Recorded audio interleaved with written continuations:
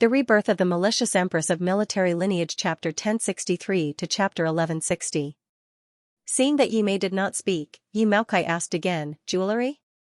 Yi Mei said, "There was nothing that caught one's eye, so one did not pick." "You are very self-aware and know that you cannot take things that are not yours." Yi Maocai's words had a hidden meaning and suddenly changed the topic. "Who was the male that you met on the streets today?" Yi Mei was surprised for a moment and immediately felt anger. Needless to say, it was definitely the actions of the Yi residence's guards that followed her. On the surface those guards were protecting her safety, but in actual fact it was not so. Instead they were monitoring her and reporting her every move to Yi Maokai. Even so, Yi Mei did not dare to anger Yi Maokai and said, "It is a gentleman that I met in Qin province and had a deep relationship with my family. If father does not believe, you can send someone to investigate his background." Jin Mingxing was just a child of the Shang family, so even if Yi Maokai went to investigate, he would not be able to find anything. Yi Maokai saw that she was so calm and his expression relaxed before saying, "Do not think that I do not care about feelings. It is just that there will soon be a big movement in Longyi City. Since you are the daughter of the Yi family, your every move will be seen by others. If this brings disaster to the Yi family, you and the Yi family will suffer." He then pretended to smile warmly. "Since you are a smart child, you should know what to do and what not to do. You and the Yi family are together, so naturally you have to help each other." When Yi Mei heard Yi Maocai's words, her heart sank and guessed that Yi Maokai was definitely using her to achieve something. She had a plan in her heart, and after a few perfunctory words with Yi Maokai, she then returned to her room. Upon returning to the room, she discovered that Yi Ku was already waiting in the room. Yi Ku saw that she had returned and smiled. "Older sister, where did you go today? Why did you only return now? I have waited for you for a long time." Yi Mei was upset and wanted to tell Yi Ku about Jin Mingxing. Initially in Qin province, Yi Ku actually hoped that Jin Mingxing would be his brother-in-law, as the Jin family could take care of the Li family. It was just that at that time Yi Mei did not look up to Jin Mingxing, and Yi Ku persuaded her for a long time, saying that Jin Mingxing would treat her well. Now if she were to escape to Mingqi with Jin Mingxing, naturally Yi Ku would bring Yi Ku along. But Yi Mei could not predict Yi Ku's attitude. "Do you remember Jin Xingming from the Jin family in Qinzhou?" "Jin Xingming?" Yi Ku looked at her suspiciously. "Yes, why did you suddenly mention him?" Suddenly, she thought of something and was shocked. She stood up and said, "Sister, don't tell me you've suddenly thought it through and want to marry him now." Yi Mei frowned. "Didn't you like him at first? We used to be merchants, but now we are officials." Yi Ku said, "Sister, with your current status, how can Jin Xingming send you? A merchant family marrying an official's daughter, if this gets out, I'm afraid people will laugh their heads off." He seemed very excited.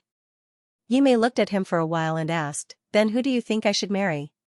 "Not Yi, he Yi. Jin, with Mei, he Jin is said. With Prince." He moved closer mysteriously and said with a smile, "Actually, father wants you to enter the palace. I've seen it for you.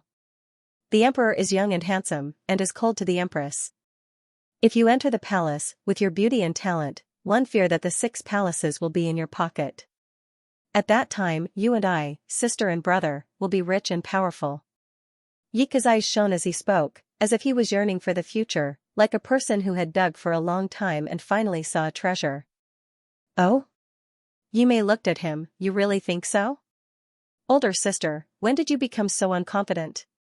Yi Ku patted his chest and said, "Believe me, you will definitely become the most distinguished woman in Great Liang. So listen to father and enter the palace. Father will not harm you. After entering the palace, there is still the Yi family behind you. If this is not a great thing, what is it?" Yi Mei smiled, but that smile was somewhat strange. She said, "Second younger brother, these days you seem to be very busy. Can you tell older sister what you are busy with?" "Father is planning to find an official position for me in Longyi." Yi Ku's eyebrows danced as he said, "These days, he is bringing me around to see colleagues."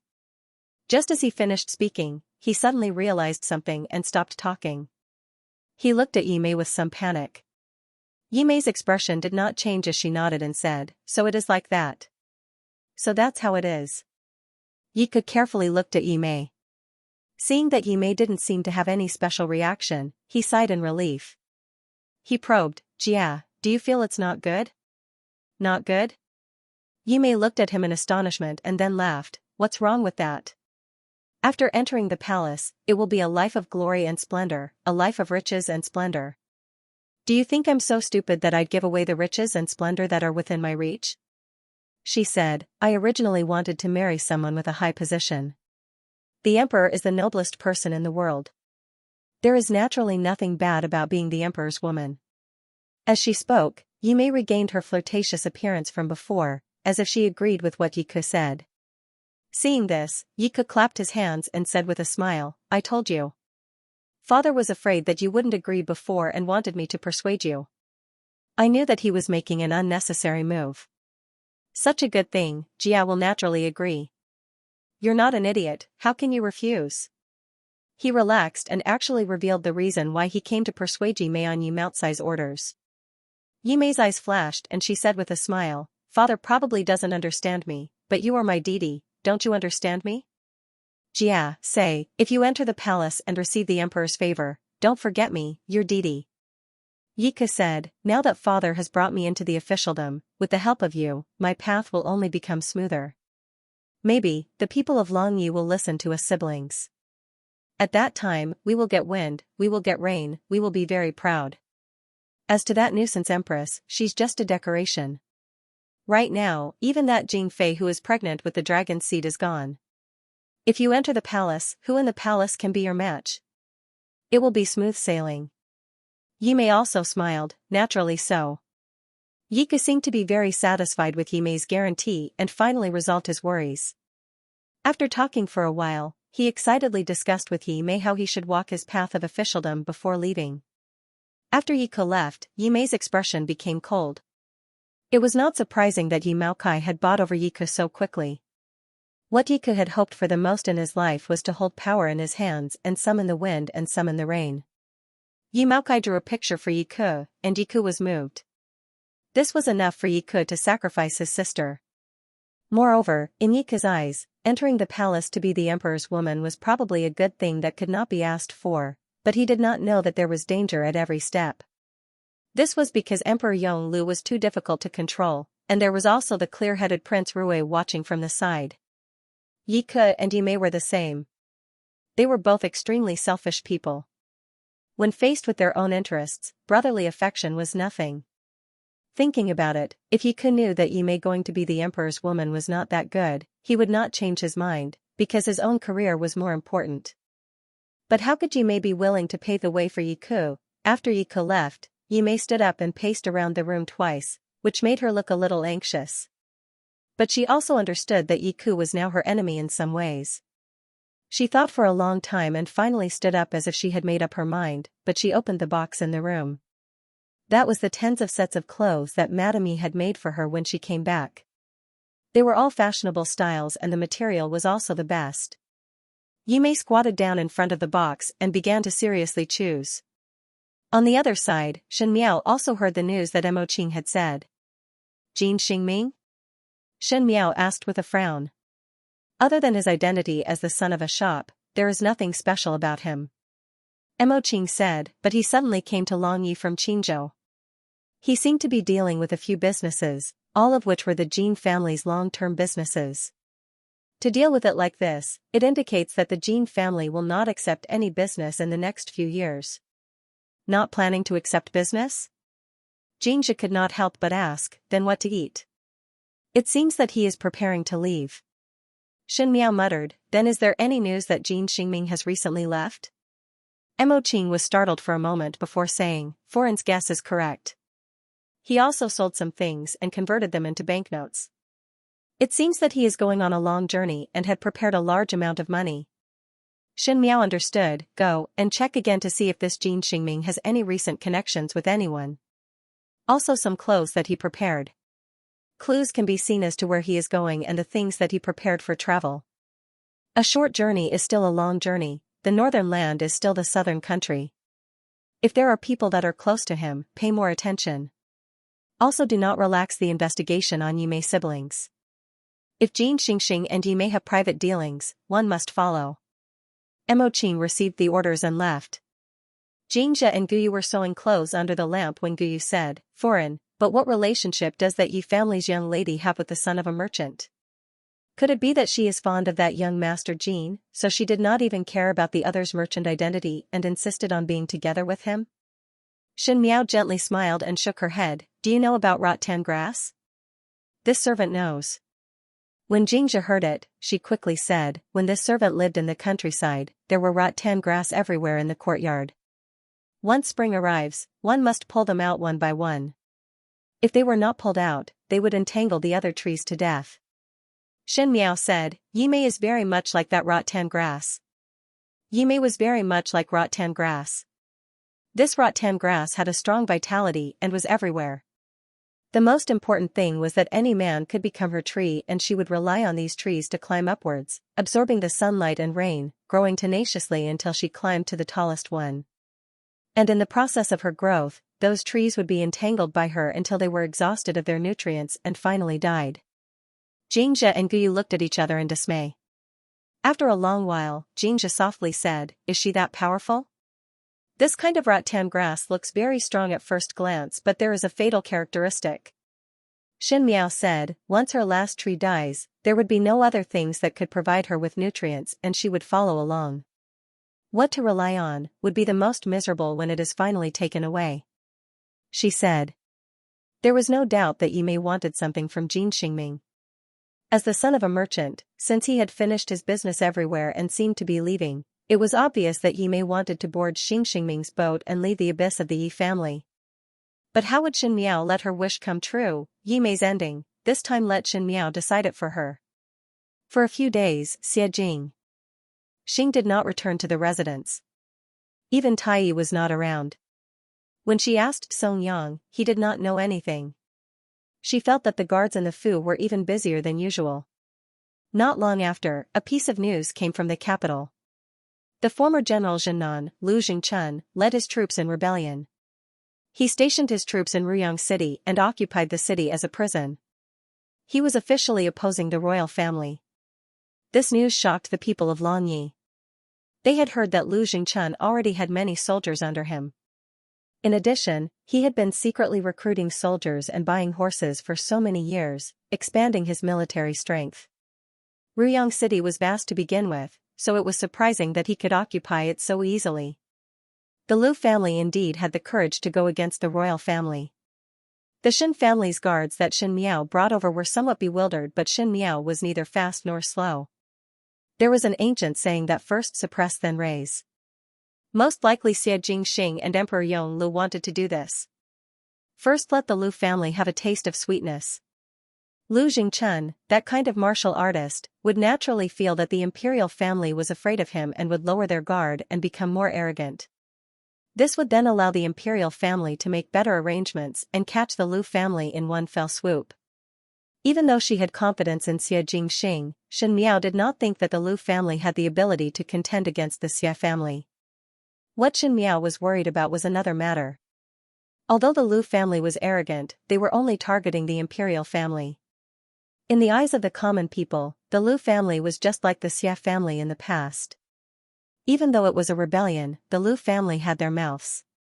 The first thing they said was that the imperial family had forced them to rebel.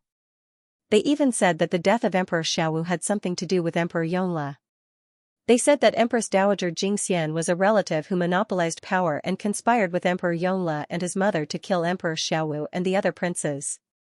The world was in an uproar. It was true that when Emperor Xiaowu passed away, Empress Xiao dealt with the rest of the princes one by one in a thunderous manner.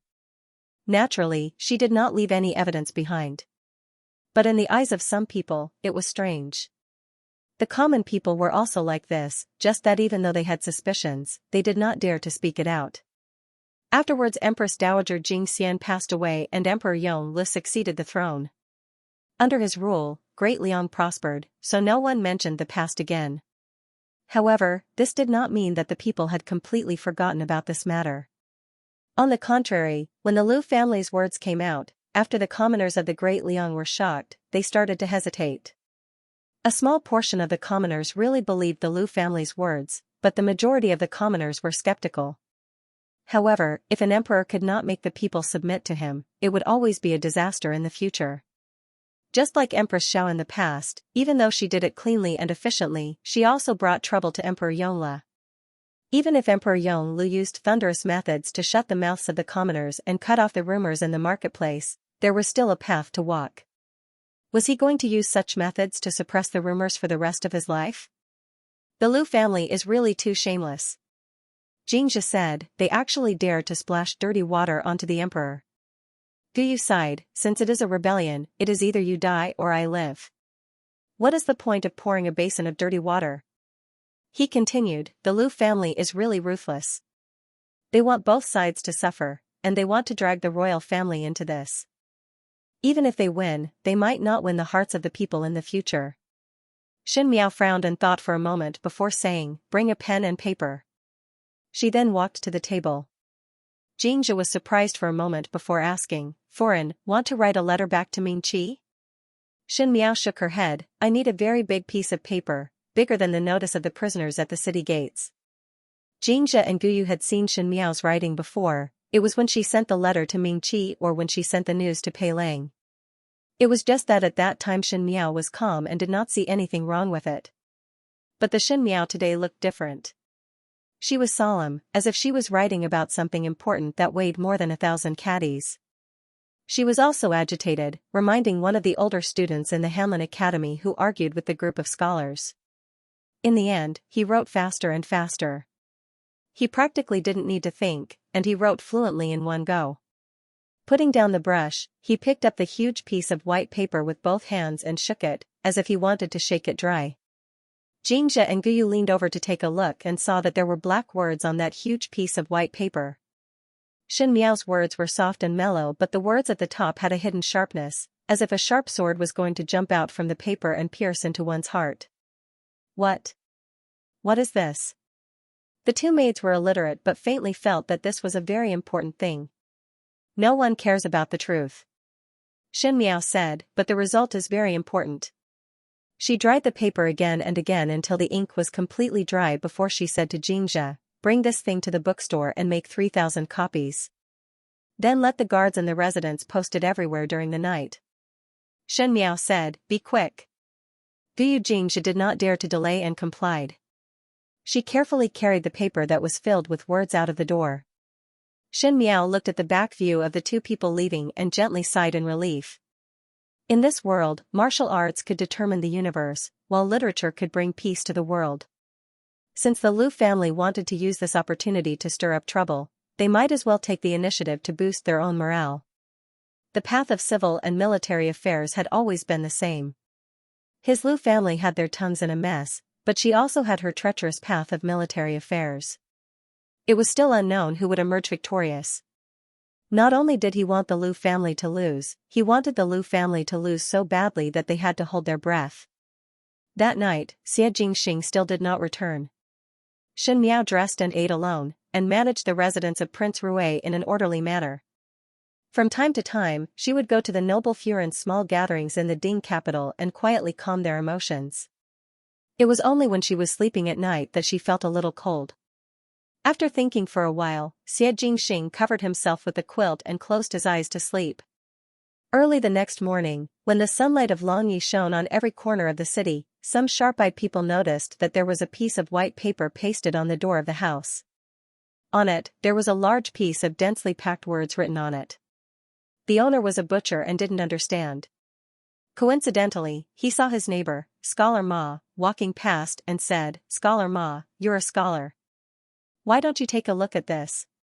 Scholar Ma walked to the door of the butcher's shop and saw the calligraphy. He first sighed and said, good calligraphy. Then, he leaned closer and read it word by word, a letter to all my fellow countrymen. In just a short span of a few days, the letter to inform the world to his compatriots had spread to all the streets and alleys, even the other places of the Great Liang knew about it. The snow-white pieces of paper were everywhere. Most of the scholars kept them in their bosoms, but most of them wanted to get a closer look at the person who wrote it. The young people in the Hanlin Academy were reading the book. In the past, when the dynasty was weak, it was still able to live peacefully. Now that it is prosperous, why would it be chaotic? His Majesty is at hand, the granaries are full, the weather is good, and today, as a traitor, you suspect your master, rebel against your Majesty, go against reason, and overstep your Tao. Are you ashamed? Are you ashamed? How disloyal, unjust, and heartless. The scholar was surrounded by a large group of students. When they heard this, they all revealed expressions of shame, but there were also some who were enraged. This book first talked about the recent rebellion of the Liu clan. First, it scolded the traitors of the Liu clan for committing such a treacherous and heinous act. Then, it said that the traitors spread rumors. This rumor was actually believed by many people. It was truly chilling. During the reign of Emperor Yongle, the people of Great Liang lived and worked in peace and contentment, the country was prosperous and the people were at peace. It was even better than when Emperor Xiaowu was on the throne. The people did not consider the benevolence and merits of the emperor, but listened to the lies of a traitor. Were they not ashamed? Aren't you blushing? He also talked about the way of literature and martial arts. The Great Liang had many talented people, there were scholars and there were military examinations. The ones who passed the military examination should think of ways to resist the treacherous officials and serve the Junju. The scholars should even more seriously listen and not add oil to the fire. This letter to the fellow citizens of the world was brilliant and incisive. Even if one disregarded its political views, it was still a top-notch work. Moreover, what he said was extremely reasonable. It made people not only feel ashamed but also reflect on it. As for the rumors of the Liu clan, it collapsed on its own. Emperor Yongle was such a good emperor and was so kind to the people, not to mention the court officials. Since the Liu clan rebelled, they were definitely not loyal. It was a pity that they were almost incited by ignorance, and it was really too shameful. Those scholars felt ashamed and also felt that the person who wrote this book was definitely a talented person and wanted to make friends with him. Unfortunately, they could not find the person behind the scenes. As for those young students who passed the military examination, their heart to serve the country was stirred up by this book. They could not wait to join the troops to attack the Liu clan and personally behead the traitor.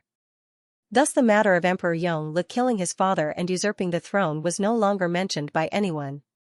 Song Yan had pasted up the notice for an entire night and did not expect that there would be so many people responding to it, and even more did not expect that the matter of the rumors would be resolved so easily. He was full of admiration towards Xianxia and said, "Foreign, this move of yours is comparable to those scholars in the palace." One had never seen these scholars chasing after a person like this. If they knew of Foreign's identity, they would definitely be extremely surprised. Xianxia smiled. The Liu family is currently in Ruyang and do not care about Long Ye's matters. At most they would arrange for some people to spread rumors among the commoners. But the commoners of the Great Liang are not fools. Two lies, one is groundless and the other is well-founded. Which one would you believe? Song Yan pondered. However, that is because the commoners' hearts are more inclined towards His Majesty, so it was easy to pull them over. If the Liu family obtained the hearts of the people, their position would be indestructible, and with these rumors, it would be futile even if I write 10 of these things. Song Yang scratched his head. No matter what, Foreign had made a good move. When Master returns, he would definitely be very happy. Moreover, Foreign originally came out from the general residence and one did not expect to have such talent. Xianxia declined to comment. Talent? The letter to fellow countrymen to the world was just a letter to deceive the people of the world. One's heart needed to be managed, and if the Liu family wanted to, naturally they would be able to do it.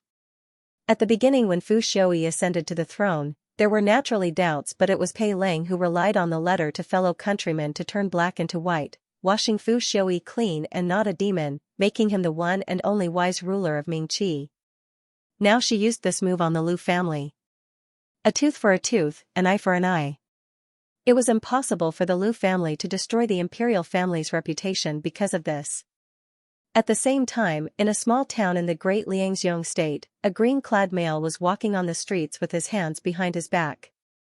The place he passed by happened to have a school, and the teacher in that school was an old man over 60 years of age. He was shaking his head as he read, "In the past when the dynasty was weak, it was still peaceful. Now that it is prosperous, why is there chaos? His Majesty is at hand, the granaries are full, the weather is good, and today, as a traitor, you suspect your master, rebel against your majesty, go against reason, and overstep your Tao. Are you ashamed? Are you ashamed? How disloyal, unjust, and heartless. The green-robed man stopped in his tracks and involuntarily looked in that direction. After the old man read a paragraph, he said, "This is the widely circulated letter to fellow brethren to the world in Lineage. This old man only has one copy. Make a copy of it and hand it in tomorrow." Pei Lang was stunned for a moment, then he thought of something and couldn't help but laugh softly. After laughing for a while, his eyes dimmed again. He glanced at the headmaster who was shaking his head and left. In Wei Yang Palace, Empress Xianxia was also holding a letter in her hand. She smiled and read it to Emperor Yonglu. Emperor Yonglu sat on the chair. His face was slightly pale but his expression was unprecedentedly gentle. Jingxing has really married a treasure. Empress Xianxia smiled and said, "I thought she was a female general from a family of generals, but she is a female Zhuangyuan who can disturb people's hearts." Now the schools in Lineage are secretly investigating who the person who wrote this letter is, but they don't know that it is a woman. Emperor Yonglu snorted softly and said, "Sly as a fox. She is helping you." Empress Xianxia was unconcerned and said, "Thanks to her, the messy rumors outside have all died down." "Isn't that good?" "I don't care." Emperor Yonglu said. Empress Xianxia said, "You don't care, but you have to plan for Jingxing and the rest." Emperor Yonglu did not speak. After a while, Emperor Yonglu called out, "Qingzhen." Empress Xianxia replied with a "hm." Suddenly, she was stunned and turned to look at Emperor Yonglu. Qingzhen was her maiden name, but she had not heard anyone call her this name for a long time.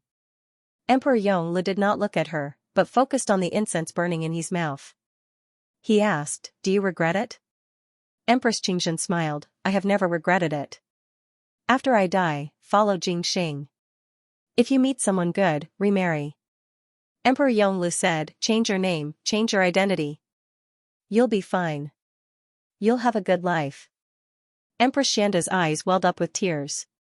She forced them down and looked at Emperor Yonglu, "In your majesty's eyes, am I so unworthy?" She seemed to have thought of something and laughed at herself, "That's true. In your majesty's eyes, I have never been important." With that, she stood up and said to Emperor Yonglu, "I understand. I will do as your majesty wishes." She took the lead and left. Aunt Tao saw this and wanted to persuade her, but in the end, she could not. Empress Xianxia had a good temperament and did not seem to have anything to be angry about. After living with Emperor Yonglu for so many years, she had never blushed with him. Today was the first time she lost her temper at him. Emperor Yonglu looked at the burning incense. Half of the incense had turned to dust. The fragrance that lingered in the air would dissipate one day. It was like a person's memory and affection. Yimei dressed up for a long time in the room. She was already very beautiful. Ever since she came to the Yi residence, with Madame Ye's nourishment, she should have become even more beautiful.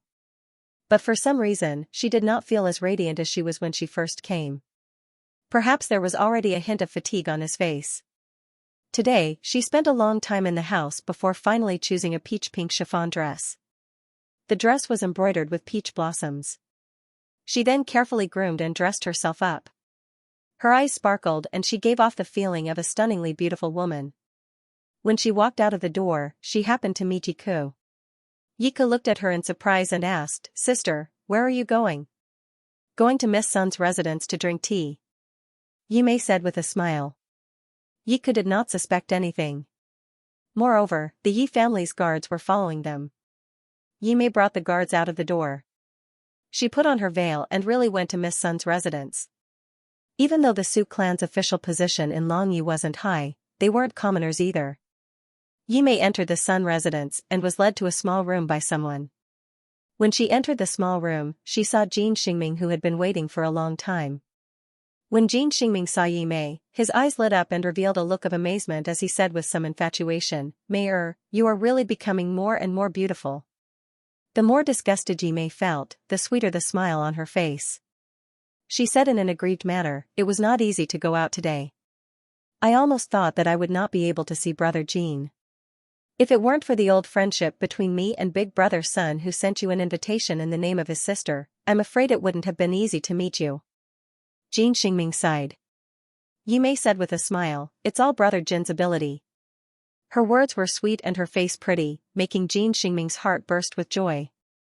Just as he was feeling happy, he suddenly heard Yi Mei say, but when will Brother Jin take me out of the Yi residence?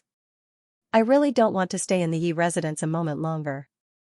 Jin Xingming said, even so, we still need to plan carefully.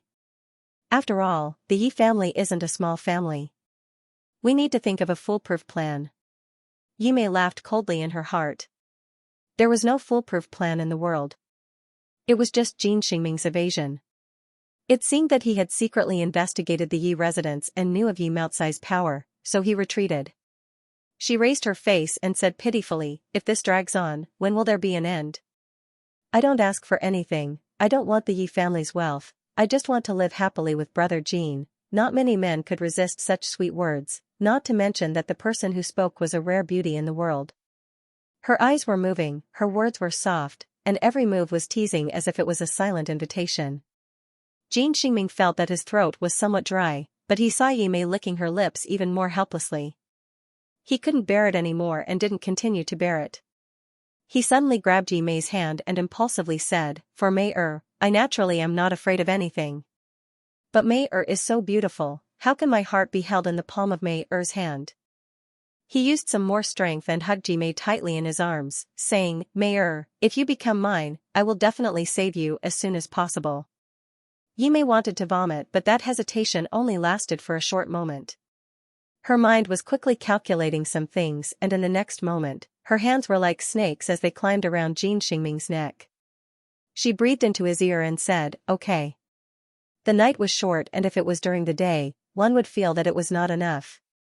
The mosquito net was filled with a charming smell, and after a long while, there was the sound of clothes being worn. Jin Xingming caressed Yi Mei's smooth back, and there was still some satisfaction on his face as he said, Mei, why not stay with me for a while? The sky is not dark yet, why return so early? Yi Mei's back was facing Jin Xingming and there was a trace of anger in her eyes, but when she turned her head around, her eyes were overflowing with charm as she smiled, since older brother Jin cannot bear to part with me, then quickly bring me out of the Yi family. Yi Maocai keeps me under tight control, and these days he often urges me to enter the palace. If I were to enter the palace, then I would not be fated to be with older brother Jin in this lifetime. When Jin Xingming heard that Yi Mei wanted to enter the palace, he immediately sat up straight and said, cannot. If it was in the past, Jin Xingming would not know the taste of Yi Mei, but now that he had flipped the Luan and Phoenix upside down, he could not bear to let go. He simply wanted to die on Yi Mei's body, and if he were to meet other females in the future, he would have turned into a block of wood. A man's entire life was nothing more than money, power, and sex. After eating fine rice, it was hard to eat cornbread. Jin Xingming was not willing to hand Yi Mei over to others, so naturally he was anxious. Yi Mei snuggled into his embrace and softly said, naturally I am not willing. I only have older brother Jin in my heart, but now I have no choice but to do so. So I want to leave quickly, and when older brother Jin and I reach Mingqi, we can be a pair of celestial companions and be free and unfettered every day. The beauty was affectionate and righteous, and Jin Xingming got a sweet taste, so his heart was complacent. In a moment of lofty sentiments, he said, that is right. Today I will get people to prepare the things, and to ensure safety, we will take the waterway route. This waterway route is hidden, and even though it is dangerous, it is faster than other routes. Yi Mei nodded her head. In order to prevent Yi Maocai from having any suspicions, we will meet here 5 days later. Before that, older brother Jin should settle the matters of leaving so that I can deal with the people of the Yi residence. Jin Xingming complied, and the two of them tangled together for a while before Yi Mei tidied up her clothes and walked out of the door as if nothing had happened. She left the Sun family's mansion and got on the carriage. The guards of the Yi mansion saw that she was fine, so they didn't think much about it. Yi Mei boarded the carriage and lifted up her sleeves. Her fair, jade-like arms were mottled with red marks. Jin Xingming was impatient and rude. Yi Mei was also exhausted. She looked at him for a while and put down her sleeves. She had always been a greedy person, but today, she had given herself to someone like Jin Xingming. All of this was thanks to Yi Maocai. If Yi Maocai hadn't tricked her into boarding a pirate ship, she wouldn't have ended up like this. Since she was going to leave the Yi residence had to give her some compensation. Otherwise, wouldn't all these days of compromising have been in vain? A trace of ruthlessness flashed in her eyes. 5 days later, Xie Jingxing returned. In the Battle of Ruyang City, the Lu clan was utterly defeated. For so many years, the Lu family had thought that they had been recruiting soldiers and buying horses, secretly accumulating their strength. Little did they know that their opponents were the same. Even his opponents were more diligent than him. From the day Emperor Yongle ascended the throne, they started to plan on how to pull the Lu family down. After so many years of planning, how could the Lu family be able to compete with them? And the true power that Emperor Yongle had revealed shocked some of the officials in court, as if a bucket of cold water was poured over their heads. They finally understood that the young emperor that was suppressed by Emperor Xiao Wu and had to rely on Empress Dowager Jingxian's support, had unknowingly grown into a ferocious beast. Lu Jingchun was a madman. When Ruyang City was breached, he knew that the situation was hopeless, and when he had no other choice, he rushed into the house and personally slaughtered his wife and daughter, including Lu Wan'er, whom he had always doted on. At that time Gao Yang and Ji Yushu were also present and saw that Lu Wan'er's eyes widened as she slowly fell down, as if she did not think that she would die in her father's hands at the last moment. Xie Jingxing ended Lu Jingchun. When Lu Jingchun died, he laughed maniacally and shouted, "This old one was unrivaled in one's entire life and now die in the hands of a brat. Not reconciled." Xie Jingxing chopped off his head and said lightly, "Ignorant."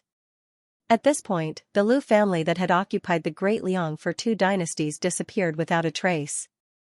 The remaining forces of the Lu family fled in all directions and were all killed by the Mou army. When Shen Miao heard these, she was very emotional. The rise and fall of an aristocratic family looked very simple, but in fact there were signs a long time ago. The Lu family was arrogant and had rebellious thoughts, so the imperial family did not spare any effort to kill them.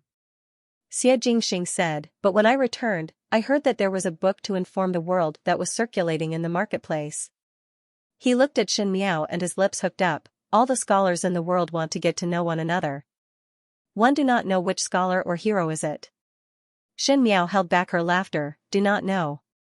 One have to let the Mou army search." Xie Jingxing raised his brows. "If found, if it is a male, then become sworn brothers. If it is a female, then what?" Shen Miao stared at him coldly, as if he was not satisfied with her answer, she would sharpen her knife. Xie Jingxing said seriously, "Drag them out and behead them. Who is so bold to dare to be more talented than my foreign?" Shen Miao could not hold back her laughter. Xie Jingxing saw her smile like a blooming magnolia, gentle and pretty, and his heart moved. He suddenly stood up and carried her horizontally and walked to the bedside to put her down. Shen Miao struggled. "You have not bathed. Do not move. Let me carry for a while." He turned over and Shen Miao laid on top of him. Xie Jingxing hugged her and buried his face in her shoulder. Shen Miao was somewhat tickled by his breath but heard him say, "Ming Qi might be fighting over." Shen Miao was startled and spoke suspiciously, "What?" Lu Jingchun revealed Imperial older brother's secret before he died. Xie Jingxing's voice did not have any joy or anger as he said, "It seems that Fu Xiuyi also know." Fu Xiuyi would not miss this opportunity. Actually, before Lu Jingchun died, he said to Xie Jingxing, "Make a guess, when will the Emperor of Ming Qi know that your short-lived eldest brother will not live past this year?" Shen Miao was surprised. How did Lu Jingchun know? It's hard to guard against family thieves day and night. Moreover, the palace is complicated. It's possible that it came from the palace. Xie Jingxing said, "The Lu family should want to use this information to threaten Imperial older brother, but one did not know why they changed their mind and chose to inform Fu Xiuyi." Treason? Shen Miao frowned. Not considered. Xie Jingxing said, "With Lu Jingchun's personality, it should be a life and death struggle." When Shen Miao heard it, she somewhat agreed. Previously, Lu Jingchun had even put up posters everywhere saying that Emperor Yongle had killed the emperor and seized the throne in order to destroy the reputation of the imperial family. At that time, he did not reveal the secret that Emperor Yongle did not have long to live. Perhaps it was because he wanted to keep the secret. In the end, it would become his trump card, the final fatal blow. It was just that Lu Jingchun was not a person who could keep his composure. He did not know how Xie Jingxing had provoked him. Perhaps he felt that the Xie family was powerless to reverse the situation, so he might as well tell Xie Jingxing this news before he died. Shen Miao said, correct. It is indeed impossible for Fu Xiuyi to give up this opportunity.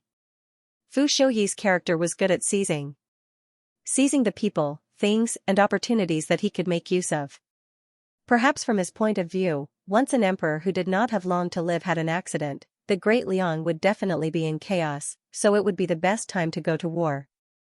She thought for a while, it is just that the current Ming Qi does not have the qualifications to go against the Great Liang.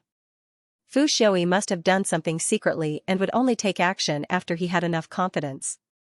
Xie Jingxing said, before that, first clean up the Yi family. Yi family? Shen Miao said, you plan to wipe out the entire Yi family in one fell swoop. Xie Jingxing snapped his fingers, why not keep them for the new year? I will settle the Yi siblings and gift them to you. You can deal with them however you want. Shen Miao took his hand over. Xie Jingxing's wrist was still tied with her red rope as she said, you must be careful. Xie Jingxing and Shen Miao's conjecture about Fu Xiuyi was confirmed on the second day. No one thought that Fu Xiuyi would be so impatient that it could be said that he did not care about anything. Xinqiu's family letter arrived. It was different from the previous letters. Most of the previous letters would be about Xianxia and the rest's daily life, to show Shen Miao that they were living well. But this letter looked very sloppy. It was obvious that the letter was written in a hurry. Looking at the time, it was a long time ago, which meant that a lot of time was wasted when the letter reached Shen Miao's hands. Opening the letter, Shen Miao and Xie Jingxing read 10 lines at a glance, and after reading it, they were silent. Fu Xiuyi made his move. It was not that he was firing at the Great Liang, but at the Shen family. Emperor Wenhui was seriously ill and entrusted Fu Xiuyi with full authority to supervise the court matters. Fu Xiuyi fabricated the evidence of the Shen family's crimes and directly encircled the Shen family. And the Shen family's army was previously taken back by the imperial family of Ming Qi. It was changed beyond recognition, and there were many spies mixed in, but the Shen family's army was crippled. Fu Xiuyi deceived the Ming Qi's commoners and directly made such a rude move against the Shen family. This time Xianxia was already prepared and had already started to privately unite the other officials who were dissatisfied with the Ming Qi's imperial family. Even though those officials were small officials, but their strength was still greater than a lone wolf and horse. Secondly, Luo Lianing and Luo Liantai, who were far away in the Shaochun city, also brought the Luo family's army and rushed over to the Ding capital. The Luo family's army was raised by the Luo family, and rather than saying that it was the emperor's army, it would be better to say that it only listened to the Luo family's orders. In addition, they had been trained under Xianxia's hands for the past few years, so Xianxia was able to use the Luo family's army with ease. Other than these, there were also the people that Xie Jingxing had left in the Ding capital. At this point, everyone in the Chen family finally knew Xie Jingxing's identity. Even though they were shocked, they did not feel disgusted because of the current situation. In addition, Xie Jingxing was honest with Xianxia previously, so they did not bother to reprimand him. Even though Xie Jingxing's men were few in number, they were extremely elite. He was especially outstanding in the field of gathering information. Fu Xiuyi thought that he would be able to take down the gradually weakening Shen family in a short period of time, but he did not expect that the Shen family had been preparing for this day for a long time. Not only did he not manage to take down the Shen family in one fell swoop, he seemed to be stuck in a dead end, wasting his military strength. In Xinqiu's letter, he said that the Shen family was now in conflict with the imperial family and had left the Ding capital. Even though Fu Xiuyi's men were in hot pursuit, the Shen family did not let them reap any benefits. Now Xianxia was discussing with the various officials whether they should overthrow this bastard imperial power. As for the final outcome of this matter, Xinqiu did not mention it. Shen Miao also knew that the Shen family had been loyal for generations, especially old General Shen, who had a heart of loyalty. Now that they had become enemies with the imperial power, it was already treason and heresy. After overthrowing the imperial power, even if it was a success, who would be the emperor? To support a new ruler, and all the princes of Ming Qi were not good people, so why not just establish oneself as king? Xianxia definitely did not have that idea. At the end of the letter, Xinqiu mentioned one thing. Currently the Shen family did not stay in the Ding capital because Fu Shouyi's people were everywhere in the Ding capital, thus the Shen family would only be at a disadvantage. They had retreated to the Hongguan Valley area, but in the surrounding villages, they discovered a number of Qing people. The letter ended here. Shen Miao was silent for a long time before saying, Fu Shouyi has started to make his move. Qing country's people appeared in Hongguan Valley, so it is highly possible that Qin and Qi have joined forces. Even if not, Fu Shouyi must have this idea. Xie Jingxing nodded his head and looked at Shen Miao. You are not worried about your father? It is useless to worry. Shen Miao said, now that I am thousands of miles away, even if I strategize, one would not be able to grasp many variables. Moreover, talking about controlling the enemy, I believe that my father, mother, and eldest brother are not ordinary people. As long as they are no longer foolishly loyal to the imperial family, there will be a chance of victory. Xie Jingxing's lips hooked up. Actually, it is all the same. Shen Miao looked at him and frowned. What do you mean? Xie Jingxing pinched her face again. If Qin and Qi join forces, it can only mean one thing. They will attack the Great Liang as soon as possible and will definitely invade from the borders. Father-in-law and us are actually standing on the same side. If father-in-law does not want to support a new ruler and also does not want to establish his own imperial power, then swallow up Ming Qi and destroy the Great Qin. When the three countries become one, naturally there would be no other choice. Shen Miao's heart moved. She had actually thought that there would be such a situation. In the last lifetime, the Great Liang did not destroy the Qin country, attacked the Ding capital and took down Ming Qi. One would think that in the future the three countries would belong to the Great Liang and there would only be one emperor in the world. But can you do it? Shen Miao asked. The emperor's secret is already known by Fu Shouyi. Without thinking, I know that he will definitely release the news. At that time when Long Yi will be in chaos, you will have to shoulder many things. If Qin and Qi join forces, I believe that they will not be the Great Liang's match, but the process would definitely be very difficult. Xie Jingxing looked at her. Young lady, did anyone tell you before to not doubt a man's ability or not? Shen Miao paused. Even at such a time, Xie Jingxing still had the ability to make jokes, so she really felt that she had nothing to say. You watch. He said. The collapse of the Lu family shocked the entire Longya. But because of the letter to the world, the people applauded. After all, the Lu family had done such a rebellious thing, so they shouldn't blame the royal family for being ruthless. Because of this, the court officials had a new structure. Those who had been with the Lu family, those who were restless between the Lu family and the imperial family, those who were determined to oppose the Lu family, each had a new plan. Those who stood on the right team were naturally overjoyed, while those who stood on the wrong team were bewildered. Emperor Yonglu was definitely not a benevolent emperor who only knew how to pamper his concubines. He was indeed the son of Emperor Xiaowu. He would not be soft-hearted when he needed to be. In the past, Jing Fei had been the most favored concubine in the Hogong. Now that Emperor Yonglu was going against the Lu family, he didn't even think about the feelings of the past, much less the child in Jing Fei's stomach. Even those who were observant could see that Emperor Yonglu had endured for many years to deal with the Lu family. For an emperor to have this kind of skill and temperament was truly daunting. The court officials were more afraid of him because of this and were much more well-behaved. And the Yi family, which was as famous as the Lu family, was now like an ant on a hot pan, anxious and uneasy. No one thought that Emperor Yonglu would make a move just like that, and even more did not think that the Lu family would fall so quickly. Even Yi Maokai, who considered himself to be astute, suddenly sensed that something was wrong. He regretted now that he did not surrender earlier when the imperial family had the intention to recruit the Yi family. Now, he had lost this opportunity in vain. He had indeed lost this opportunity because Yi Maokai discovered that Emperor Yonglu had already started to deal with the Yi family's forces. The Yi family was different from the Lu family. The Lu family was a general with their own soldiers, while the Yi family was a civil official. Most of the time, they could only play a supporting role. His connections, power, and connections were all things that everyone fought over. But now, with the fall of the Lu family, everything had collapsed. The Lu clan had so many foundation forces and soldiers, but they all fell at the hands of Emperor Yonglu, not to mention the Yi clan. But Yi Maokai observed the situation, and in addition to his understanding of Emperor Yong Li's style of doing things from the Liu family's matter, he felt even more hopeless. He knew that Emperor Yong Li's family would definitely not let them go, and would definitely kill them all. On one hand, Yi Maokai was angry at the Liu family for their arrogance, but on the other hand, it was too late for regrets. Yi Maokai began to prepare for his escape. In the worst-case scenario, he would send Yi Hongguang away. He didn't care that much about Yi Mei and Yi Ke, but Yi Hongguang was his only son. He had to leave a successor for the Yi family.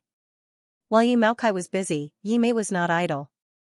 Today, she had returned from young Miss Sun's residence and had a good time with Jin Xingming. Jin Xingming had already promised to take her away in 3 days. These past few days, Yi Maokai had loosened up a lot on Yi Mei. He didn't seem to care where she went or who she met. Not only was Yi Mei not happy because of this, she became more and more nervous. Because Yi Maokai could barely take care of himself, he had no time to care about her life and death. I'm afraid the Yi clan is about to reach a very critical moment.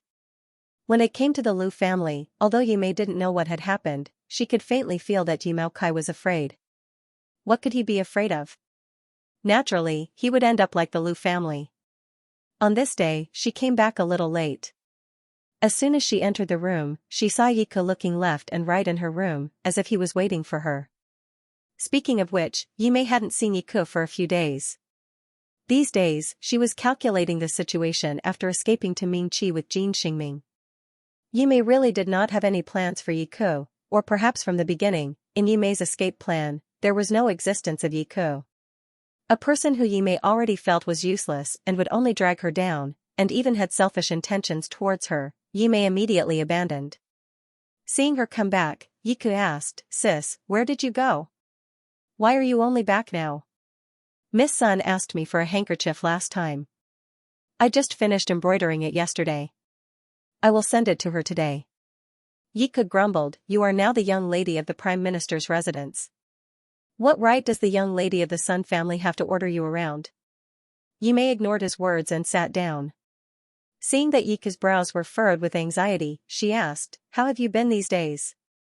Didn't father bring you around to meet your colleagues?" "Don't mention it." When Yi Ke heard this, he immediately lowered his head and said dejectedly, "That was just the beginning. I don't know what he's been busy with these past few days. When I asked him, he said he had something to do. I've been bored in the mansion." He then looked at Yi Mei, "Sister, when are you going to discuss with father about entering the palace? I think father is looking for an excuse to decline. If you enter the palace and gain His Majesty's favor, father will certainly curry favor with me and His Majesty will also value me. My success in my career has also helped you, hasn't it?" Yi Mei sneered in her heart but did not show it on her face. She smiled, "You and I are brother and sister. Naturally I will help you." She muttered to herself for a moment and said, "Speaking of which, your relationship with father is closer than mine and father's. These days, have you seen anything special about your father? Special place?" Yi Ke was puzzled, "Nothing special." Yi Mei saw that he did not understand and changed the method. She smiled and asked, "Not this. For example, father has something precious or some secret. Perhaps you can inquire about it?" Yi Ke looked at Yi Mei and paused for a moment. "Sister, what do you want to do?" Yi Ke was a person with too much ambition but not enough intelligence. He was a little clever, but he was easily blinded by superficial things. He was also too greedy and could not be decisive. Yi Mei had lectured him many times since he was young, but it was because of Yi Ke's arrogance and greed that Yi Mei could easily muddle through. She sighed and said, "You also know that the two of us are not of the true Yi clan bloodline after all. I heard that father has been secretly looking for the Yi blood these days. If he can't find it, then so be it. If he does, what will happen to us?" She lied without thinking, but Yi Ke was stunned and immediately believed her. He stammered, "Really, father is really looking everywhere for the true Yi family?" Yi Mei nodded. Yi Ke's expression became a bit twisted, mixed with anger and jealousy. "How can father be like this, using us and then kicking us away?" "Why? That's why I'm not satisfied," Yi Mei said. "It's fine for me, but you are different. If the true Yi blood doesn't return, a cripple can't compete with you. The Yi family will be yours in the future. How can I watch as your things are handed over to someone else? Yiku was originally very angry, but now that Yi Mei said this, it went all the way to the 12th. He said, that's right. That won't do. So I thought of a way. I have to find Yi Mao's weakness. Since he is the prime minister, he must have some secrets. If these secrets are known by us, we can naturally use them against him. Yiku heard this and thought deeply. He said dejectedly, Father didn't open his heart to me. Now that I think about it, there doesn't seem to be any secrets. But... His eyes brightened as he suddenly remembered something. He hurriedly said, once in his study, I saw a painting of a beauty hanging on the wall. I thought it wasn't bad, so I touched it and was sternly stopped by him. At that time, I guessed what was different about the painting. Yi Mei asked, and then? Father told me that there are some things in the painting, but I haven't become an official yet, so it's useless to me. When I become an official, these things will come in handy, and he will give them to me. Yiku spread his hands. That's the only thing I can think of about the precious thing you mentioned. I saw that what he said didn't seem to be false, so I didn't probe further. Does this count? A hint of joy flashed in Yi Mei's eyes as she said, yes. Then I'll think of a way to steal it. Yiku immediately stood up. No. Yi Mei hurriedly stopped him. Seeing Yiku's suspicious expression, she said, since I was the one who thought of this, in the end, I will be the one to threaten him, even though it is for you. However, if you were to threaten him, he would be dissatisfied with you, and it would be hard for him to avoid obeying you on the surface but opposing you on the inside. Why don't I steal it and use it to threaten him? That way, in Yi Mao's heart, you won't know anything and you'll still be his man. Hearing this, Yiku felt that Yi Mei's words were very good. He clapped his hands and said, Sister is so thoughtful. Then he looked at her gratefully. Sister, you are so good to me. In the future, younger brother will have a meteoric rise. He will definitely not forget elder sister's kindness and will definitely repay you. Yi Mei smiled slightly, and her gaze fell on Yiku. Finally, she said in a very friendly manner, I'll wait for you to repay me well. After Yiku left, Yi Mei closed the door, and her expression slowly darkened. She had always been thinking that during this time in the Yi family, she hadn't gotten what she wanted. On the contrary, she had always been used by Yi Mao. Even because she wanted to escape from the Yi family, she had no choice but to give up her body and give herself to someone like Jin Xingming. No matter how she looked at it, this deal wasn't worth it. And Yi Mei never made a deal that wasn't worth it. Now that the Yi family was going to be unlucky, she had to leave and jump out of the Yi family's ship. Otherwise, she would be tied up and sink with the Yi family. But before she sank, she had to take something back from the Yi family to make up for what she had lost. Since Jin Xingming was going to Mingqi, then there would be a day when she would be able to climb up to the nobles of Mingqi and reach the peak of Mingqi's power. With one turn of one's hand, she would be able to summon clouds and rain. That was the life she wanted. And the Yi family was the prime minister of the Great Liang, so the prime minister's residence would more or less hide these secrets, and these secrets were closely related to the Great Liang. There was no country that would shut out other countries' secrets. This secret was Yi Mao's painstaking effort, and it was also the stepping stone for her to enter the residence of the nobles of Mingqi. This thing could make up for everything she lost in the Yi family. Now thinking about it, what did she lose in the Yi family? Free power, forced commitment, and also a stupid younger brother. A few days after Xie Jingxing returned to the residence of Prince Rui, he had to make a trip to Ruyang City. In the beginning, Lu Jingchen chose Ruyang City as the stronghold for the rebellion. The forces in Ruyang City were complicated, and even though there were people from the MOU army sweeping up the remaining forces, it was only military strength. The imperial family did not intend to let go of any of Lu Jingchuan's lackeys that were deeply hidden. It was better to kill 3,000 by mistake than to let one escape, so they were handed over to Xie Jingxing to handle personally. After Xie Jingxing left, all the internal and external affairs of the residence of Prince Rui were handed over to Shen Miao. The residence of Prince Rui had a light attitude in the entire Longyi. Many of the officials were still on the sidelines and were watching every move of the residence of Prince Rui. The more critical it was, the more no mistakes could be made. Shen Miao, like in the past, would talk to those Furens from time to time and imperceptibly pass on some information. The situation was finally under control. This wave of disaster brought by the Lu family was considered over. As the Lu family's rebellion started from Ruyang, the commoners of Longyi were not affected much. At most they followed the public opinion and scolded the Lu family as rebels and traitors. The commoners were stable and the officials did not dare to act on their own. The overall situation was stable and everything looked the same as before, except for one family. The Prime Minister residence, Yi family. Yi Maokai had been in the imperial court for so many years. When Emperor Yongle sat on the throne, he was still a weak youth. Now that this youth had grown into an unfathomable man and his methods were as ruthless as his father, the Yi family did not have a way out. Yi Maokai was not as stupid as Lu Jingchun and was not as arrogant as Lu Jingchun. The power that Emperor Yongle displayed made Yi Maokai understand that the current Yi family did not have the ability to compete with the imperial family of the Great Liang and could only be like a needle, a thorn, piercing into Emperor Yongle's body. It was not painful, but what the Yi family had to pay was the fate of the entire residence. No one wanted to die and no one was willing to walk on a dead end. Yi Maokai had to start planning an escape route for himself.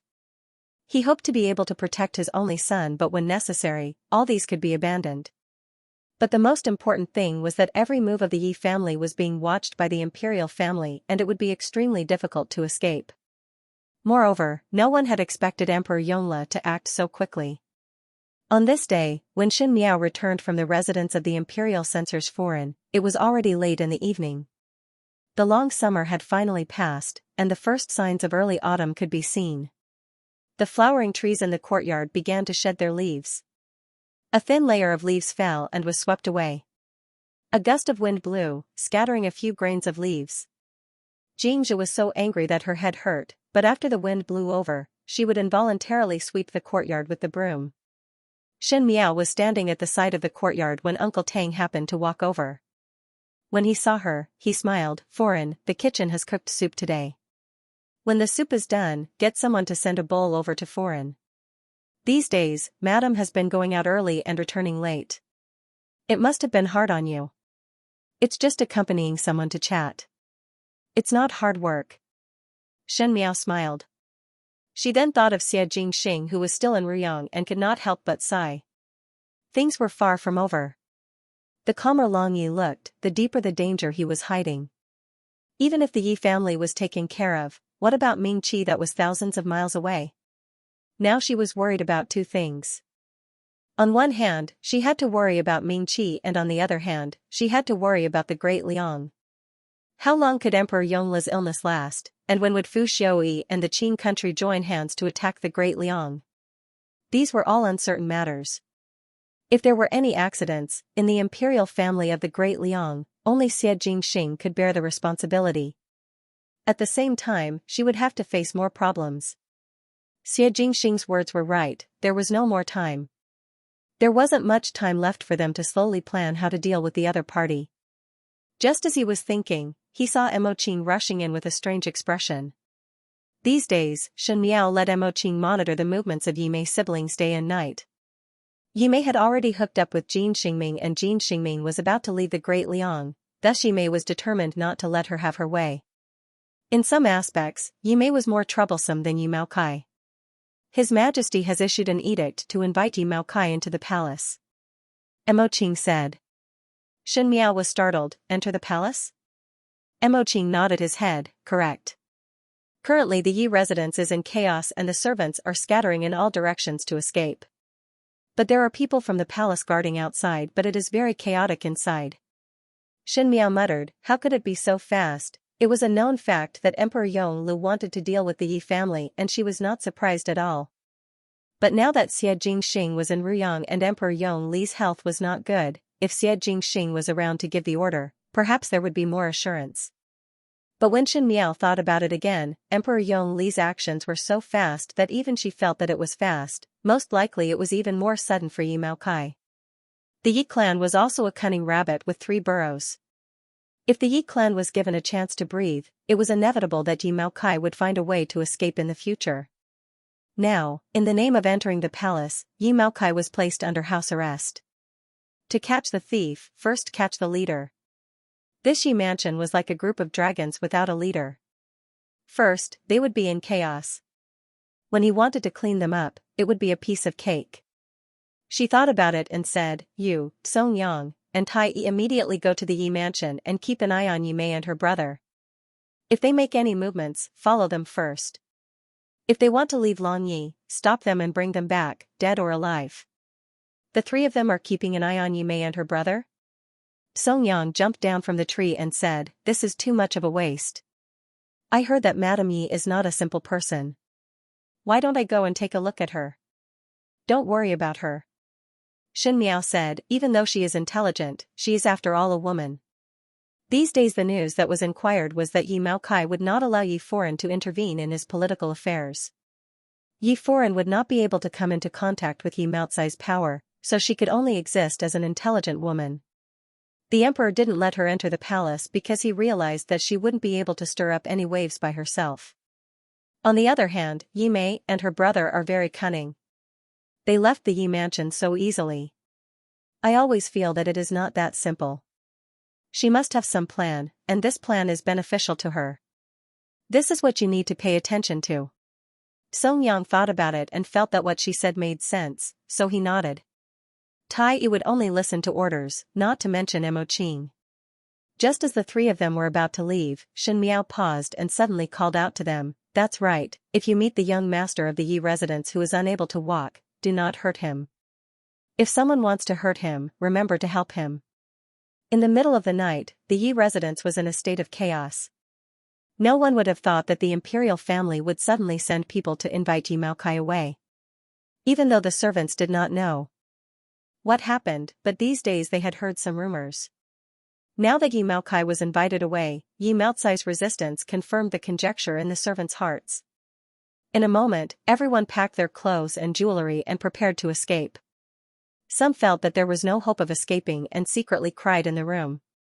There were also some who pretended that nothing had happened and hoped that it was a misunderstanding and continued to do their own things. The entire residence was in a state of panic.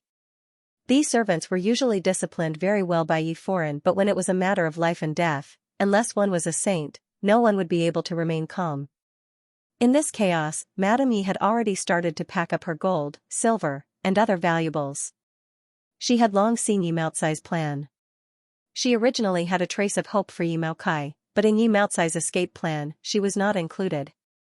Husband and wife were birds in the same forest, flying separately in the face of disaster. Madame Yi could be considered to have seen it clearly now. Yi Maokai did not care about the relationship between husband and wife, and she had the right to pretend that she did not have such a husband. The escape route that Yi Maokai had arranged now happened to be convenient for him. There was no choice. Who asked Yi Maokai to be the biggest target in Emperor Yongli's eyes? She seriously searched the room for banknotes and jewelry that could be taken away, trying to pick up as light as possible. After all, she could not just sit and wait for death. Yi Mei and Yiku were the same at this moment. Yiku paced back and forth in the room, his eyebrows full of anxiety. From time to time, he asked Yi Mei, "Sister, do you think this is true? Is the Prime Minister's residence really finished? How is this possible? We did not hear anything before. Perhaps the Emperor invited Father into the palace for some court matters, and it is not what we think." Yi Mei was packing up some banknotes. A few days ago, she had already started to change those jewelry into silver, and then changed them into banknotes that could be used by all the banks in the Great Liang. These things were easy to carry, and they were indispensable. She said, "Are you still deceiving yourself and others now? If it was simply to talk about court matters, why did Yi Maokai let the imperial guards attempt to escape when he was invited away? It was obvious that he wanted to abscond to avoid punishment. But there was no sign before this." Yiku still refused to believe Yi Mei's words. "You just did not pay attention." Yiku's eyes widened, and he stared at Yi Mei in disbelief. "What do you mean, sister? Did you already know? Since you already knew, why didn't you tell me?" "I was just casually guessing, relying more on intuition, and there was no evidence." "Even if I told you, would you believe me?" Yi Mei sneered in her heart, but on the surface, she said gently, "Moreover, these things, I will settle them myself. After all, you are my younger brother." Now that the Yi family is in trouble, we cannot be tied to it and sink together. We have to find a chance to escape. I will take you with me. Yika's expression was a little complicated, and he seemed to be very unwilling. I originally thought that staying in the Yi mansion was the best choice, but I didn't expect that not only did I not get an official position, but now I have to run away like a stray dog. Thinking about it this way, it would have been better if I hadn't followed the Yi family back in Qingzhou. This isn't even as good as before. That might not be the case. Yi Mei collected all the banknotes and divided them into several portions. She then said, "We have to keep our lives first. You don't have to wait here. Why don't you go back to your room first and put away all your valuables? These things will be useful when we escape." Yiku moved his lips, but in the end, he didn't say anything. He walked out of Yi Mei's room with his head down, as if he had accepted his fate. It seemed like he had listened to Yi Mei and returned to the room to pack up. Yi Mei saw that after he left, there was no sound outside the room for a long time. Only then did she stand up, a trace of haze flashing through her eyes. After pausing for a moment, she quietly left the room. She walked towards Yi Maocai's study. The door to Yi Maocai's study was closed. Usually, only Yi Ke and Madame Yi went into the study, and Yi Maocai occasionally said something to them. However, Yi Maocai was a cautious person. If he really wanted to hide something, he probably wouldn't do it in a place like the study that could be easily found. However, the more dangerous the place, the safer it was. Yi Maocai could also do the opposite and deliberately put things in the study to surprise people. However, Yi Mei had received a hint from Yi Ku before. She knew that Yi Maocai had hung a painting of a beauty in the study. There seemed to be something strange about the painting. There was something important in it that Yi Maocai had mentioned. Now that Yi Maocai had been taken away, there was no hope for Yi Ke to be promoted, so this thing could only be placed here. Because everyone in the Prime Minister's residence was in a state of panic, there was no one outside the study. Yi Mei entered easily and quickly found the painting of a beauty. The painting of a beauty was hung on the wall opposite Yi Maocai's desk. Yi Mei walked over and touched it with both hands. She saw that the painting was very flat and there was nothing wrong with it. How did Yi Ke find it? Yi Mei did not give up and looked carefully again, but still did not find anything. She was a little discouraged and suspected that Yi Maocai had moved the thing in the painting somewhere else. Yi Mei vented her anger on the painting of a beauty. She looked at the painting with dissatisfaction and saw that there was something wrong with the beauty in the painting. The beauty in the painting was standing under a peach tree with a faint smile on her face. Her cheeks seemed to be flushed, and she looked very bashful. That pair of eyes was very cold and did not contain a smile. Moreover, they were bright, giving people an illusion that the painting was lifelike and made people feel a chill on their backs. Yi Mei's heart skipped a beat. She suddenly reached out her hand to touch the eyes of the beauty in the painting. Sure enough, the place where her fingers touched was a hard protrusion. She pressed down hard, only to hear a paw sound. On the wall, the painting of the beauty suddenly caved in. She was excited. She reached inside and took out an iron box. Inside the box should be what Yi Ke said, Yi Maocai's precious thing. After Yi Mei got the thing, she did not stay any longer. She turned around and was about to leave. At this moment, the door of the study was suddenly pushed open with a creak. Yi Mei was stunned and saw Yi Hongguang pushing his wheelchair in. Seeing Yi Mei, Yi Hongguang was also stunned. Big sister? Yi Hongguang was very worried today. All the servants in the residence were in a state of panic. As a young master who was unable to walk, he did not have a high status in the residence. Usually, Yi Maocai would protect him and they would not go overboard with him. However, once Yi Maocai left, Madame Yi would not care about him and the servants would not care about him either. There wasn't even a person to push his wheelchair. Yi Hongguang was also very worried for Yi Maocai, but there was no one in the manor who spoke to him. In his distress, he could only push his wheelchair to Yi Maocai's study. It was as if the study still had Yi Maocai's aura. It made him feel like he was still the young master of the Yi family who had his father's protection. Who knew that as soon as he entered the study, he would see Yi Mei? Big sister, why are you here? Yi Hongguang asked. Yi Mei was still holding the iron box in her hand. When she saw Yi Hongguang come in, she let out a sigh of relief and smiled. Oh, father asked me to come here to find something for him. I'll give it to him when he returns from the palace. I saw that the servants in this mansion were all busy, so I came to look for them myself. What is it? Yi Hongguang's gaze fell on the box in Yimei's arms. Is it the box that big sister is holding? Yimei smiled and said, yes. She then said, third brother is also here to look for something? Then I won't disturb you anymore. I'll leave this room for third brother. Third brother can slowly look for it. She was about to leave, and just as she was about to step over Yi Hongguang's wheelchair, she heard Yi Hongguang suddenly say, big sister, don't you know that father never lets women into his study? Yimei paused and stopped in her tracks. Yi Hongguang's eyes were very clear and innocent, but at this moment, they seemed to be very sharp. He said, big sister, why are you lying? Why are you lying to me? I'm not lying. Yimei composed herself and smiled. I'm telling the truth. If you don't believe me, wait for father to come back and ask him. Then you'll know if I'm telling the truth or not. Yi Hongguang acted as if he didn't hear Yimei's words and continued, is it because of the box in your arms? Is it because you want to steal the item in this box? This box belongs to my father, right? Although I don't know what it is, since you came to steal something in this chaotic time, it must be very important to my father. It must be very precious. Yimei was stunned. This seemingly weak, crippled young master had inherited some of Yi Maocai's things. Although he didn't understand the ways of the world, he was undoubtedly very smart. Yimei slowly clenched her fists. Put this box down and I can pretend that nothing happened. Yi Hongguang said.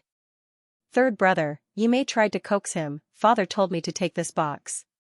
I really didn't steal it. Since you didn't steal it and father told you to take it, there's no need to rush.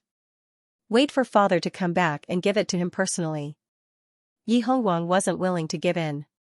Yimei saw that the appointed time with Jin Xingming was getting closer and closer.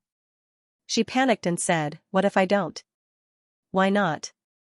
Yi Hongguang frowned. Did you really steal it? Yimei was a little angry. Yi Hongguang's way of thinking was different from ordinary people. She didn't even know how to threaten or bribe this young man in front of her. She said he was smart, but he was stupid enough to think that she would hand over the item in her hands. She said he was stupid, but he saw the uniqueness of this box and stopped her at such a crucial time. Seeing that Yimei didn't move, Yi Hongguang's good temper gradually disappeared. He said seriously, if big sister insists on not giving it to me, I can only call mother over and have her stop you. Madame Yi, even though Madame Yi was not worth mentioning in the eyes of Emperor Yongle, she was the leader of all the servants in the Prime Minister's residence. All the servants had to listen to her commands. Furthermore, even though Madame Yi acknowledged her as her daughter, she stood on Yi Maocai's side. If Madame Yi found out about this, she might not be able to keep the box. No. Yimei blurted out. Then put down the box. Yimei said, third brother, listen to me, someone. Yi Hongguang suddenly shouted, scaring Yimei so much that she immediately covered his mouth. Yi Hongguang began to struggle, but he couldn't walk, and he was too weak to use any strength. He was completely restrained by Yimei. Yimei covered his mouth, but her gaze fell on the large scissors in the wastebasket not far from her hand, flashing with silver light. Her eyes flashed and she suddenly had a plan. Without any hesitation, she grabbed the scissors and fiercely stabbed Yi Hongguang in the chest without even furrowing her brows. Yi Hongguang's mouth and nose were pressed by Yimei. Yimei suddenly stabbed Yi Hongguang with a pair of scissors. He kicked his legs wildly as he glared at Yimei.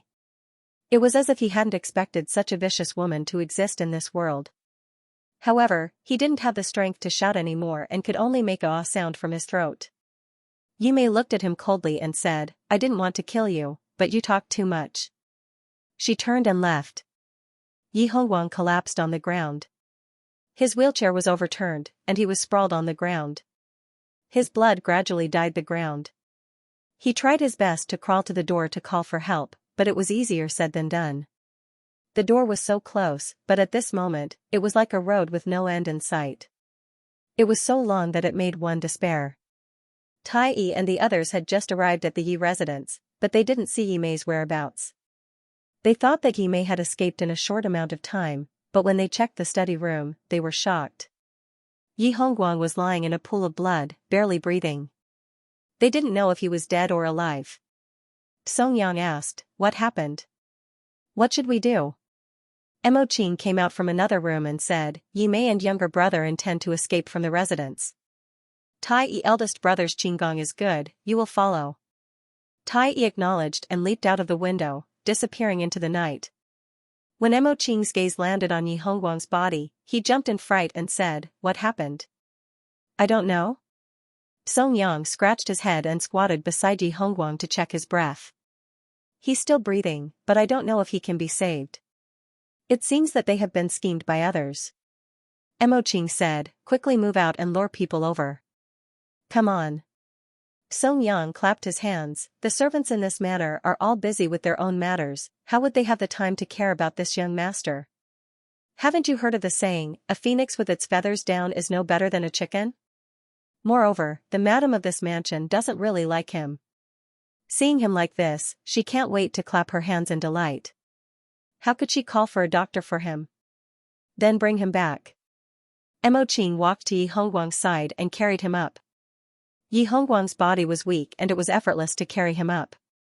Mo Qing said, "Foreign sees this boy in a different light, and if we do not save him, it would not be good." Thinking that if Foreign was present, she would also make the same choice. "Bring him back to young Master Gao first. Whether he can be saved or not depends on his fate." Song Yang shrugged. "I'll listen to you." The young man suddenly opened his eyes and squeezed out a few words with great effort. "Steal things. Run. What does he mean by that?" Song Yang was puzzled. However, Yi Hongguang's head tilted to the side, and he didn't wake up no matter how hard he tried. "I don't understand. Let's go quickly and wait for the servants to come," Mo Qing said. The two of them did not dare to delay any longer. They did not stay here for long and quickly left. Shen Miao was sitting in the room waiting for news. Emperor Yongli's actions came so quickly that many things had to be brought forward. Planning was one matter and seeing if the plan would succeed was another matter. However, Tai Yi and the others had been gone for so long, causing her heart to sink. She wondered if Yi Mei had already escaped. Just as she was thinking, she heard Xianxia saying happily, "They are back, they are back. They are back." Shen Miao stood up and heard Gu Yu's surprised voice coming from outside the door. "What is going on? Quickly call Dr. Gao over." This was Mo Qing's voice. Following that, the door was pushed open and Mo Qing and Song Yang both walked in. Mo Qing was carrying someone and when they entered the room, he placed that person on the couch. Shen Miao took a look and was stunned as she cried out involuntarily, "Yi Hongguang." When this subordinate went over, he was found lying in the study and seemed to have been assassinated. The assassin should be someone from the residence. Yi Mei's siblings were planning to escape and Tai Yi was already following behind them. He left a signal along the way and this subordinate would immediately rush over. One had already ordered someone to invite Gentleman Gao. Mo Qing explained. Who in the Yi residence would have such a deep hatred with a child? Shen Miao saw Yi Hongguang's face that was 90% similar to Fu Ming's, and her heart was very sad and somewhat angry, to even lay such a vicious hand on a child. Perhaps it was done by Yi Mei? Song Yang said. Shen Miao frowned. What is the meaning of this? This child woke up once and said a few words, Mei stole something and ran away. Mo Qing said, this subordinate guessed that she perhaps wanted to say that Yi Mei stole something and ran away. Perhaps Yi Hongguang bumped into her when she was stealing and thus silenced her. But what exactly was stolen? Song Yang said, gold, silver and jewelry? To lay hands on a child for these things. TSK. This female is really ruthless. Not right. Shen Miao suddenly said. Both of them were surprised for a moment and asked at the same time, what is not right? Not right. This matter is not right. A thought suddenly flashed in Shen Miao's mind and without any time to consider, she immediately said, Song Yang, immediately follow the signal that Tai Yi left behind. If you see Li Mei leaving Long Yi, no matter if it is by land or water, do not stop her. But you must delay their time and make them slow down a little. Do not stop them? Song Yang was startled. Yes, do not stop them. Shen Miao said. She looked again at Yi Hongguang, who was lying on the couch, and switched Xianxia and Guyu over so that Gao Yang would immediately cooperate with her. Finally, she said to Mo Qing, follow me to the study. Even though everyone was baffled, seeing her dignified expression, they did not dare to refute and followed her. Shen Miao's eyes were as cold as a knife. Mei Foran stole something and ran away. Steal what? Where to run to? Shen Miao more or less understood her plans, so she specially came to send her off. Yi Mei and Yi Ke jumped onto Jin Xingming's carriage. Jin Xingming had some ability to even bribe the servants of the Prime Minister's residence. Even so, Yi Mei and Yi Ke's movements were still discovered by the people in the palace who were guarding outside. The carriage ran in front, and the soldiers chased relentlessly from behind. Yi Ke looked out the window of the carriage and saw that in the darkness of the night, the sound of hurried hooves coming from behind was particularly clear, making his heart tighten. He looked at Yi Mei with some fear and said, "Sister, what do we do? If they catch up, we're finished." He then urged the coachman, "Can we go faster?" The coachman ruthlessly whipped the horse again, and the speed of the horse became slightly faster. Yi Ke's heart settled down a little. He suddenly thought of something and said, "Sister, when did you prepare this? If you hadn't prepared the carriage beforehand, I'm afraid we wouldn't have gone far before we were caught. I naturally had to plan these things early." Yi Mei wouldn't tell Yi Ke that the carriage was obtained by Jin Xingming, and she definitely wouldn't tell Yi Ke that they were going to escape with Jin Xingming today. Or rather, in Yi Mei's original plan, Yi Ke wasn't included. Seeing that the carriage was about to turn a corner on a street, Yi Mei looked outside and said, "This won't do. With the two of us in a carriage, it'll be easier for them to catch up. If they go all out, they might catch up. It's better to split up and meet up at Babao Street in a while." Split up? Yi Ke was at his most nervous. When he heard that he had to split up with Yi Mei, he immediately panicked. He said, "Let's go together. We can look after each other on the road. If we go together, it'll be easy for the soldiers behind us to catch up. Don't worry, you sit in the carriage. I'll go down first, and the coachman will take you to a hidden place to enter Babao Street. When the time comes, we'll meet there. Everything has been arranged for us to leave the city, so there won't be any problems." Hearing that he didn't have to get off the carriage, Yi Ke relaxed and didn't stop Yi Mei. Yi Mei let the coachman stop by the side of the street. She grabbed her bamboo hat and hid her face before disappearing into the night. The coachman continued to pull Yi Ke forward. Yi Ke's figure could no longer be seen on the street. Yi Mei looked at the carriage that had disappeared, and her lips slowly curled up under her veil. She followed the other end to a small house and knocked on the door. Not long after, someone came to open the door, and Yi Mei quickly dodged in. In the darkness, the man asked, "Is everything settled?" Yi Mei nodded. On the other side, Yi Ke was sitting in the carriage. After Yi Mei got off, the coachman's speed became faster and faster. Gradually, the sounds of the soldiers catching up gradually weakened. Yi Ke's heart was slightly comforted. When he could no longer hear the sounds of the soldiers, he felt a little uncomfortable from the bumpy ride and said, "We can slow down a little." The coachman turned a deaf ear to him and continued to drive the carriage quickly. Yi Ke was a little dissatisfied. He lifted the curtain of the carriage and looked outside. He was surprised. How was this still a city? This was clearly a mountain. It was precisely because the mountain road was rugged that it was more difficult to jolt. Yi Ke jumped in fright. Only then did he remember that even Babao Street was not this far away. Why did the carriage driver drive the carriage here? He said, "Don't walk any further. Go back to Babao Street." The coachman ignored him and continued forward. Yi Ke was furious, but he was afraid of shouting for the soldiers. Just as he was about to speak, the carriage gradually stopped. Yi Ke was stunned, and then understood that the coachman was planning to stop the carriage. This coachman really didn't listen to orders. Yi Ke planned to go outside Babao Street and teach this person a lesson. Just at this moment, the carriage stopped. There was a rustling sound from the front, and the coachman got off the carriage. Yi Ke opened the curtain and looked out of the carriage at him before scolding, "Why did you come down for? Still not bringing me to Babao Street?" The coachman glanced at him, and only then did Yi Ke see clearly that the coachman was more muscular than an ordinary person. Even if a normal coachman needed to practice, he would not be as tall and muscular as this person.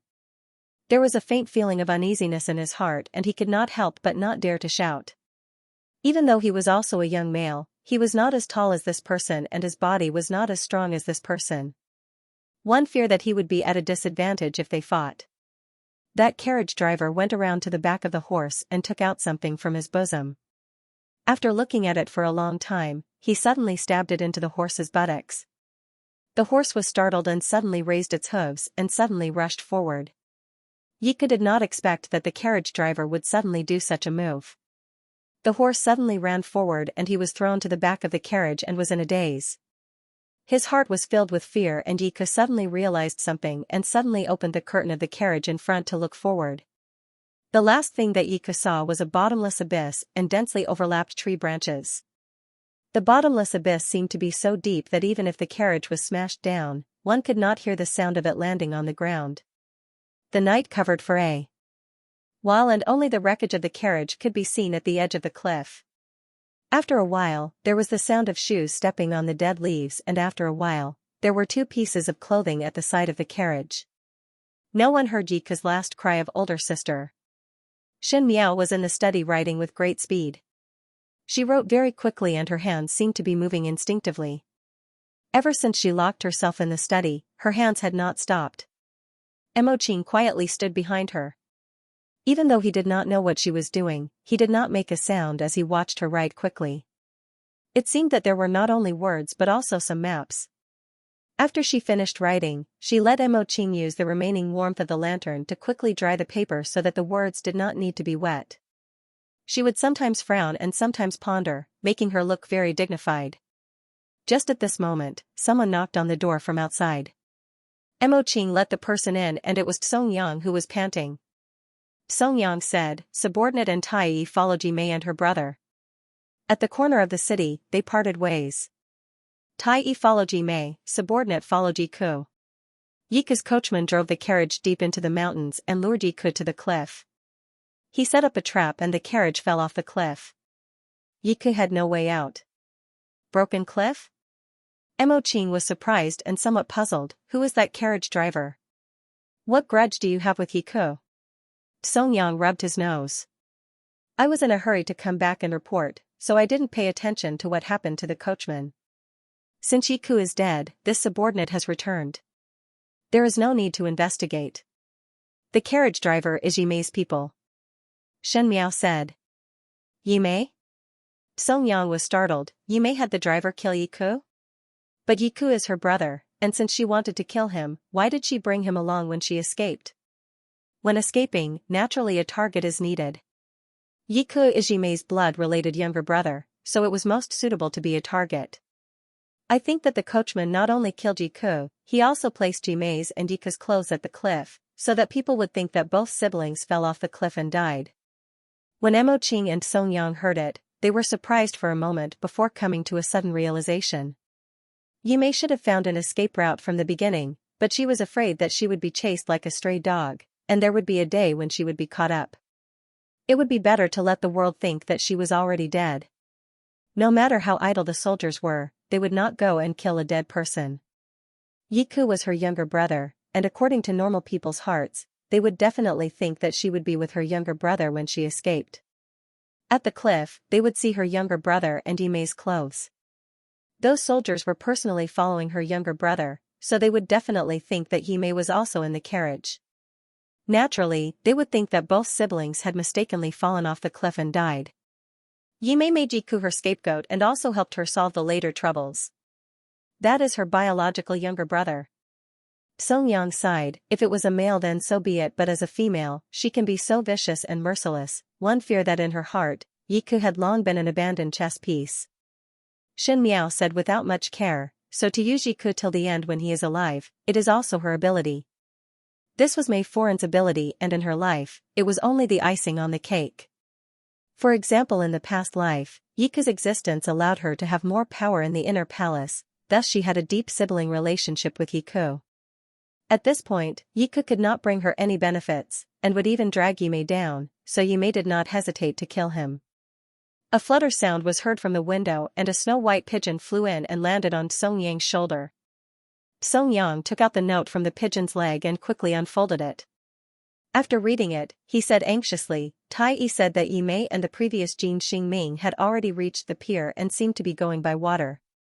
Looking at the strong winds outside, it seemed like it was going to rain and said, if it were to rain tonight, it would be difficult to catch up after they go out to sea.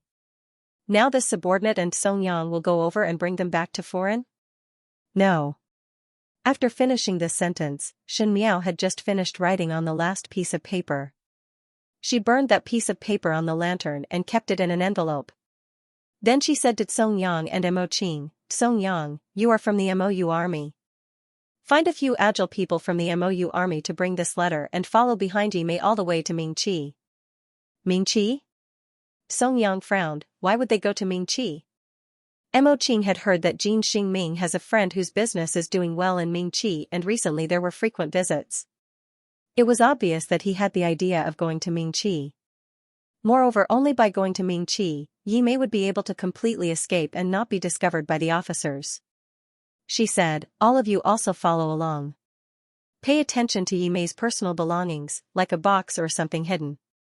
Be careful not to be discovered by others. Once that secret thing is discovered, change the thing inside and change it with the thing in this letter. She handed the letter to Mo Qing. Mo Qing received the letter. Although he was somewhat puzzled, he still agreed. Be quick, don't let anyone find out, Shen Miao urged.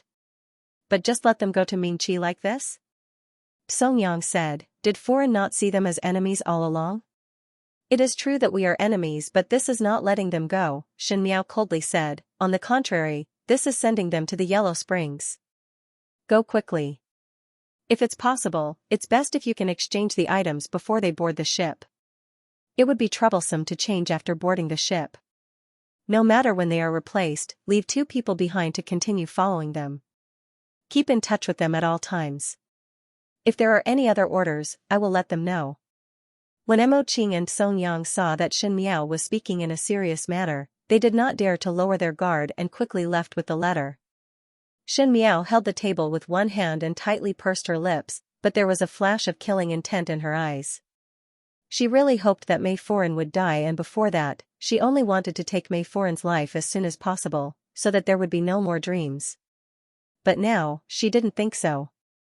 Heroes were vying for supremacy under the heavens and everyone wanted a piece of the emperor's soup.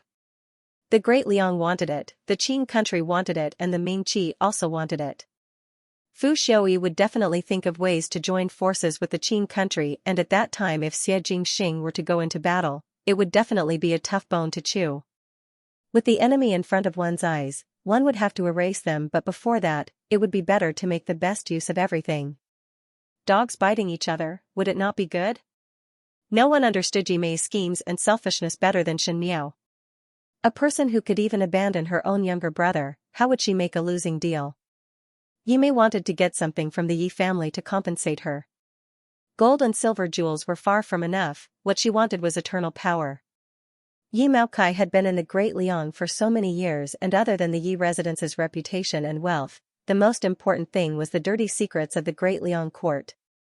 Perhaps it was the imperial families or the courtiers. With secrets, there would be weaknesses. These secrets were most likely Yi Maocai's hands to use against the other officials, or perhaps it was the evidence that he had carefully collected.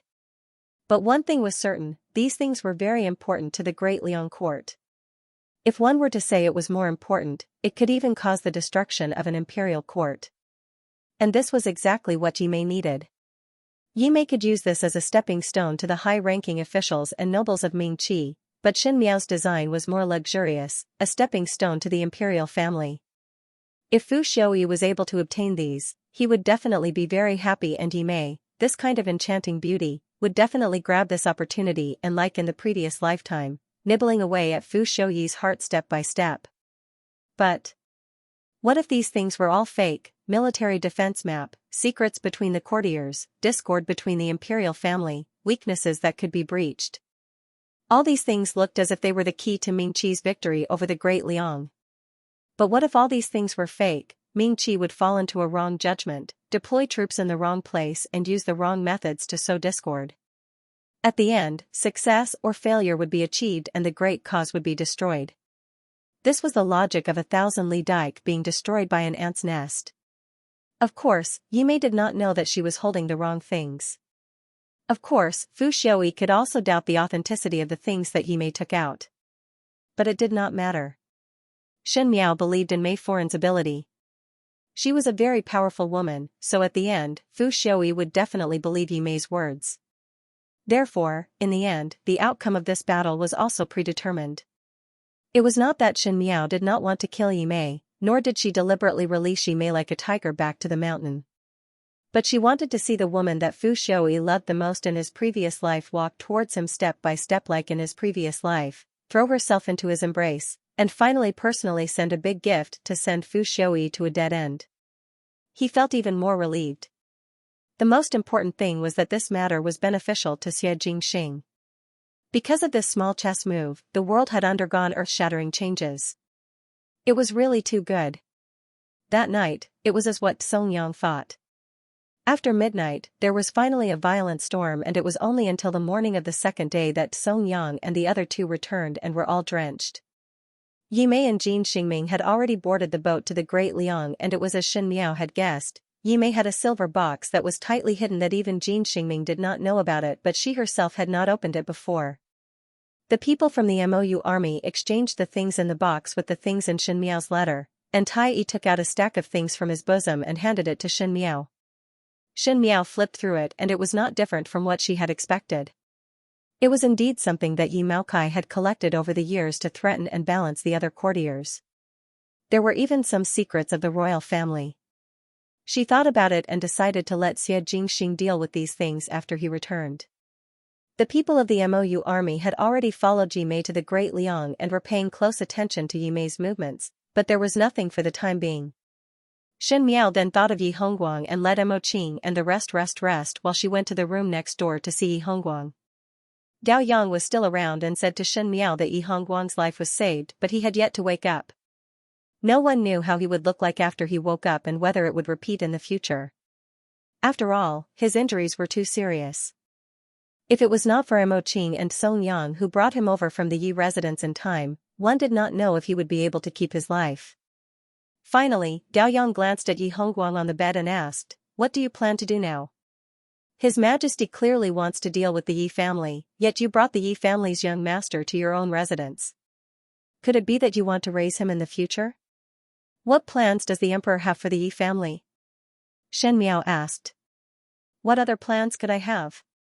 Dao Yang smiled. "Cutting the grass and not leaving the roots."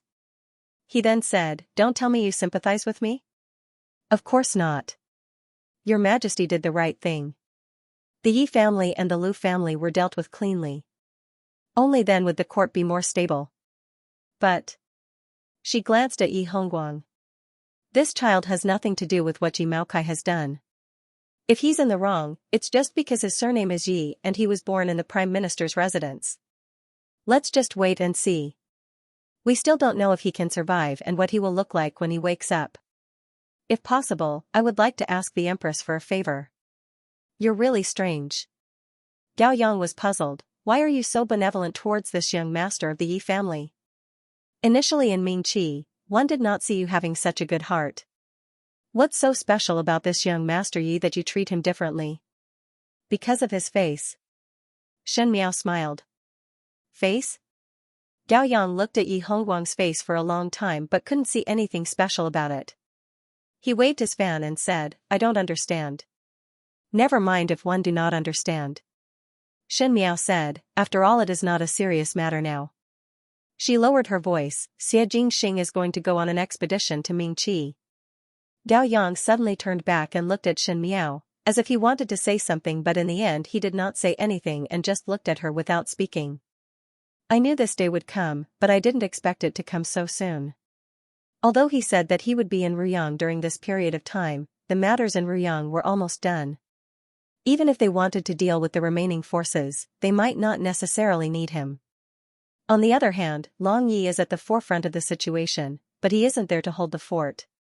Shen Miao sighed. "Moreover, dealing with the Yi family is too sudden." "Your Majesty. Is it not good?" "Actually, I should lie to deceive you, but I don't think I can deceive you. I am afraid I will make you unhappy." Dao Yang said, "If I make you unhappy, Miss Luo will be angry with me." you're right, the emperor is in a bad state. The prince should have already told you about the imperial edict. Now His Majesty is instructing his own confidants to send some people to follow Prince to Mingqi. He paused before continuing, or perhaps it should not be going to Mingqi. The spies in the Ding capital had already sent back news that Fu Xiaoyi had already reached an alliance with the Qin emperor and took the initiative to attack the Great Liang. If the Great Liang was conquered, the two of them would divide it 50-50. He has a big appetite and is not afraid of choking. Shen Miao sneered. Fu Xiaoyi, this person, most likely had an appetite after gaining power and influence. Before that, he was respectful to the Great Liang people and had a gentle attitude. Now that he allied with the Qin country, he dared to have such ambitions. He is also not considered arrogant. Gao Yang smiled. If one looked at it seriously, one would discover that the smile was somewhat dignified. He said, previously the Lu family and the imperial family were fighting. Even though the Lu family was eradicated cleanly, outsiders saw that the imperial family did not expend much effort and even had more than enough energy, but in fact there were many losses. Moreover, the Lu family could be considered as a powerful military force of the Great Liang. Now at this critical juncture, the Great Liang's military force is not much different from the Qin Ming. One need to meet force with force. But the most important thing is that Fu Xiaoyi knows of the emperor's illness, so he can destroy our morale at any time. I believe in the prince of first rank in this battle, but it will definitely not be simple. Gao Yang said. I have never thought that this battle would be simple. Shen Miao was disappointed and frustrated. It is very difficult to fight a war. That is why the prince of first rank will lead the troops, but now that Mingqi's side had already made their move, there are frequent incidents at the borders. Currently it is only a small skirmish, and not long later, they will officially declare war. The prince of first rank does not have much time, so recently he has been preparing. He did not want to tell you, possibly fearing that you will be distracted. Shen Miao was silent for a moment before saying, I understand. So, will you follow him to Mingqi? Gao Yang asked. Shen Miao tilted her head and laughed, can I? Why not? Shen Miao looked to the front and lightly said, one do not know when the emperor's illness will flare up, and one do not know when this battle will end. At that time, if the emperor really met with an accident, he would definitely announce the succession of the throne to the world. The Empress cannot leave her own country as she is responsible for the people under the heavens. I am not that great, but do not want him to carry the name of an incapable ruler. In terms of reputation, he is already aggrieved enough. So, I will guard the Great Liang's territory for him first. 2 days after Yi Mei and her brother escaped, Emperor Yonglu used the Yi family's collusion with Lu Jingchun to participate in the rebellion and massacred the entire Yi family. It was easier to deal with the Yi family than the Lu family. The Lu family was the Yi family's reliance, and once the Lu family fell, a Yi family would not be able to stir up any waves. Even though Yi Maokai had many connections and followers when he was alive, but under Emperor Yongli's iron fist, everyone could see it clearly and grew fearful, not daring to be as unbridled as before. Yi Maokai was personally convicted by Emperor Yonglu and was beheaded at the Meridian Gate. Speaking of which, Yi Maokai was not wronged. Shen Miao took out the things that she exchanged from Yi Mei and picked out the things related to the imperial family to give to Empress Xianxia. In order to restrain the imperial family, Yi Maokai secretly did a lot of things. These things became important evidence to convict the Yi family.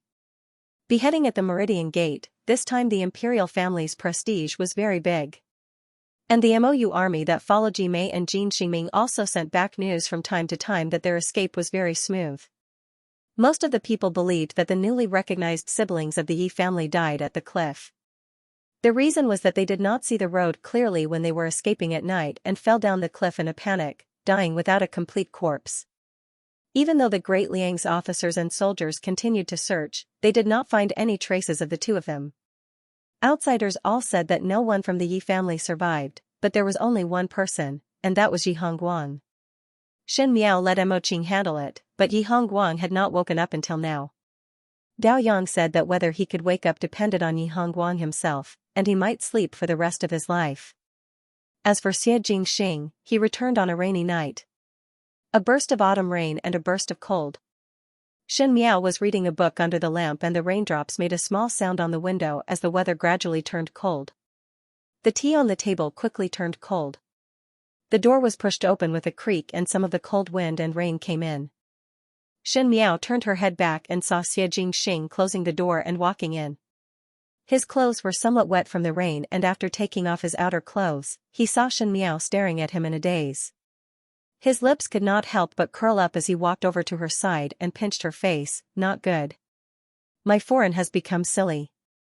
Shen Miao pushed his hand away. Why did you only return now? You did not even send a message? Xianxia had left for a few days and did not even send a message. Even if Shen Miao had a good temper, she was also somewhat annoyed. At the very least, he had to report that he was safe. No one in the mansion knew of his whereabouts. It was really troublesome.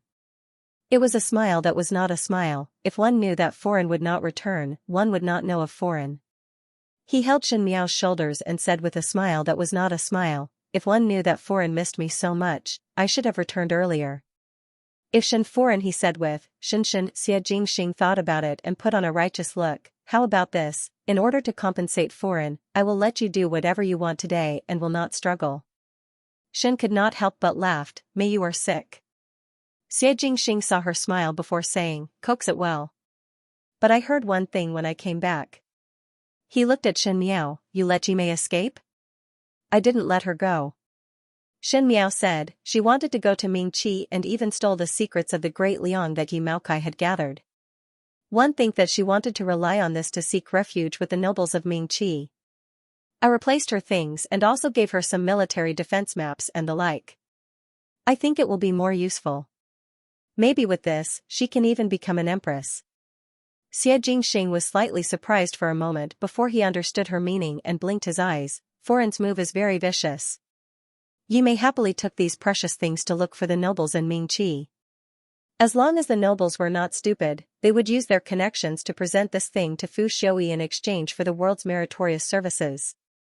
But who would know that this military defense map was drawn by Shen Miao? If Fu Xiaoyi were to fight against it, one feared that one would not even know how one died. Shen Miao raised her brows. I am a poisonous woman with a heart of snakes and scorpions. So what? Very good. Xianxia leisurely said, I like poisonous women. Those were the things that I gave to Yi Mei. Afterwards I made another copy that is exactly the same. Shen Miao said, later I will pass it to you. Mingqi and the Great Liang will eventually go to war. At that time, with this thing, you will be able to know what Mingqi's plans are and it would be better to get twice the results with half the effort.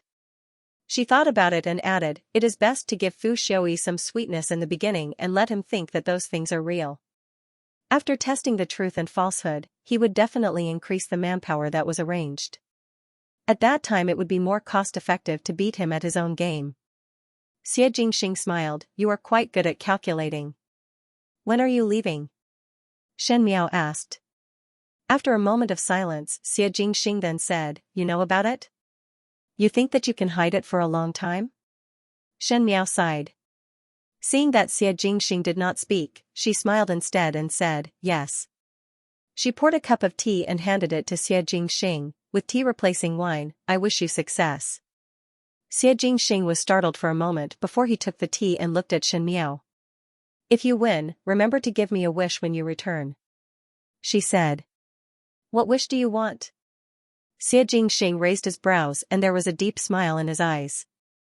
Shen Miao thought about it. Oh, at first. I have not thought about it yet. Wait till I have thought about it before telling you. Xianxia snapped his fingers. I also have a wish and you must satisfy it now. What? He carried Shen Miao on his shoulders. And walked to the back. Accompany me to take a bath. Shen Miao, the flowers in Wei Yang Palace had withered a lot. The flowers that were dense in the spring and lush in the summer would wither in the autumn, looking especially gloomy. However, the palace maids found some chrysanthemums. Big purple, white, and yellow flowers were already showing signs of blooming. It seemed like they could melt away the loneliness a little.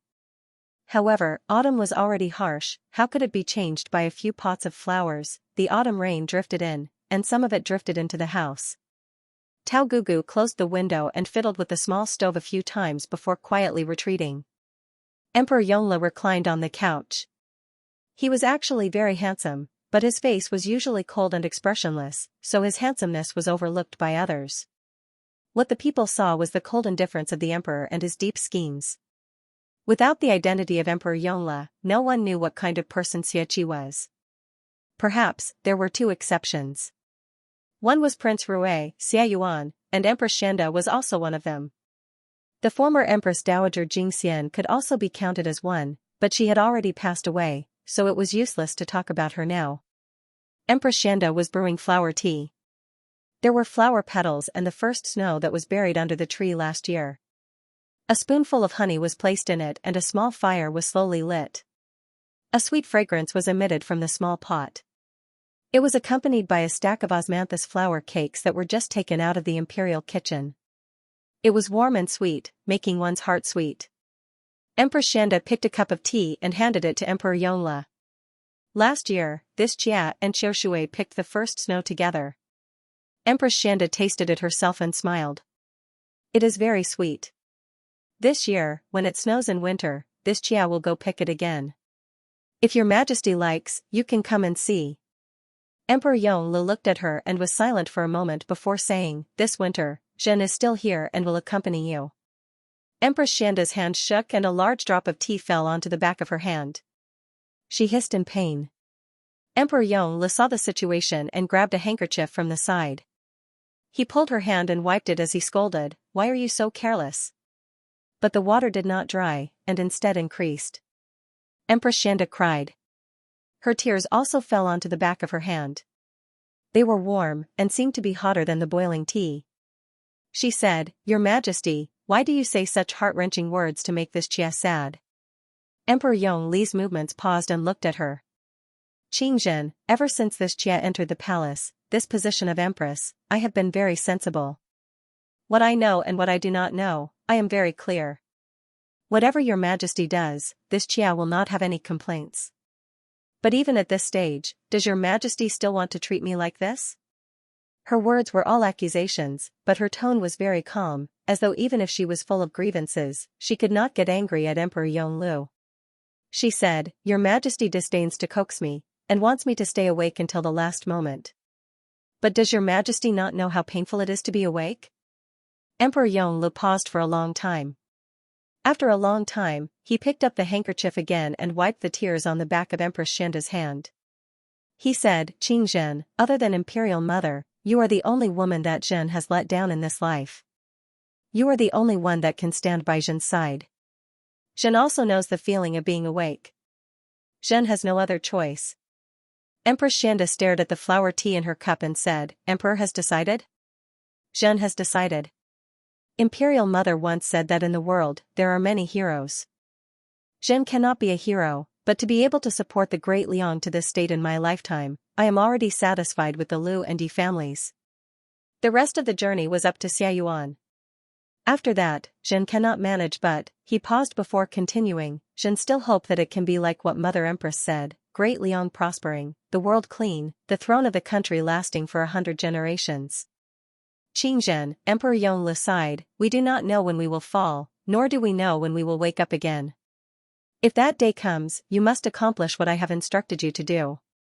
After that, you can go and live the life you want to live. Whether you're sober or confused, as long as you're happy. Empress Xianxia lowered her head and stroked the edge of the teacup. After a long while, she looked at Emperor Yongle and a slight smile appeared on her face. She said, Does your Majesty still remember the scented tea that Jia brewed for your Majesty to drink when we first met? At that time, Empress Xianxia's mother brought her into the palace to see Empress Dowager Jingxian. Empress Dowager Jingxian was originally choosing a wife for Emperor Yongle. That day, there were also some young ladies from the other officials' families. They were all in the 4 arts and performed in front of Emperor Yongle, but it was all for that high and mighty position. Yet she sat alone at the corner, smiling quietly and looking at everything indifferently, as if she did not care about all of it. No matter if it was the high and mighty Empress position, or the handsome young emperor, she did not pay any attention to them. Empress Dowager Jingxian asked her if she had any talents. At that time, how did Empress Xianxia answer? She said, this official daughter is slow-witted and do not have any special skills.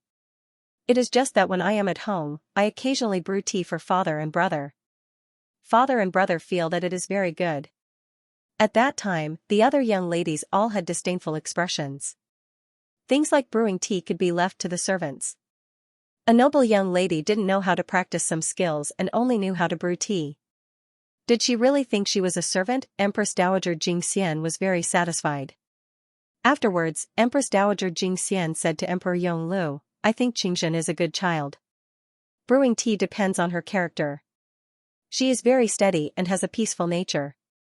She can be with you for a lifetime. Whether it's a big storm or a big wave, or a small stream flowing over a long period of time, she will gladly endure it. This is very good, very rare. Emperor Yonglu thought of Empress Dowager Xianxia's words and couldn't help but look at Empress Xianxia. Empress Xianxia was blowing on the flower petals floating on the surface of the teacup. Ever since Empress Xianxia entered the palace, it had been so many years. As Empress Dowager Xianxia said, she was a calm person. She never asked much and didn't meddle. She just sat in silence. It was as though she was still the same as before, sitting in the corner with a cup of tea and a slight smile. Even with the passing of time, she didn't change. Empress Xianxia detected Emperor Yongli's gaze and smiled, Your Majesty, let's not think about other things today. Since autumn is here, let's relax for once. Drink tea, play chess, play the zither, and write like before. Is that okay? Okay. Emperor Yonglu nodded. His answer was straightforward, and there was a slight smile on his usually cold and almost rigid face, which actually surprised Empress Xianxia. She reacted and quickly stood up as though she was afraid Emperor Yonglu would change his mind. She said, Then this Chia will go get the box of jade chess pieces that Jingxing sent. After Jingxing was sent here, Your Majesty has only played with this Chia once. It was a waste of a good chess piece. Emperor Yonglu laughed, Let Tao Gugu go get it. I don't know where she is. Empress Xianxia said, This Chia has hidden. Your Majesty, wait for this Chia here. She lifted her skirt and jogged to the back. Empress Xianxia had always been quiet and gentle. It was rare for her to be like this. She showed a young girl's beauty that wasn't there usually. Emperor Yonglu looked at her, and as he looked at her, his gaze became somewhat pained. He frowned and coughed violently twice. He grabbed a handkerchief from his sleeve and covered his mouth. After a long while, he wiped the handkerchief away from his mouth. It was also clean, and nothing could be seen. The handkerchief was pinched in his palm, revealing a bit of captivating red and a crease. It was very eye-catching. He paused and put the handkerchief into his sleeve. Looking at Empress Xianxia who ran out with the chess box, she smiled. As if nothing had happened. The following days were unusually peaceful. It was so peaceful, as if nothing bad had ever happened to him in the long run. It was as if the dust had settled after thousands of battles, and everything was stable and peaceful. Xie Jingxing and Shen Miao were in Longyi these days and would stroll around during the day or play zither and write in the residence. Occasionally when Xie Jingxing was in the mood, he would pull Dao Yang to practice and Shen Miao and Luo Tan would go to study other things. During the night, she would discuss with Xie Jingxing about the few military defense maps. Out of the two of them, one was good at attacking and the other was good at defending. When they were calculating, they had their strengths and weaknesses and were very in tune. Xie Jingxing was overbearing and could not stand the method of hanging the enemy to death. But being direct would inevitably have risks. Every time he argued with Shen Miao, he would overbearingly decide to slap the table and stand up. Shen Miao was too lazy to care about him. In the middle of the night, he would sneak back to the bed when there was no one around. When Shen Miao used words to choke him, Xie Jingxing would turn over and press her under his body, using another method to punish her. The days passed by slowly, but everyone knew in their hearts that they were only lingering to their heart's content before leaving.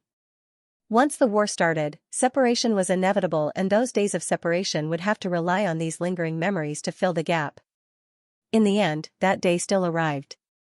On a night of rustling autumn rain, Ming Qi crossed the border between the two countries and launched an attack on the guards at the border. At the other end, the Qing country docked by water and went ashore from the fishing village in the northern part of the Great Liang and wantonly massacred the villagers.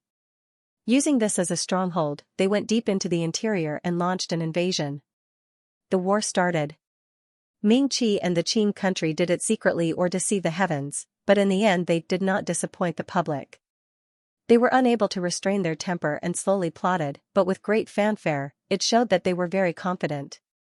Would the Great Liang fight or not? Naturally it was to fight. Prince Rui requested for the commander's order and Emperor Yongle personally conferred the title of general and ordered 300,000 troops to lead the army out. This was not only a counterattack against the country that launched the invasion, but also a determination to break the situation and push the wheel of history forward in the long history of the three countries. Heroes vying for supremacy under the heavens, the situation was turbulent. Heroes stood tall and talented people came forth in large numbers. Since ancient times heroes were born in troubled times and it was the same for war. The morale of the Great Liang's commoners did not decrease. Even though they were panicking at first, seeing the imperial family as steady as Mount Tai and seeing the prince going to war in front of them, their hearts were filled with lofty sentiments and there was no trace of fear. The date of departure was set for tomorrow. Luo Tan looked at Gao Yang. In the days that she was in the Great Liang, she had experienced a lot of things with Shen Miao. There were some misunderstandings with Gao Yang before but it was resolved later on. Even though Gao Yang loved to tease others, he was not as modest as he looked on the surface, but he treated her well and was considered a good person. Luo Tan originally wanted to follow Gao Yang back to Mingqi, but previously she secretly followed Shen Miao to the Great Liang. Now that such a long time had passed and Fu Xiaoyi had started to deal with the Shen family, naturally he would not let off the Luo family. Luo Tan wanted to advance and retreat together with her family. But Luo Sui's letter told her to stay in Mingqi. Firstly, Luo Tan would not be able to help much after returning and perhaps she would be implicated, which would not be good. Secondly, Shen Miao wanted to stay in Longyi and with Luo Tan with her, there would be someone to take care of her. He could not return to Mingqi and indeed he could not leave Shen Miao alone in Longyi. Luo Tan could only stay here. He watched as Gao Yang started to organize his things. He put some medical books and medicine into boxes and had people carry them out one by one. Luo Tan sat on the chair, silently watching his every move. When Gao Yang was done cleaning up, he raised his head and saw Luo Tan staring at him without blinking. Feeling baffled, he asked, "Aren't you always noisy? Why are you so quiet today? Are you in a bad mood? You are leaving tomorrow." Luo Tan said, "On the road, you must protect the prince well." Gao Yang choked and said, "Me, protect him? He's more or less protecting me. You are his subordinate." Luo Tan said awkwardly, "Of course, you should pay more attention to yourself." Gao Yang was startled, but when he heard what she said, he smiled. Luo Tan would bully Gao Yang all the time and it was true that Gao Yang also loved to bully her. These two people would play around all day and it was difficult to have a good conversation.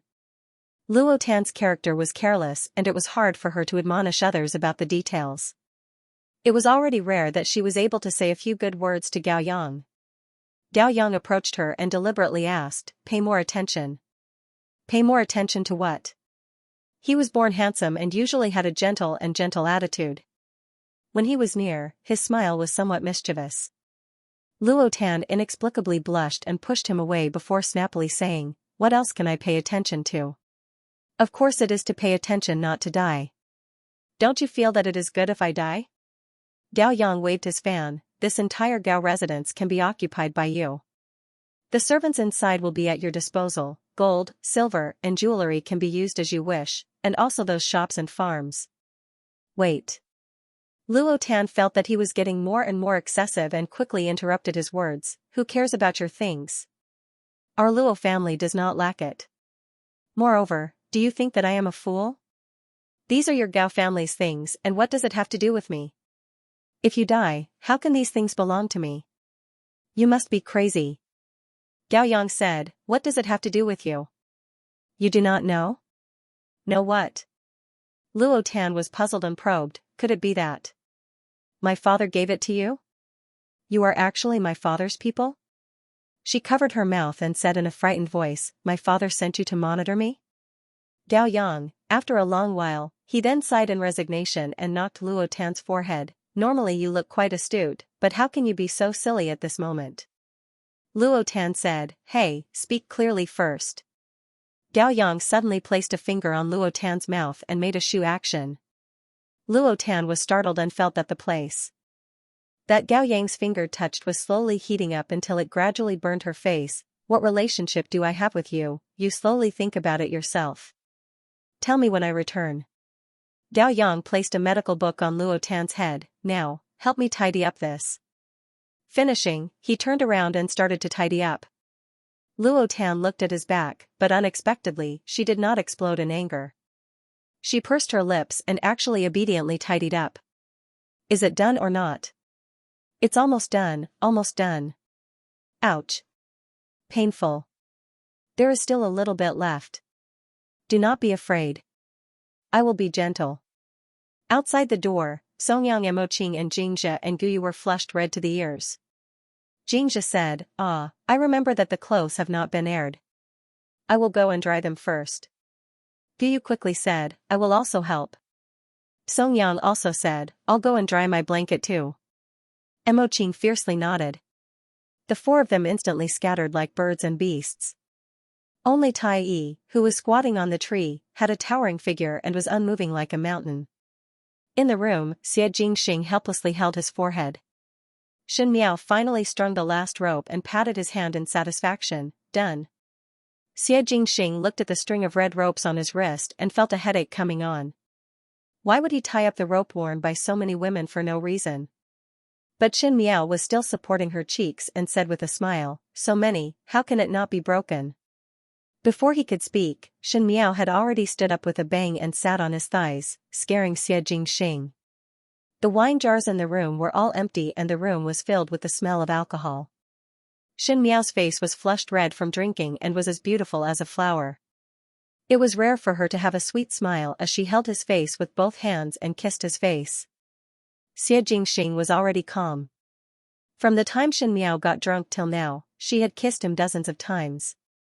As long as Shen Miao was drunk, one would see a completely different female.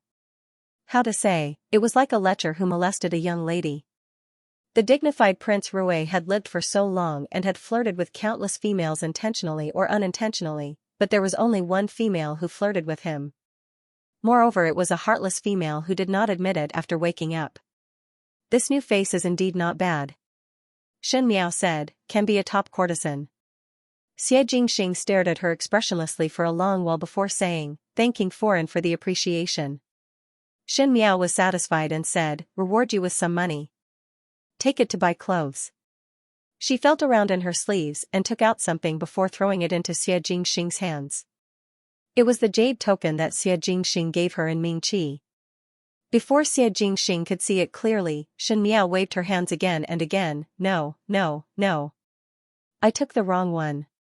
This was given to me by my husband. She quickly took it back. Husband? He raised his eyebrows, you still remember that you have a husband? Shen Miao looked at him, recognize. My husband is better looking than you. Xie Jingxing, but he is going to go to war. She buried her head on Xie Jingxing's shoulder and found a comfortable position to nestle up. She yawned and seemed to be somewhat sleepy as she said in a daze, so I am drunk so that when he leaves, I will not be able to see him if I am still drunk and do not wake up. Why do not want to see him? Xie Jingxing frowned. Her voice gradually weakened, because I do not want him to be entangled in love. But if I see him leave, I will be reluctant. Speaking till the end, her breathing was even and long as she really fell into a deep sleep.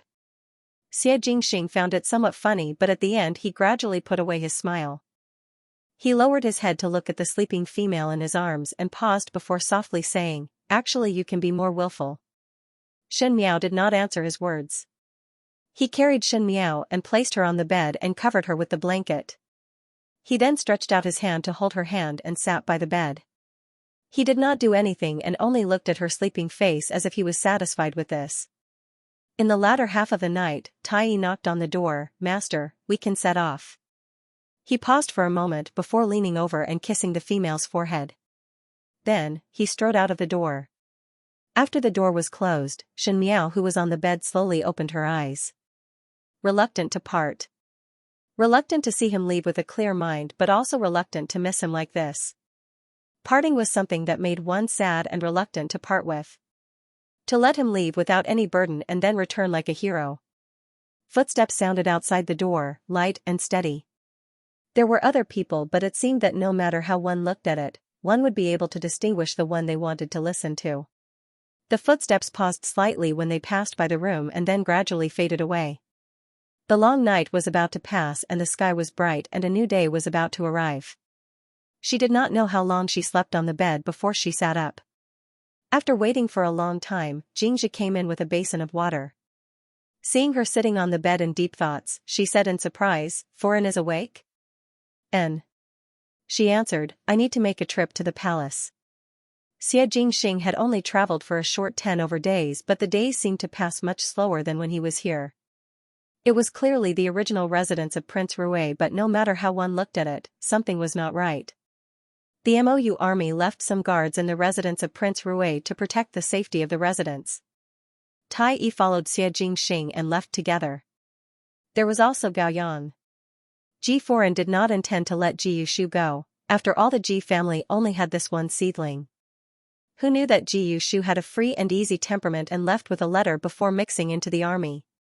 When Ji Foreign found out and wanted to chase after him, she was stopped by Ji Darren. Ji Darren said, "Ji Yushu is always reckless and ignorant, it is good to let him sharpen his will." Thus in Lineage City, almost all the people who had a good relationship with Xianxia seemed to have left in one night. After Gao Yang left, the Gao family sent his junior brother to treat Yi Hongguang. Yi Hongguang still did not wake up and kept sleeping soundly. Luo Tan also seemed to have grown up a lot in one day and no longer went out to play with cats and dogs or walk the streets. Occasionally she would stop and be concerned about the situation at Ming Qi's side. In the beginning, Luo Tan was tangled with the battle between the Great Liang and Ming Qi, thus Xianxia told her about all the things that happened in Ming Qi, including Fu Xiuyi, Emperor Wen Hui, and even the suppression of the Luo and Shen family. The more she heard, the more silent Luo Tan became, and in the end she did not say anything. Xianxia also did not go and persuade her. There were some things that one would slowly think clearly, and it was only a matter of time. The days were much calmer and the commoners in Lineage City did not have any signs of panic. Perhaps it was because they had confidence in their soldiers, or perhaps it was because they were used to singing and dancing for many years that they did not have much of an impression of war, thus they did not feel any fear. Xianxia and those noble Furins in Lineage had a very good relationship. Naturally, there was a result of her deliberately winning them over, and those Furins were also very smart. The biggest threat to the imperial family, the Liu and Yi family, had disappeared from the world, and now the Great Liang was ruled by the imperial family, and the residence of Prince Rui was also a relative of the imperial family. Xianxia was also on good terms with Empress Xianxia, so naturally they would rush to please her. Speaking of Empress Xianxia, Xianxia often visited her in the palace these days. Xianxia liked to talk to Empress Xianxia as Empress Xianxia was a talented female. In Xianxia's previous life, it was because she was an empress that her horizons were broadened. The two of them talked about the past and present, from anecdotes to the current situation of the world, and their opinions were surprisingly in agreement. Empress Xianxia also liked her. Every time they talked about her, time seemed to pass very quickly. On this day, Xianxia was going out again and planned to enter the palace to see Empress Xianxia. The closer it was to autumn, the colder it got. Uncle Tang carried a bowl of sheep milk soup in. Most likely it was because Xianxia had left that Uncle Tang was very idle all day. Other than occasionally being instructed by Xianxia to handle the matters of the shop, most of the time he had nothing to do. So he thought of a way to prepare some meals, saying, "When master comes back and sees that madam has lost weight and is haggard, he will definitely blame this old servant. Why don't you let this old servant make some food for madam? It's good for your health." Xianxia said, "This goat milk smells so fragrant. If it was another household's goat milk, the soup that is made would be more fragrant and sweet." Uncle Tang said, "After madam eats this bowl, when she goes to the palace, her heart will be warm, and she won't catch a cold on the way." He took another look outside and said, "The weather has turned cold these past few days." Xianxia smiled, "Many thanks Uncle Tang." She picked up the bowl and took a sip. She had only taken a sip when she felt her stomach churning and almost wanted to vomit. She suddenly put down the bowl and covered her mouth as she frowned. Guyu and Xianxia jumped in shock. Uncle Tang quickly asked, "What is the matter with Foreign?" Shen Miao shook her head, "Most likely one caught a cold last night and smelled the sheep milk. This time I cannot eat it and it is better not to drink it." In this case, Uncle Tang muttered, "Go back and get the servants to bring some medicine back. Then Foreign should not drink the sheep soup first, otherwise it will be uncomfortable. Let the kitchen make some light soup later." Shen Miao nodded her head and grabbed the cloak before speaking to Xianxia and Guyu, "Let's go." Mo Qing and Song Yang had already prepared the horse carriage outside. Both of them did not follow Xie Jingxing to Mingqi as Long Ye's end was not without worries. Both of their martial arts were strong and Shen Miao could use them easily, so they stayed in Longyi and listened to Shen Miao's instructions. When they entered the palace, Empress Xianxia was waiting for her in the Wei Yang Palace and smiled, "Today you came a little late. There was some trouble before coming out." Shen Miao smiled and asked again, "Is His Majesty's health better these days?" "Still not bad. Yesterday he even strolled with Bengong in the garden." "But..." Empress Xianxia smiled bitterly, "Perhaps he is lying to Bengong. Anyway, he always likes to lie to Bengong and would not say anything." Shen Miao paused before persuading her, "His Majesty is also afraid that you will be worried and hope that your ladyship will not be worried about this as he is thinking of you." "Perhaps." Empress Xianxia smiled, "Let's not talk about these. Bengong obtained new tea leaves yesterday and the kitchen made osmanthus cake. There are records in ancient books that the literati of the previous dynasty would put tea leaves in the osmanthus cake to obtain the fragrance of the tea leaves. Together with the tea, it was called tea food.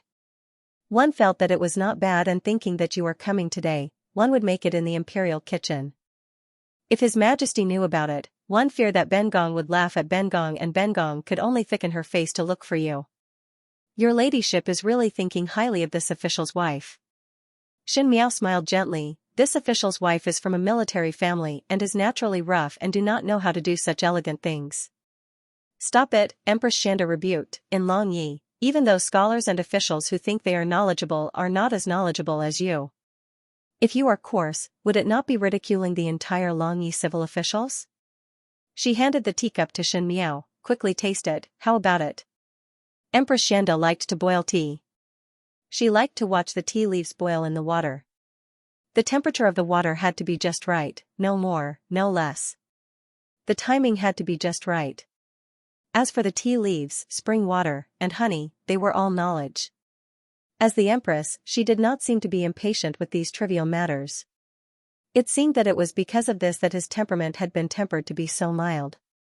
Shen Miao liked to stay together with Empress Xianxia because of her peaceful temperament that made one feel that the years were peaceful and long. Shen Miao said, "It is better to obey than to be respectful." She picked up the tea and took a sip. That tea was very fragrant and slightly bitter, but the aftertaste was dry and sweet. Just as Shen Miao was about to speak, she suddenly felt nauseous and her hands trembled and half a cup of tea fell over. She covered her mouth and retched. Empress Xianxia was surprised for a moment and quickly took the tea from her hands. Seeing that her expression was not good, she asked, "What is the matter? Is there anything uncomfortable?" Shen Miao felt that the churning in her stomach had calmed down a little before she shook her head, "Nothing. Apologies, your ladyship. Really sorry. Recently it is most likely that I have caught a cold and keep feeling uncomfortable in my stomach. Today when I went out, it was..." Her voice suddenly stopped and an incredulous expression rose on her face. Empress Xianxia did not understand at first, but after seeing Shen Miao's expression, she seemed to have thought of something and said in shock, "Could it be that you are..."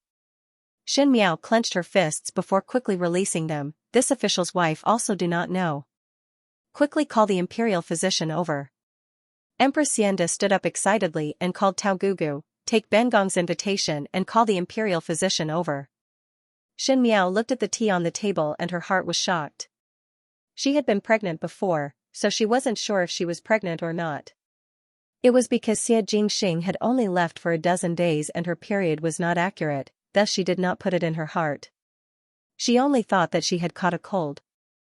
Who knew? Now that she thought about it, she felt that recently her appetite had become strange. But she still could not make up her mind. Shen Miao's heart was also somewhat excited. The word child was too far away for her. She was somewhat afraid that when the child came to this world, they would have to face the sufferings, joys and sorrows of others, and she was not omnipotent and could not protect them flawlessly. On the other hand, she was very eager for the arrival of the child. If it came, it would be the best gift that heaven had given her in this lifetime. The imperial physician quickly rushed over and Empress Xianxia appeared to be more excited than Shen Miao, letting the imperial physician immediately take Shen Miao's pulse. The white-bearded imperial physician took Shen Miao's pulse and after pondering for a long time, he stood up and bowed to Shen Miao before bowing to Empress Xianxia and said with a smile, "Congratulations Qin Wangfei. The pulse is like pearls and it is the pulse of pregnancy. One fear that Qin Wangfei has been pregnant for more than a month and the Qinhuang residents will have another child." Shen Miao was still somewhat in disbelief as she asked, "Really?" It was rare for Empress Xianxia to see Shen Miao in such a daze and laughed out loud. She pretended to be serious and said, "Qin Wangfei is asking you if it is true. If there is a mistake, there will be heavy punishment." The white-bearded imperial physician smiled, this old official does not dare to lie. If Qin Wangfei does not believe, one can invite a few more to take a look. This was originally a joke but Shen Miao said, "All right. Then one will trouble to invite a few more to take a look." The imperial physician was so shocked that he could only stare blankly. Empress Xianxia was overjoyed and knew that Shen Miao was not willing to believe and wanted to confirm it again and again. However, when she was pregnant, she also couldn't believe it. Thinking of himself, his eyes darkened, but he quickly regained his composure and said with a smile, "Then let's do as Princess Consort said and invite a few more imperial physicians over." Empress Xianxia really took good care of Shen Miao and really invited several imperial physicians to take Shen Miao's pulse. The result of taking her pulse was exactly the same. Shen Miao was indeed pregnant for more than a month. This was really too coincidental. Xie Jingxing had just left and in less than 10 days, Shen Miao was already pregnant. No matter what, when he was alone, at least he wouldn't feel so lonely. However, it could also be even more lonely. Empress Xianxia was overjoyed. Most likely in the entire imperial family, there were only Emperor Yonglu and Xie Jingxing, the two brothers. Emperor Yonglu did not have any sons and the Xie family did not have any juniors. The one that Shen Miao was carrying was the first of the younger generation in the Xie family. Empress Xianxia sent someone to invite Emperor Yonglu over. When Emperor Yonglu heard the news, he was in disbelief. Empress Xianxia said with a smile, "Think about it. In the future, there will be a little boy or little girl that will call you Imperial Bobo and call me Imperial Gugu. Isn't it interesting?" "What is interesting?" Emperor Yonglu was still somewhat awkward. He really did not like Shen Miao and because of Shen Miao, he even had a dispute with Xie Jingxing. But Emperor Yonglu had never changed Xie Jingxing's thoughts and could not do anything to Xie Jingxing, thus he had an attitude of looking at a femme fatale towards Shen Miao. "You." Empress Xianxia looked at him, "This is considered a joyous matter for our imperial family. It would be good if Qin Wangfei can give birth to a few more in the future. The residence of the prince of first rank would be so lively." There was some envy in her eyes. Obviously Empress Xianxia also liked children. Anyone could see the envy in Empress Xianxia's words. Shen Miao paused and there was a flash of pain in Emperor Yongli's eyes. After a moment, he spoke, "Pack up your things tonight and move to the palace. This cannot be spread out and the palace will be able to protect you." Shen Miao was slightly startled. Empress Xianxia also quickly said, "Correct. Even though Longyi City looks peaceful, but at this critical juncture, there cannot be any mistakes. This matter must be kept secret and outsiders must not know about it. As for Jingxing's side, privately send a message to him." "Your Highness the Empress." Shen Miao suddenly spoke, "This official's wife has a request." Empress Xianxia said, "Speak. Please hide this matter from your Highness." She said, "Your Highness is currently on a journey and if he knows about this matter, he will inevitably be worried. If it is used by people with ulterior motives, there will be a loophole. It is better to hide it." Empress Xianxia and Emperor Yonglu looked at each other. Empress Xianxia said, "You are not wrong. But Qin Wangfei, if you are not willing to tell Jing Xing, you will have to bear the pain and happiness of this child alone.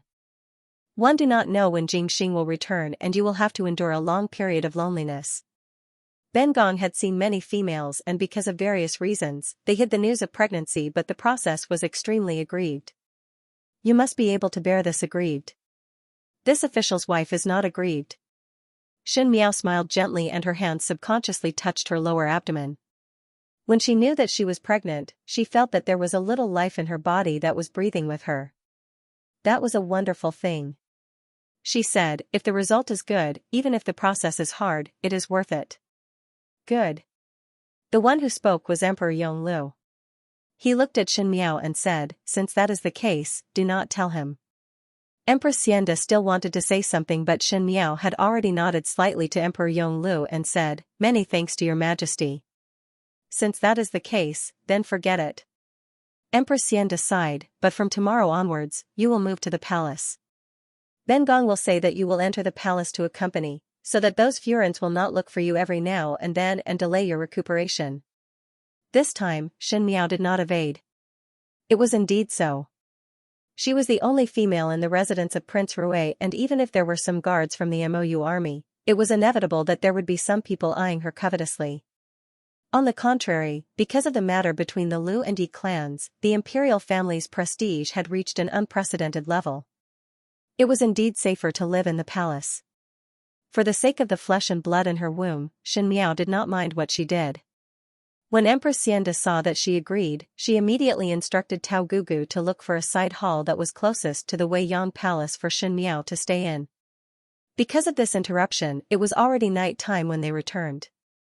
Uncle Tang heaved a sigh of relief when he saw that she was finally back. Luo Tan also returned from outside and was surprised and happy to know from Jing Zhiguyu that Shen Miao was pregnant. Uncle Tang was so happy that he did not know what to say. Shen Miao told them not to tell Xie Jingxing as it was the critical juncture of war and it would not be good for Xie Jingxing to be distracted. Uncle Tang nodded, but he still felt sad in his heart. He said that he was going to burn incense for Empress Xiao and let her know the good news. Luo Tan was very surprised and wanted to touch Shen Miao's lower abdomen but did not dare to. Finally she carefully placed her hand on it and felt for a long while before she said dispiritedly, why is there no movement? It has only been a month or so, how would there be any movement? Shen Miao laughed in spite of herself. But... Luo Tan looked at her, youngest Biao sister, are you not going to tell Gu Fu and Gu Mu? If they knew about it, they would definitely be very happy. Shen Miao thought about it before shaking her head, now father, mother and eldest brother are in a confrontation with Fu Xiuyi. At this time, I am their weakness. If there is an additional child, it would be even more restrictive. Moreover Xie Jingxing would reach Mingqi sooner or later and would need to meet up with father and mother. If father and mother know about it, Xie Jingxing would also know about it.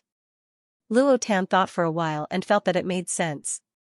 She said, even though they do not know, I as a Yumu know. She softly said, even though one do not know if it is a little nephew or niece, but thinking of a little meatball, one would feel like it. Luo Tan had been somewhat quiet these days. She originally had a lively temperament which made the people in the residence of Prince Rui somewhat surprised. Now she had finally regained the liveliness of the past. This can be considered as a joyous event these days. Uncle Tang smiled, it is time to liven up. Someone patted her head, almost forgot. One should pay attention to some food. Now that Foreign is recuperating, one must not make any mistakes. Also those stairs and the corners of the door must be wrapped with cloth. It was a vivid picture of nervousness. Shen Miao laughed in spite of herself. In the previous life when she was pregnant with Fu Ming and Wan Yu, there was no such treatment. Even consort Dong Shu only routinely asked if there was anything wrong with her and sent some tonics. If it was not for the Shen family's concern, one feared that Shen Miao herself would be in a mess. Now she was calm but the people in the residence of Prince Rui were all extremely nervous. She smiled, no need to trouble. Uncle Tang, you should also pack up. Because I am pregnant, her ladyship wants me to enter the palace. Leave some guards in this residence and leave some people behind. The important people will follow me to the palace. Uncle Tang was surprised for a moment before he seemed to understand Shen Miao's meaning and said, "Good, good. This old servant will go and arrange it." "Biao youngest sister, do I also need to go?" Luo Tan asked. "Naturally one must go. But I do not know the etiquette of the palace. Would it not be good?" Luo Tan asked. Shen Miao said, "How is it not good? Just show a few punches and kicks and everyone will know that your martial arts are high and will be wary of me, thus I will be safer. The safety of me and the child will depend on your protection." "Cousin, don't tease me." Luo Tan blushed, "But you're right. 2 people is better than 1 person when I'm with you. I'll go with you to the palace." She stood up. "I'll go pack up first." After Luo Tan left, Shen Miao stood up. She didn't expect that she would be pregnant at this time, but she felt that everything was destined. Opening the window, the autumn moon was very bright, and it gradually began to form a full moon. In a few days, it would be the Mid-Autumn Festival. It was the Mid-Autumn Festival, but she was separated from her family. No matter if it was Xianxia or Xianxia, they were all not by her side. This year was destined to be a difficult one, but Shen Miao touched her lower abdomen. Because she had a child and because she had become a mother, she seemed to be able to appreciate the fullness of the moon. God would not be cruel to a person forever. At least for this moment, God was a good person. He gave Shen Miao a new life and also gave her a man she loved deeply and a brand new life.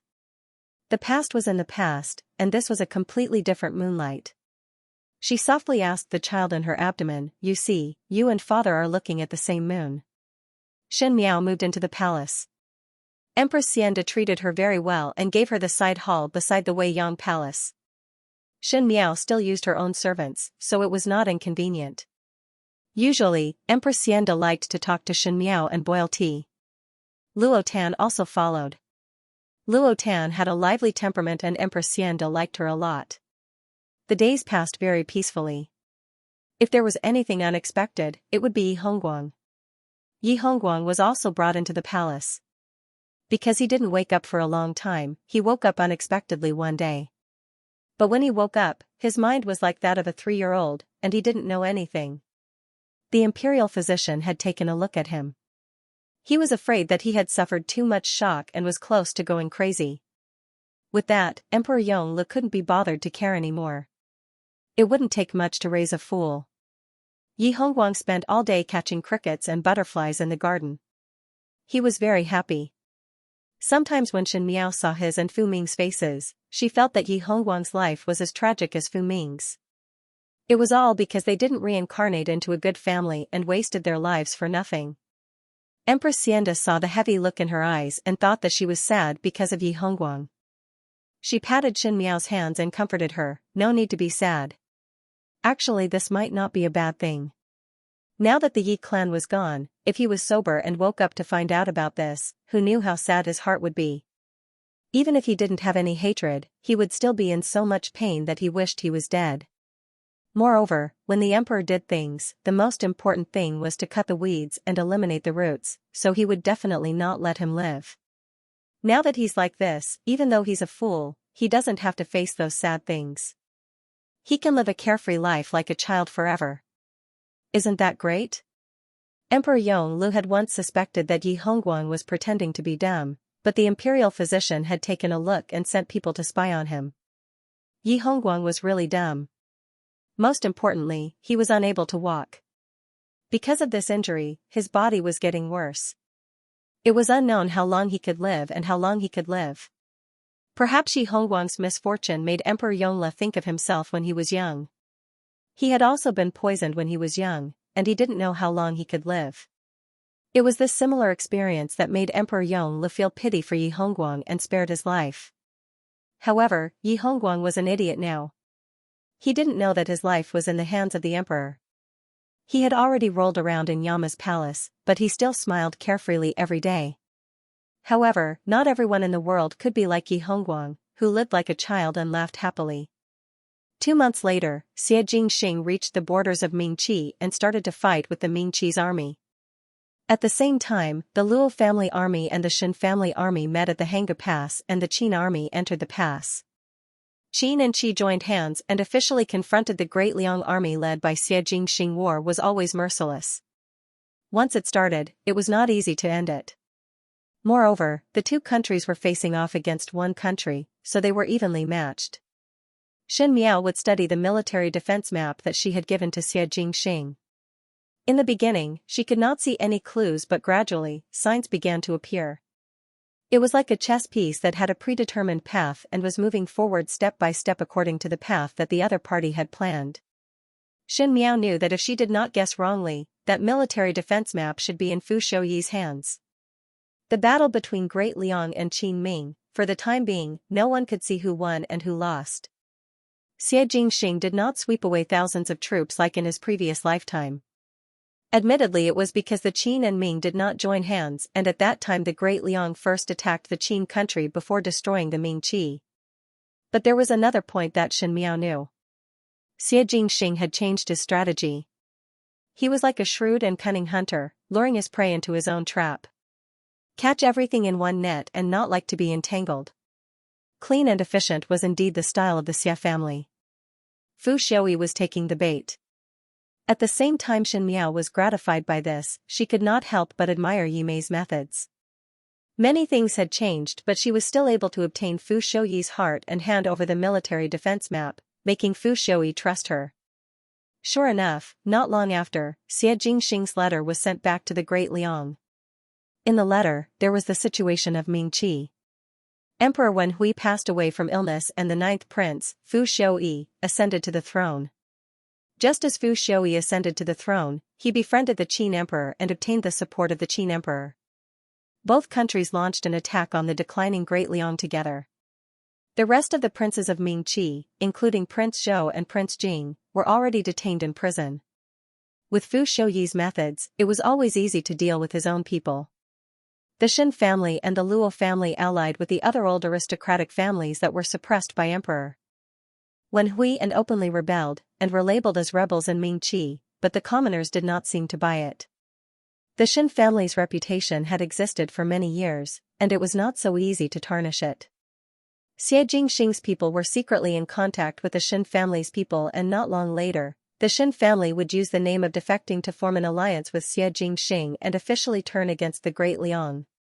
At the end of the letter, Xie Jingxing had casually added a few sentences, as if it was a dispensable legend that he had casually added.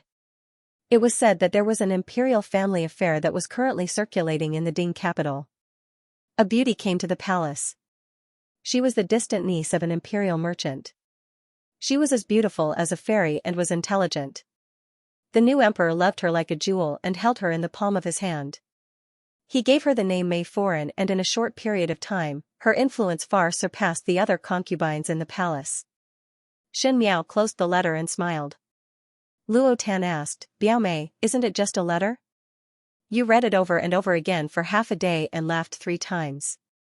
Suddenly she looked at the other side. AI. How did the cat climb up? And he climbed so high? Not far away, on a tree in the garden, a black cat was climbing up the tree trunk. The higher it was, the thinner the branch became. It was as if it could not bear the cat's weight, swaying dangerously. The faster one climbs, the higher one climbs, the faster one falls, and the more painful it is. Xin Miao smiled. Slowly watch. Another half a year passed. Once a war started, it would not be easy to stop it. This was even more so for a war that involved 3 countries. Today, the flames of war were everywhere.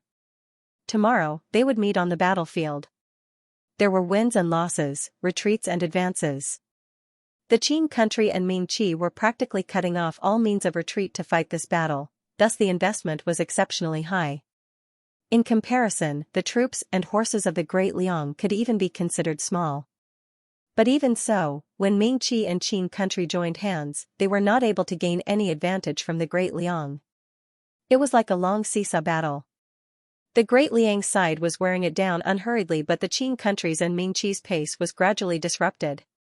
Especially recently. In the previous battles, big and small, Qin Qi had always won, especially at the beginning. They were able to taste the sweetness of victory almost every single time. Although the harvest was not very bountiful, it greatly boosted their morale. The generals and soldiers of Qin and Qi were very proud. Towards the end, Qin and Qi appeared to have less and less of an advantage. Although there were victories, they were gradually showing signs of decline. All the way to the 13 capitals of Yuzhou. The 13 capitals of Yuzhou were located at the border of Ming-Qi, Qin country, and Great Liang. It had always been the Qin country's territory, and as for why it was the Qin country's territory, one had to trace it back to a very long time ago, even to the beginning of the country. For so many years, the 13 capitals of Yuzhou had been standing steadily at the border. It was not because the Great Liang and Ming-Qi did not have any thoughts, but because the 13 capitals of Yuzhou had a complex terrain that was easy to defend and hard to attack. If one wanted to attack, one would have to expend a lot of effort, and if it was not good, one would implicate oneself. This was such a hard bone to chew. Even if one wanted to chew, other than ambition, one must have great courage. Xie Jingxing led the Great Liang soldiers and was about to launch an attack on the 13 capitals of Yuzhou. This battle was extremely important and could even be said to be the key to the entire war situation. If Xie Jingxing was able to successfully take down the 13 capitals of Yuzhou, he would be able to end the war in a shorter period of time. For the Ming-Qi and the Qin country, it would be exceptionally smooth. On the contrary, if Xie Jingxing was unable to bite this bone, then it would only cause the Great Liang army to suffer a great loss of strength. Not to mention dealing with the Ming-Qi and the Qin country, it would be very difficult to resist the pincer attack of these two countries. Thus for this war, no matter if it was the Great Liang, the Ming-Qi or the Qin country, all of them had bet 120,000 points, almost gambling with their lives. When Empress Xianxia was talking to Shen Miao about this matter, she was still joking with her. After all, the one leading the troops is your husband. How is it that until now, you are not nervous at all? Shen Miao smiled gently. This official's wife naturally believe in your highness. Xie Jingxing was indeed very cunning. Yi Mei's wrong military defense map was able to successfully reach Fu Xiuyi's hands and was even believed by Fu Xiuyi. This was undoubtedly due to her ability. But Xie Jingxing's role in it was not small. At the beginning of the war, Xie Jingxing had always won and lost neither lightly nor heavily, allowing Fu Xiuyi to gain some sweetness. In fact, those few victories did not give any substantial advantage to the Ming-Qi and the Qin country, but it gave others an illusion that the Qin-Qi was very powerful. In the long run, Fu Xiuyi would instead trust the things that Yi Mei sent. Even if the Great Liang won a few more times, in Fu Xiuyi's eyes, it was just a coincidence. But he neglected that the battles that Xie Jingxing lost were all insignificant cities, and even though the cities that he won and defended were few, they were all extremely important. If one looked carefully, it was as if the dots were connected into a line, and there was a faint trend of joining forces. But Fu Xiuyi and the Qin emperor most likely would not notice this point, because in the recent few battles, they had small victories. The morale of the Great Liang army seemed to be gradually declining, and their attacks became more and more fierce, as if they wanted to take down the other party in one go. Thus Fu Xiuyi placed extra importance on the 13 capitals of Yuzhou.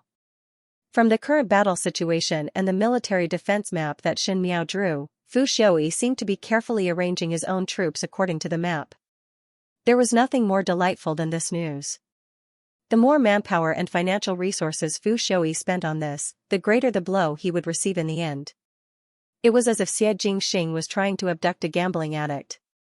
First, he would let him win some money, lose and win, making the gambling addict feel that his luck was not bad and his skills were not bad.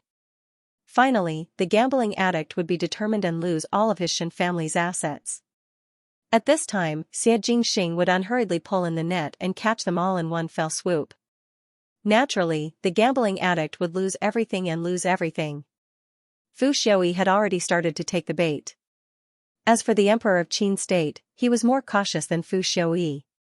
Perhaps he had other arrangements in the 13 capitals of Yuzhou province. However, once Fu Xiuyi's side was defeated, to Xie Jingxing, it was not important what happened to the Qin country.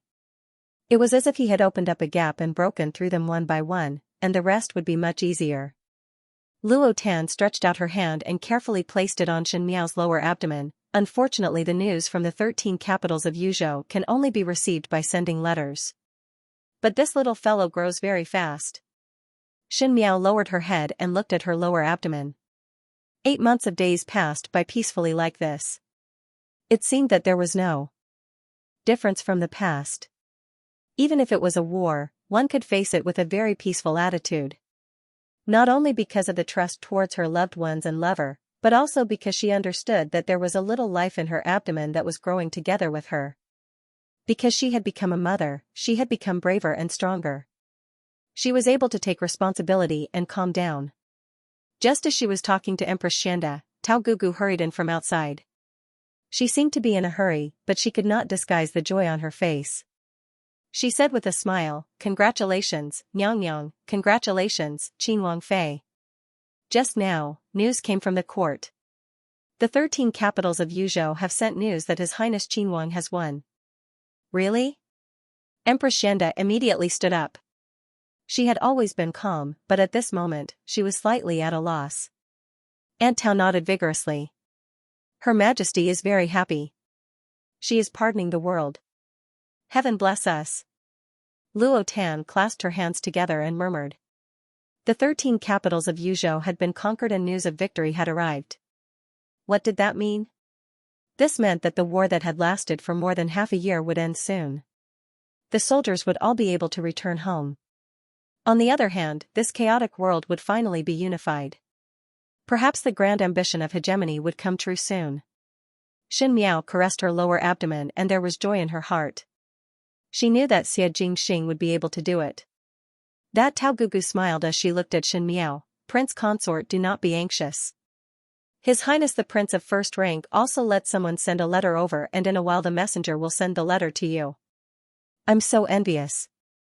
Empress Xianxia teased Xin Miao, not sending a letter to Bengong and His Majesty, and just thinking of one's own daughter-in-law, one would bear the title of sibling in vain. Luo Tan also said, that's right, that's right. They don't even know how to consider the feelings of others. Don't be disappointed, Miss Luo. Perhaps Aunt Tao was in high spirits after a happy occasion. She continued to speak for the first time, there's also a letter for you. It seems that the young master of the Gao family sent someone to deliver it. Luo Tan was confused. Gao Yang? What kind of message did he send me? Xin Miao and Empress Xianxia looked at each other and smiled as they shook their heads. The good news of the 13 capitals of Yuzhou made everyone in Longyi very happy. Emperor Yongle even held an unprecedented palace banquet that he hadn't held for a long time. It was extraordinarily lively. Xin Miao did not participate in this palace banquet. Firstly, the fact that she was pregnant was not known to the public. She had been living in the palace. Although there had always been speculation outside, Empress Xianxia had protected her very well. Later on, people's enthusiasm for it gradually waned, and they were no longer curious. Secondly, it was not suitable for the pregnant Xin Miao to participate in such an occasion like the palace banquet, and if something went wrong midway, it would not be good. Moreover, she wanted to go back early to read Xie Jingxing's home letter. Ever since Xie Jingxing's letters from home were shocking and the situation became tense, there were very few of them. Perhaps it was too troublesome to send a letter. He hadn't written to her in 2 months. Xin Miao opened the letter. There was nothing special in the letter. It was just that he was doing well and he proudly boasted about his own achievements and criticized Fu Xiaoyi as worthless. It was said that other than Fu Xiaoyi's skill in fighting for the throne, he was really messed up when it came to governing a country. Mingqi's court was in a mess and there was no need to worry too much. Then he mentioned Mei Foran. It was said that Fu Xiaoyi praised Mei Foran very highly and there were many people in Mingqi's court talking about it.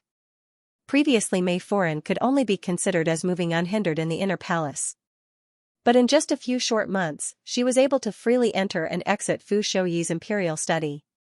Fu Xiaoyi seemed to not only see her as a beautiful female, but also as a lucky general. There were even a few victorious battles that were all thanks to Yi Mei. Now that Yi Mei was in the Mingqi's court, she could get whatever she wanted. Other than Fu Xiaoyi, she did not put anyone else in her eyes. Fu Xiaoyi also indulged her. On one hand, he felt that she was beautiful and intelligent and on the other hand, it was definitely because of Yi Mei's ability.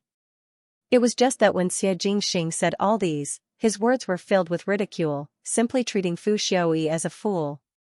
Not only that, he even arrogantly claimed that everything was ready and was only waiting for the other party to walk into the trap. This time after the 13 capitals of Yuzhou won, at the Ding capital side, without needing him to take action, Yi Mei would be tortured to death by Fu Xiuyi. Fu Xiuyi's heart was not considered broad, and previously he personally praised Yi Mei as a blessed general in front of the court officials. Now that this blessed general made him suffer a loss in an important battle, how would Fu Xiuyi let it go? Of course, Xie Jingxing also arranged a little extra fun to create the impression that Yi Mei was a spy of the Great Liang and came to the Ding capital to get close to Fu Xiuyi to be a chess piece for the Great Liang. Fu Xiuyi was someone who could not tolerate betrayal, so naturally he would not spare any effort. Looking at Xie Jingxing's handwriting, Shen Miao could almost imagine his lazily biting the pen and gloating expression.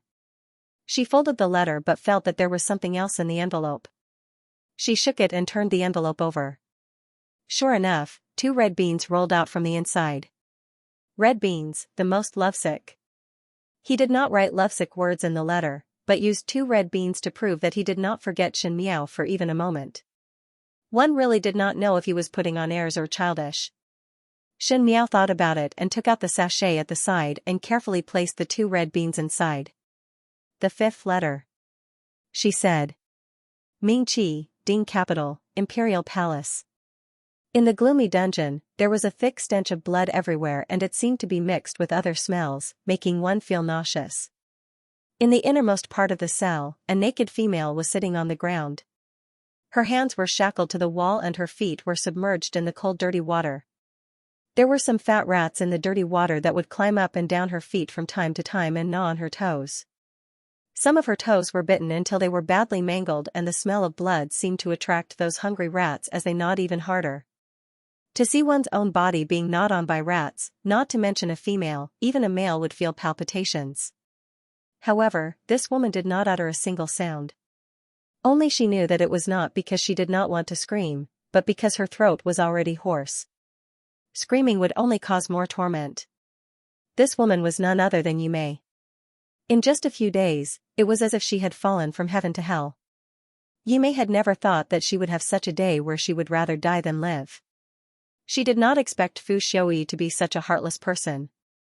She only knew that the 13 capitals of Yuzhou had been defeated, but she already felt something was wrong in her heart. But she felt that with her wisdom, it was not necessarily the worst situation and perhaps she could stabilize Fu Xiuyi. But Fu Xiuyi did not give her a chance at all. His heart was so cruel that he directly sent Yi Mei to the dungeon in front of the harem concubines. Then he tortured her until now, forcing her to say what other tasks the Great Liang had assigned to her. Yi Mei still did not know what had happened, she hoped to be able to explain. But this time her appearance was no longer her weapon. Because on the first day she entered the dungeon, Fu Xiuyi was very disgusted and ordered people to burn her cheeks with a red-hot iron. One of her eyes was even burnt because of this and could not be treated by a doctor in the dungeon, so she was considered blind. Yi Mei was never afraid. She was not afraid of a desperate environment and was not afraid of how bad the situation was. Even if she was trampled on, she would still be full of vitality and tenacious like weeds. The only thing she was afraid of was her own appearance. Because that was her only eternal weapon. This weapon was successful in every endeavor. With it, one could survive in a hopeless environment and reverse a bad situation. One could step on the people who trampled on her and live with ease. But once her appearance was destroyed, she would lose the connection to use others and things would become hopeless. She really felt hopeless and even lost her fighting spirit. She felt that no matter how the mouse gnawed on her toes, it would not be able to change anything. She was blind, and her cheeks were scalded. She could imagine how terrifying her current appearance was. She could tempt people to disregard their lives and there was no lack of such people in the world. Even if one lost one's life, one would still pluck the fresh flowers on the cliff. But now that the fresh flowers had become weeds and even weeds with scars, who would risk their lives to pluck it, Fu Xiuyi was really ruthless. He and Yi Mei were entangled for so many days and perhaps it was because he understood Yi Mei's ability to bewitch people that he might as well end it once and for all. He directly destroyed Yi Mei's appearance so that she would not be able to do anything. Yi Mei was very hateful. Footsteps came from outside and it was exceptionally clear in the spacious dungeon. She turned her neck with some effort and used her remaining eye to look outside. Fu Shui stood outside. He coldly said, "Yi Mei, Zhen will give you one last chance. Say everything that you know out." "What does this official's concubine know?" Yi Mei asked. She still called herself this official's concubine, as if this would prove that she was still Fu Shouyi's favored concubine and was like a fish in water in the inner palace of Ming Qi. Fu Shui frowned in disgust as if he was disgusted by her ugly appearance and turned his head away. "Zhen have investigated everything clearly. Since you are a spy of the Great Liang, then you should have a channel to pass messages to them." Yi Mei laughed out loud. Her laughter was hoarse and no longer had the sweet and pleasant voice of the past, but was very ear-piercing. She also did not know why Fu Shui said that she was a spy. Perhaps Fu Shui only wanted to find a reason for his own failure. He himself had arranged the wrong soldiers but wanted to pin all the crimes on her head. She said, "Your Majesty would not believe whatever this official's concubine said." "Then if this official's concubine were to say out the channel, would your Majesty believe or not? Or could it be that your Majesty feel that this official's concubine is also lying? If you speak, this Shin will grant you an intact corpse." Fu Shui coldly said. Yi Mei smiled. Now that she smiled, her appearance was terrifying, like that of a malicious spirit. Yet, she herself did not realize it, and even more coquettishly, she said, "Your Majesty, this business is too bad. What kind of condition is giving an intact corpse? If your Majesty is willing to let me live and think of a way to heal the wound on my face, I can consider telling you everything I know." Fu Shui did not get angry but laughed instead. "Those who betrayed Jin have never lived. So your Majesty simply destroyed this concubine?"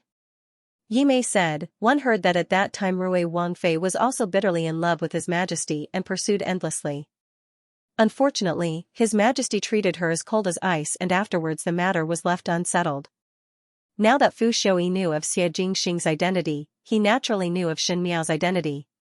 Mentioning Shin Miao, Fu Shui's face became even uglier. In his entire life, he was used to grasping everything in his hands. But it was Shin Miao who met with an accident.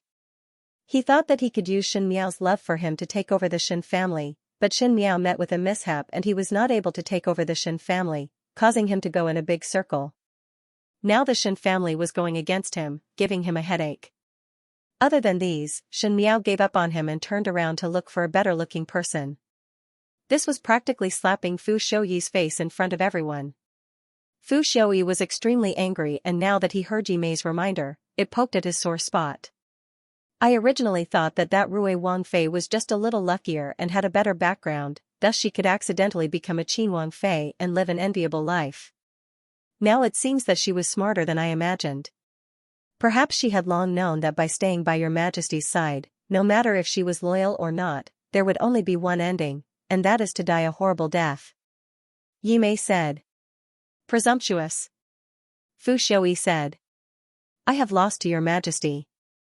Yi Mei said, "Not long ago your Majesty was still entangled with me in a loving relationship, but now you can personally make me into this state. Obviously know that one's appearance is precious to me, but make me suffer so much that I wish I was dead. But your Majesty, let me tell you that you are not any better than me. You push all the blame onto me.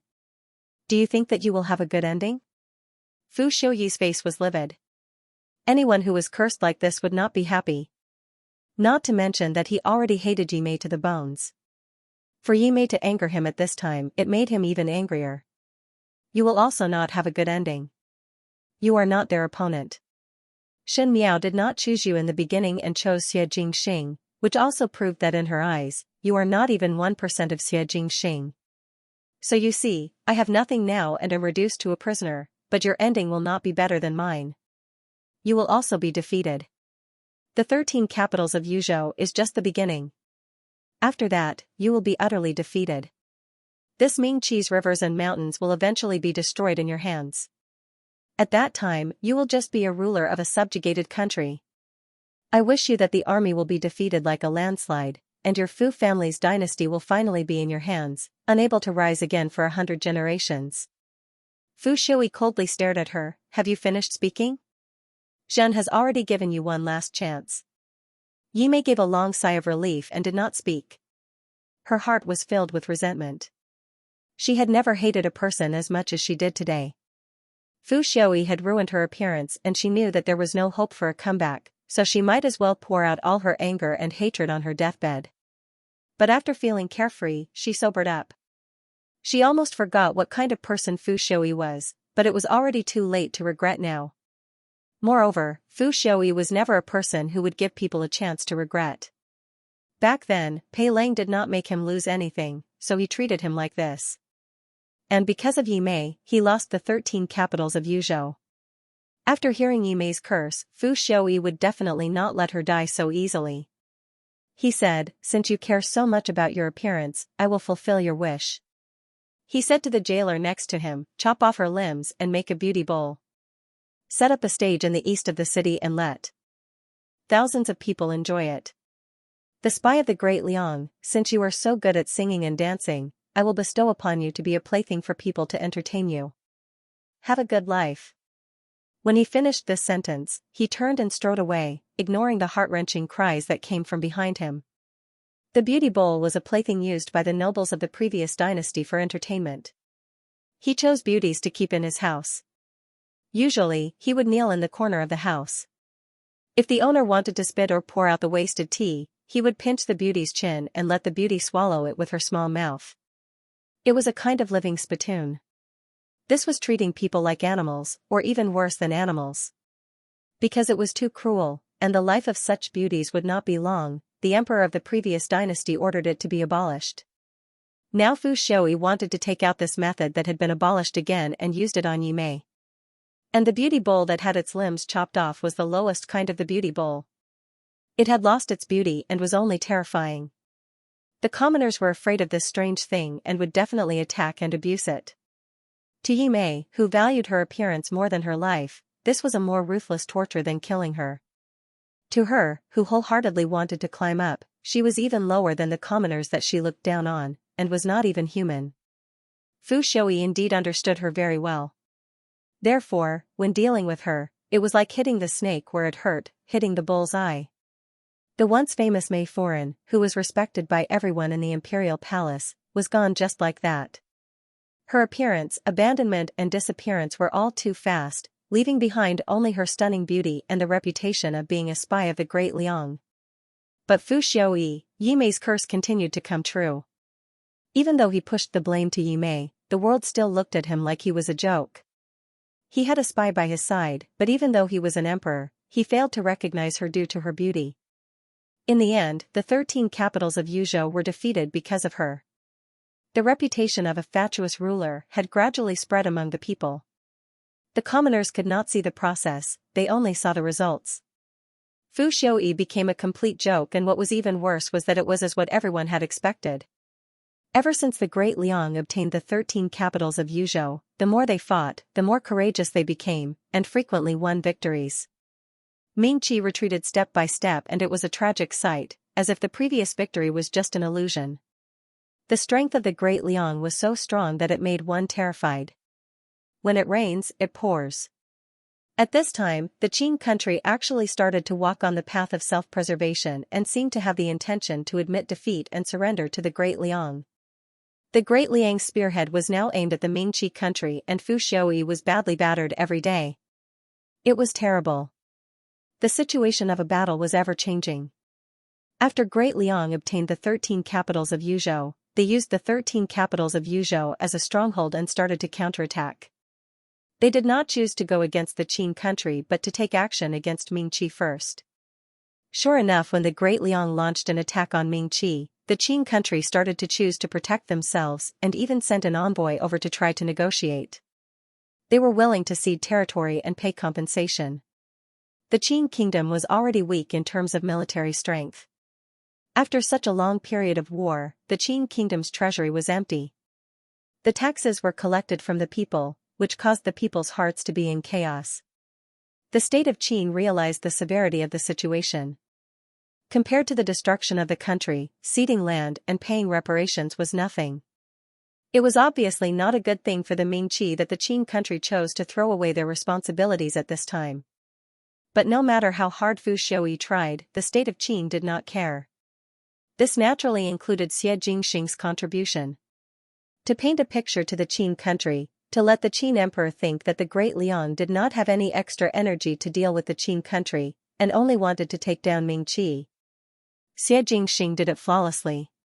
He wanted to destroy them one by one. He had perfected this tactic of sowing discord. The great Liang's army quickly fought their way to Ming Qi's Ding capital. Meanwhile, in the Weiyang palace of Longya, Empress Xianxia was letting the palace maids pour wine for the guests. This was a palace banquet, but there were no civil and military officials, no imperial concubines, only Shen Miao, Luo Tan, Emperor Yong Lu and Empress Xianxia. Empress Xianxia said, "Let's just treat it as a family banquet. It can also be considered a celebration for Jingchen from 1,000 li away." Once Xia Jingxing took over the Ding capital, the Ming Qi would truly be settled. Xia Jingxing naturally would not let go of the Qin country. To cut the grass, one must remove the roots. Once and for all was the best method. Without the support of Ming Qi, the Qin country was like an arrow at the end of its flight. Xia Jingxing had dragged the battle for so long, and now that he was exerting his strength, it was all for this moment. Before long, this long and cruel war would come to an end. At that time, the 4 seas would be at peace and the world would be at peace. Only then would everyone's wish be fulfilled. "Youngest Biao sister, drink this." Luo Tan placed the plum juice in front of Shen Miao and looked at Shen Miao's lower abdomen. The imperial physician said that there will be childbirth in about another 2 months.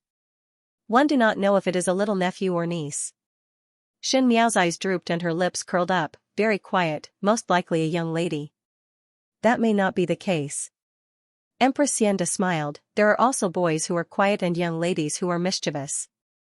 But when Jingxing returns and found out that he is a father, one do not know what kind of trouble he would cause. Shen Miao thought of the scene at that time and felt a headache. If Xia Jingxing knew that she had hidden it from him for so long, he would definitely throw a tantrum. But one would take one step at a time. Just as she was speaking, Emperor Yong Lu came in from outside. Shen Miao and Emperor Yong Lu did not meet much and most likely Emperor Yong Lu did not like her as his attitude was not good every time he saw her.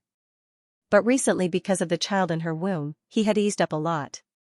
Perhaps it was because of Empress Xianxia's persuasion that he would occasionally get some medicine to nourish the body and send it over. Luo Tan was somewhat afraid of Emperor Yong Lu and immediately sat up. The 4 of them ate at the same table. Luo Tan was somewhat embarrassed, Shen Miao was still alright and Emperor Yong Lu had a cold expression but only Empress Xianxia was the happiest. She said, "This time Jingxing can be considered to have done a great service. When he returns to the court, he must be properly rewarded. Bengong will look at it and give the Qinhuang Fei a title. Their residence of the Qinhuang does not lack anything and it is considered good to have a title." Emperor Yong Lu paused and said, "N." Empress Xianxia even asked, "Do you think it is good?" Shen Miao, how could she answer this? If she said good, it was obvious that Emperor Yong Lu was not happy. If she said not good, was this not slapping Empress Xianxia's face in public? This emperor and empress were really interesting to give her such a difficult problem.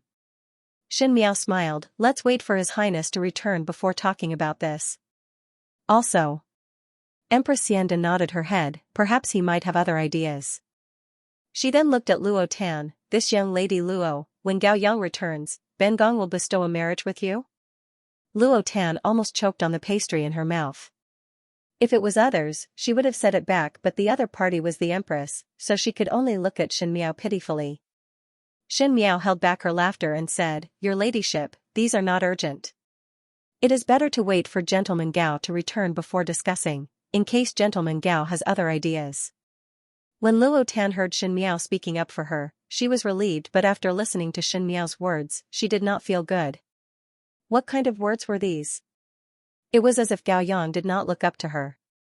She was a young lady that was as beautiful as a flower and the daughter of the Shaochun city's Luo family. Wrong, why was there a need to compare? She didn't have such intentions in the first place. Emperor Yong Lu looked at Empress Xianxia and said in a deep voice, "Eat." Empress Xianxia rebuked, "It's a family banquet. Be more casual. Why are you being so serious?" Ever since Xia Jingxing repeatedly sent news of victory, the officials in the court had all settled down and seemed to have seen clearly the young emperor's ambition and means. Even though the Xia family only had these two brothers, they were not easy to deal with. One was good at balancing the court and the commoners, while the other was good at expansion. Because of their reverence for the princess, the imperial court was much quieter. Even the memorials criticizing Emperor Yongle for not having an heir were few and far between. It was rare for Empress Xianxia to have such peaceful days, and there were some subtle changes in her relationship with Emperor Yongle. It seemed that the emperor and empress who treated each other with respect had gradually become a pair of ordinary husband and wife. Emperor Yongle was an extremely principled person, and in the past, Empress Xianxia would always follow the rules. In this period of time, Empress Xianxia would occasionally do some willful actions, and Emperor Yongle also indulged her. Even though he was not sick of it, it was still rare. It was said that bystanders were the clearest. Xianxia felt that Emperor Yongle had feelings for Empress Xianxia. It seemed that everything was going in a good direction, and when Xianxia returned, perhaps they would be able to continue to be this happy for a long time. Empress Xianxia suddenly thought of something and said, "Tomorrow we are going to dig the 2 jars of snow wine that I buried last year under the plum tree. It should be very fragrant after opening the jars. Your Majesty should come with me and bury this year's. Qin Wangfei and young Lady Luo should also come along. After digging it out, we will go to Chuihu Pavilion in the evening to admire the lotus flowers and taste the snow wine." Luo Tan was greedy and naturally agreed happily. Xianxia also nodded her head, but it was Emperor Yongle who was somewhat helpless. Empress Xianxia was only interested in brewing tea and wine, and when she was happy, she was like a child. But in the end he still nodded his head. Seeing this, Empress Xianxia was very satisfied and continued to chat with Xianxia while eating. The second day happened to be a bright sunny day. Summer came early in Longyi. Fortunately it was the coolest in the morning, so Xianxia and Luo Tan left early. Xianxia's body was heavy and could not accompany Empress Xianxia to dig personally. Luo Tan was carefree and was afraid that she would break the stones when moving, so Empress Xianxia and Tao Gugu were the ones who dug. Emperor Yongle said, "Get up, it is not good to injure your hand." In the past it was this Chia and Tao Gugu who dug it together.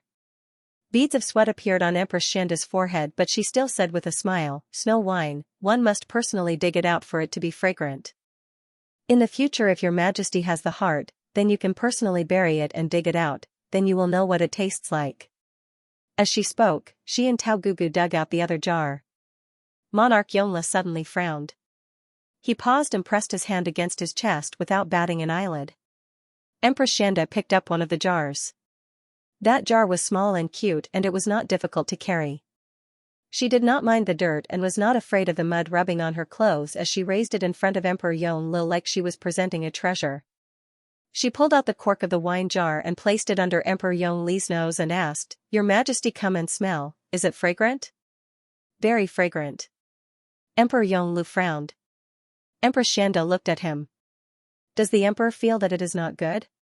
Otherwise, why would he look like this? Could it be that he buried it badly?" She was a little suspicious as she sniffed the aroma of the wine. Emperor Yongle smiled faintly and was about to speak when he suddenly felt his vision go black. He staggered and fell to the ground. "Emperor!" Empress Xianxia jumped in fright. The small jar of snow wine in her hand fell to the ground with a dong and shattered. The wine mixed with the broken pieces and released a strong fragrance, bitter and lingering. "Quick, call the imperial physician." Xianxia quickly instructed, but an unknown premonition flashed across her heart. The veil was lowered. The head of the Gao family had finally arrived. This was Gao Yang's grandfather, Gao Zhan. The Gao family had been practicing medicine for generations and was quite famous in Longyi. Among the younger generation of the Gao family, Gao Yang's medical skills were the most outstanding. However, he didn't want to settle down in a corner and wanted to enter the imperial court. Seeing that he was stubborn, the Gao family's head simply expelled him from the Gao family. Empress Dowager Xianxia initially felt pity for Gao Yang's talent and arranged for him to go to Mingqi. He simply became good friends with Xia Jingxing and assisted him by his side. In the beginning, Emperor Yongle's poison was personally discovered by Gao Zhan. If it was not for Gao Zhan's brilliant medical skills, Emperor Yongle would not have lived for so many years. But the curse of being 35 years old had long passed, and those in the know thought that it was a miracle, but miracles were not that easy to create. Gao Zhan shook his head at Empress Xianda. Empress Xianda's tears fell in a moment. Luo Tan did not follow, but Shen Miao was present. Looking at Empress Xianda's tearful appearance, Shen Miao's heart was also very sour. Everyone knew what kind of friendship Empress Xianda had with Emperor Yonglu. And Emperor Yonglu was not a heartless emperor. These two people were introverted but affectionate. Once one was lost, it would be a fatal blow to the other. Teacher. Empress Xianda held back her sobs and said, His Majesty. How much longer can he hold on? Gao Zhan took a look inside, sighed deeply, and said, At most a month. How could it be? Shen Miao was surprised. His Majesty's illness was accumulated in the early years. In this 1 year, the poison had already invaded his internal organs and he was relying on his willpower to hold on. One think that His Majesty had suffered a lot of pain, but now he is like an arrow at the end of its flight. Gao Zhan said, This old one has been with His Majesty's illness since young. His Majesty is a tenacious person and carries too many burdens. Even until now, he is still holding on. If your ladyship has the heart, please advise His Majesty that it is too difficult to walk on and now he should not suffer too much. All his life he had been thinking of others and sometimes he had to be selfish for once.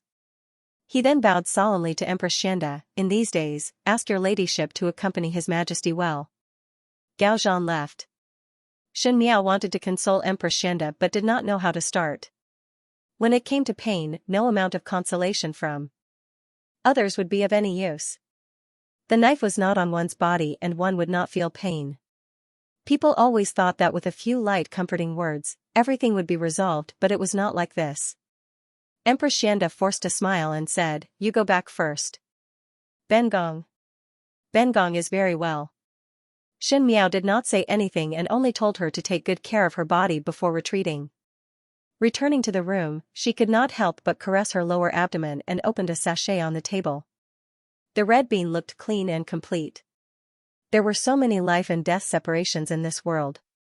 People who were still laughing a moment ago would fall the next moment. Heaven was too cruel and was not willing to give people good times and good luck. One could only rely on oneself. She would protect her lover and her loved ones. Empress Xianda sat in front of the bed. Emperor Yonglu was already awake. She lowered her head, deep in thought. Her side profile was beautiful and gentle. It was as if time had turned back and everything was as it was in the beginning. Qingzhen, Emperor Yongla said. Empress Xianda came back to her senses. She looked at him and said, Your Majesty is awake. Do you feel uncomfortable anywhere? No. Emperor Yongla shook his head. The two of them were silent for a while before Emperor Yongla spoke. Qingzhen, we don't have much time left. Empress Xianda looked at him and didn't speak. He paused and then continued, This winter, it seems I won't be able to accompany you to bury the snow brew. Although one jar has been broken, there is still another jar. If your Majesty does not mind, let's find a cool day and go to Emerald Lake Pavilion. This concubine is willing to drink with your Majesty. However, the prince consort and the others did not have a share. Chuihu Pavilion's summer scenery is very good, and this year's lotuses are blooming very well. Empress Xianda acted as if she did not hear Emperor Yongli's words and continued to speak. Qingzhen, Emperor Yonglu cut her off, we cannot accompany you anymore. His face was pale and he was still as handsome as before. However, he did not have the dominance and coldness of an emperor. He was like a noble young master, but he was very thin, haggard, and very sad. Empress Xianda turned her head away. Emperor Yonglu could not see her expression. He only heard her voice that seemed to be separated by a layer of mist. It was hazy, but it made people's hearts ache. She said, Your Majesty is always very heartless. You are not willing to lie to this concubine, not even a single word. That's right, it is time to wake up from this beautiful dream. Emperor Yonglu hesitated before saying, Sorry. Your Majesty does not need to apologize to this Chia, and there is nothing to apologize to this Chia. This Chia is living my own life, and has nothing to do with your Majesty. Empress Xianda said, Just now, Teacher Gao came over and told this Chia that your Majesty has been struggling for the past year. This Chia wants to ask, why is your Majesty like this? What's the point of enduring the pain so painstakingly? For Great Liang. Emperor Yonglu said, Zhen wants to see Xiaoyuan conquer the country, and protect Great Liang. Zhen wants to see the peace of the world. Zhen hopes to help Empress Mother complete her wish in this lifetime, but Zhen does not have much time, and might not be able to wait for that day. Empress Xianxia was silent for a long time before replying, so, this Jia understands. Qing Zhen. Emperor Yonglu said, you, make plans for yourself. What does your majesty want this Jia to do? Empress Xianxia suddenly turned around, her eyes glistening with tears. She said, you want this Jia to hide my identity and live the life of a normal person? Or live the rest of my life in this palace in luxury? Or find a good husband to remarry? With each sentence she said, the pain in Emperor Yongli's eyes grew. He grabbed the blanket under his hand without batting an eyelid, and said faintly, as long as you are happy. Empress Xianxia suddenly turned her head away. Emperor Yonglu could see a large tear falling on the back of her hand. When she spoke again, her voice was calm. She said, this Jia understands. Many thanks to your majesty for considering so much for this Jia. This Jia will do this. Your majesty should think about how to write the succession decree. Some things need to be planned early. She stood up and said, this Jia has other matters and will leave first. Your majesty, rest well, and remember to drink a pot of wine with this Jia at Chuihu Pavilion. She left. Empress Xianxia rarely got angry, especially in these days. Emperor Yonglu had a good relationship with her, and had a warm smile every day. But even the softest water would have a temper. When it was angry, it would be like a block of ice, so stubborn that it made people angry. But he could not bear to be angry. After Empress Xianxia left, Emperor Yonglu coughed violently. He felt the handkerchief under his pillow and wiped his mouth. Eunuch Deng, who was standing at the side, hurriedly served hot water and said, Your Majesty, be careful. Eunuch Deng, Emperor Yonglu frowned, did I do something wrong? His face showed a rare youthful confusion, causing Eunuch Deng to feel a lump in his throat. Eunuch Deng had served Emperor Yonglu for many years and had watched him grow up. Emperor Yonglu's current appearance reminded him of the time when Emperor Yonglu was poisoned by Emperor Xiaowu's favorite concubine. Empress Xiao hugged Emperor Yonglu and cried bitterly when she learned from the master of the Gao family that he would not live past the age of 35. At that time, the still young Emperor Yonglu comforted Empress Xiao helplessly. He asked Eunuch Deng in confusion, Eunuch Deng, is my poison very serious? The young man grew from a gentle and elegant prince to an unfathomable emperor. But there would still be a day when he would ask the people around him in confusion, did I do wrong? Before Eunuch Deng could speak, Emperor Yonglu sighed and said, I am so envious of Xiaoyuan. Even though it is very difficult for Xiaoyuan and Zhen, that kid's luck is better than Zhen's. If Zhen can live on. He did not continue. There were many things in the world that ended because of an if. Because there was no if. In 10 days' time, Xie Jingxing took over the Ding capital. The emperor of Mingqi, Fu Xiuyi, was shot to death by the chaotic army. Speaking of it, it was really funny that Fu Xiuyi became the ruler of a subjugated country. He originally said in high spirits that he would live and die together with Mingqi and would definitely fight with the soldiers until the last moment. As long as the Ding capital was not destroyed, he would still be the emperor of Mingqi and would not surrender to anyone. But at the last moment, one did not know why he changed his mind and wanted to secretly leave. Perhaps he had the idea of making a comeback one day. However, Fu Xiuyi had calculated everything but did not calculate the human heart. Those advisors of his were able to see the situation of Mingqi earlier than him. When the advisors knew that Fu Xiuyi made a fake decision to perish together with the enemy but he himself wanted to escape, they suddenly flew into a rage. Speaking of which, Fu Xiuyi was also caught in a cocoon of his own making. His group of advisors were initially roped in by him using gold and silver or using beauties. As the saying goes, a hero does not ask about one's background. Fu Xiuyi thought that he was a person who cherished talents and did not look at the other party's identity, thus there were all sorts of people in his advisors. There were robbers, bandits, and even evil people who killed without blinking an eye. These people did not have any good or evil distinction and followed Fu Xiuyi because he was able to provide them with the treasures and women that they wanted so that they could start a great undertaking. Now that the great undertaking had been destroyed, how could Fu Xiuyi still want to run away, those advisors who were the most courageous and had the most ferocious would think of ways to tie Fu Xiaoyi up on the city walls and personally took a bow and arrow to shoot Fu Xiaoyi to death. Finally they chopped off Fu Xiaoyi's head to claim credit from Xie Jingxing and hope that he would surrender.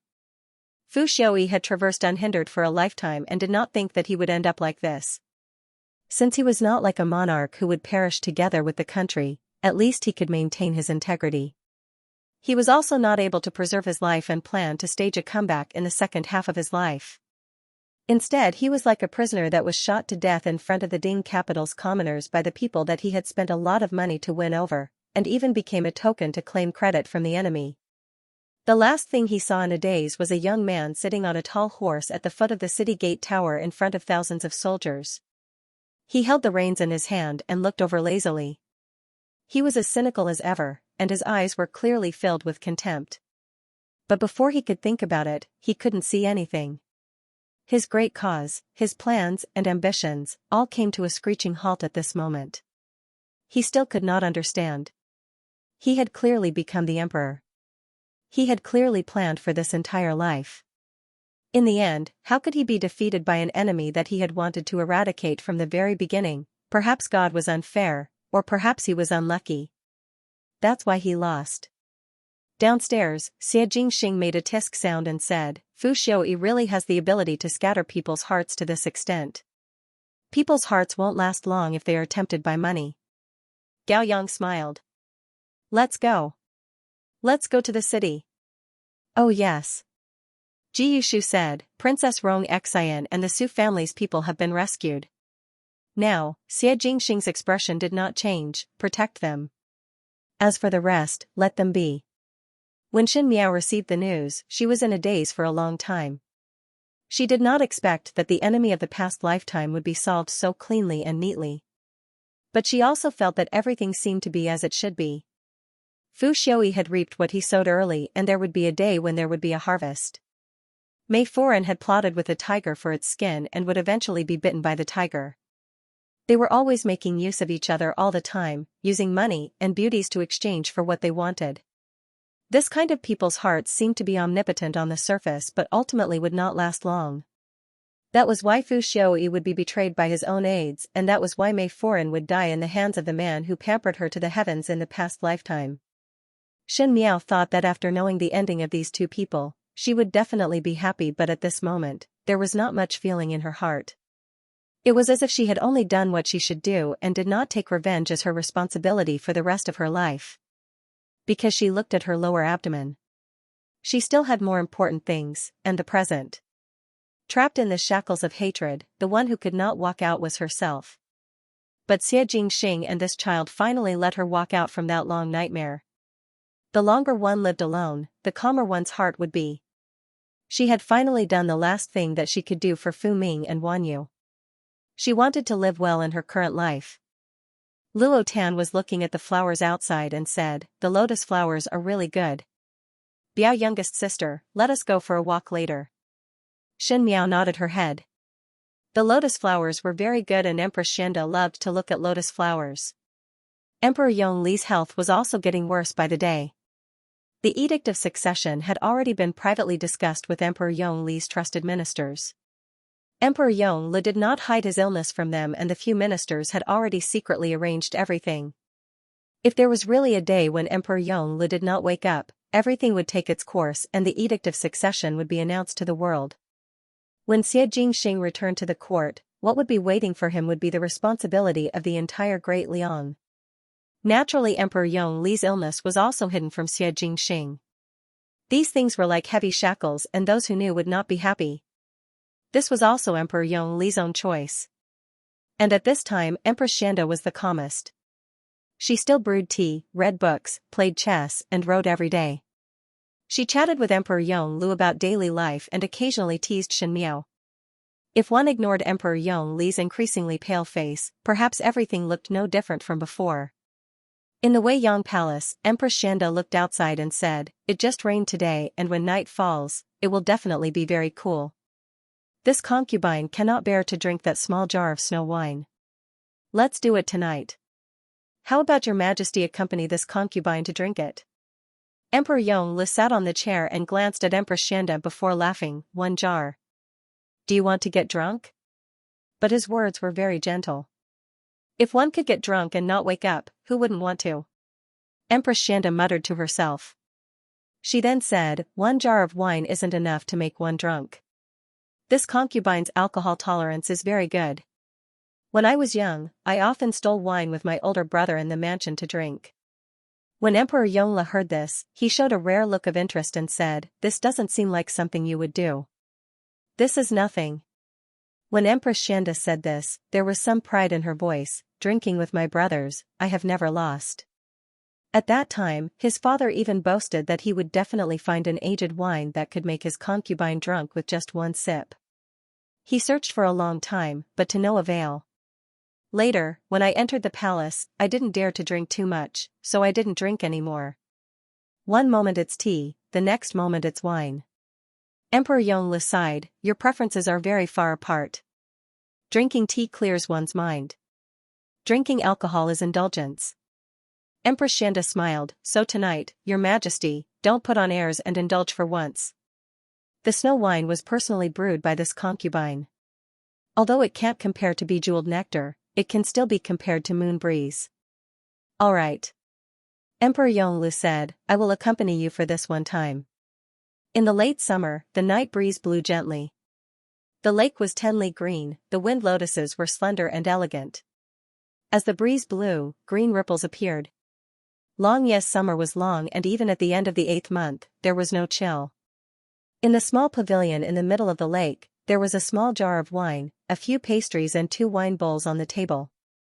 Emperor Yongle looked at the round wine bowl in front of him and raised his eyebrows. Use this? When he made this action that Xianxia loved to do, it was very similar to Xianxia. If you drink it in small sips, you won't be able to taste the snow brew. Empress Xianxia smiled and said, only when you drink it in big mouthfuls like this will it be sweet and refreshing. You usually drink like this? Emperor Yongle frowned. Nonsense. This Xia drinks alone and no one sees. Why do you care so much? Empress Xianxia was unconcerned. She raised a small wine jar and poured wine for Emperor Yongle. Emperor Yongle wanted to say something but stopped. He looked deeply at Empress Xianxia and was silent.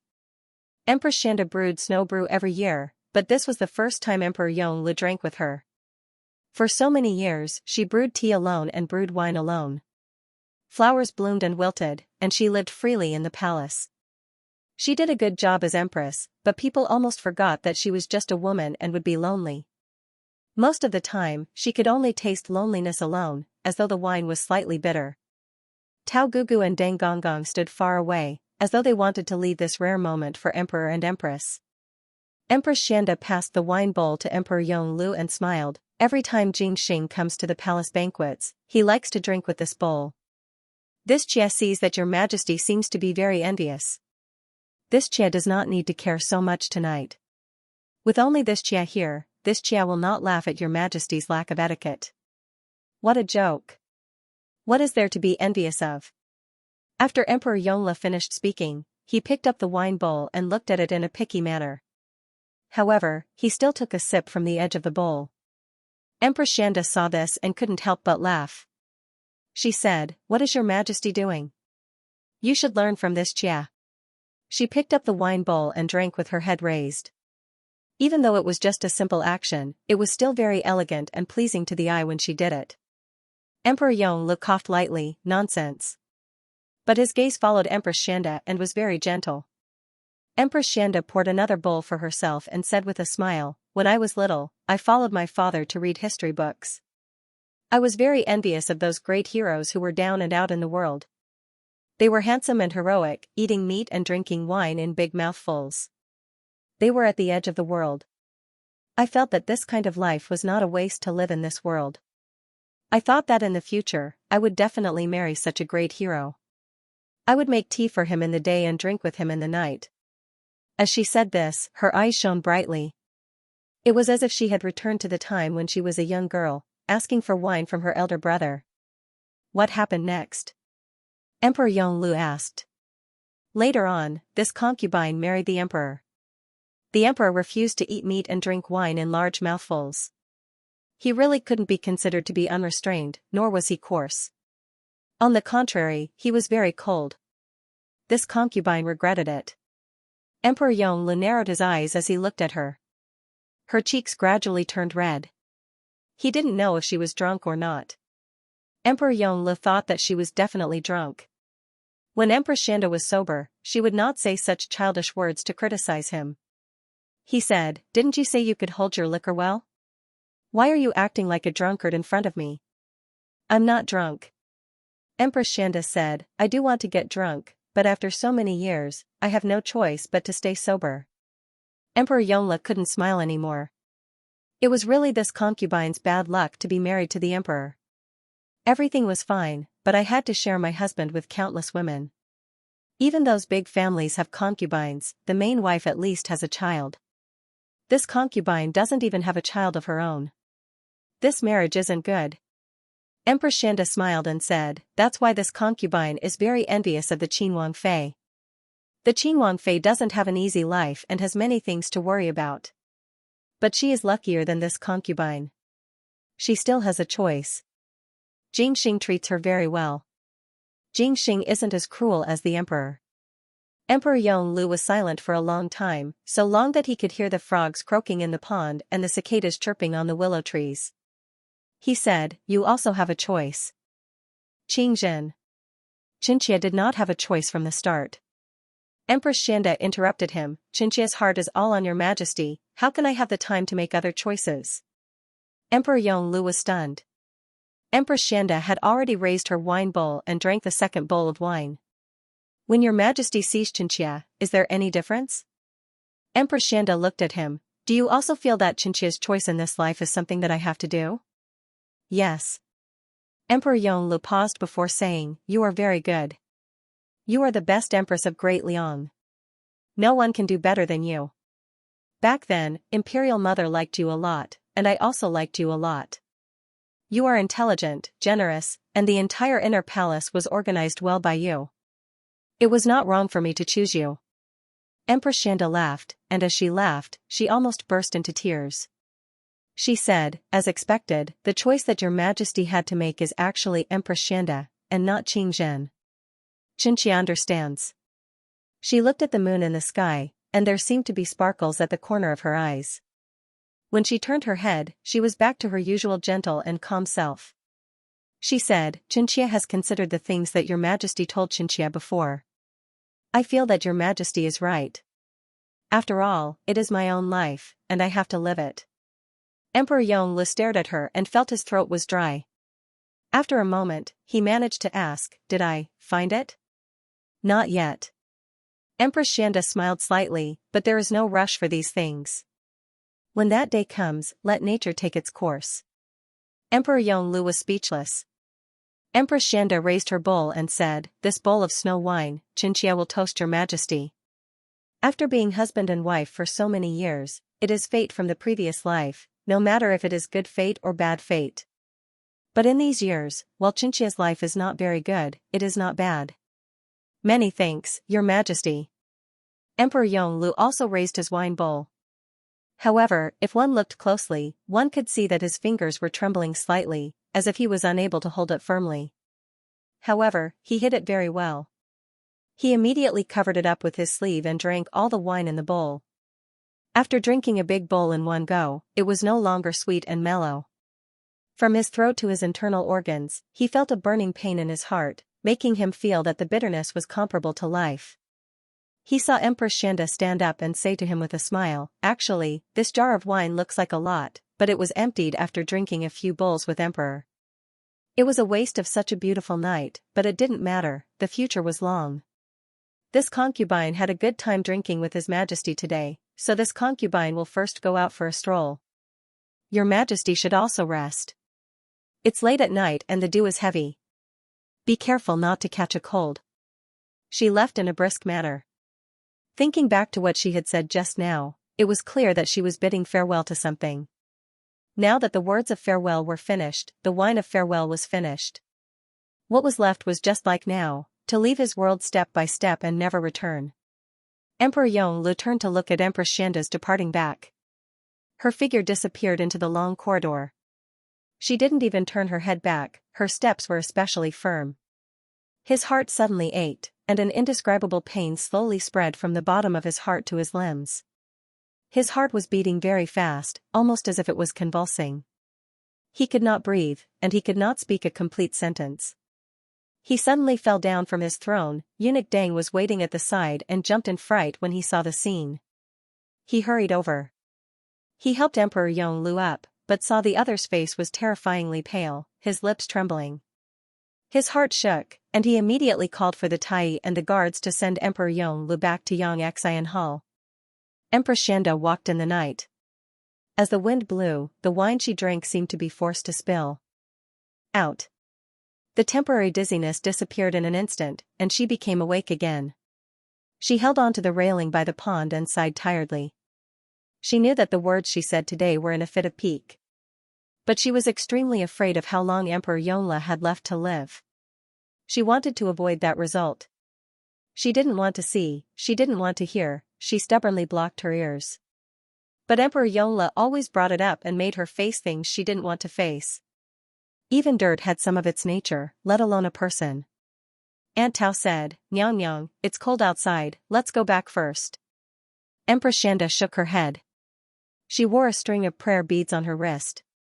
She had gotten them for Emperor Yongle in the temple.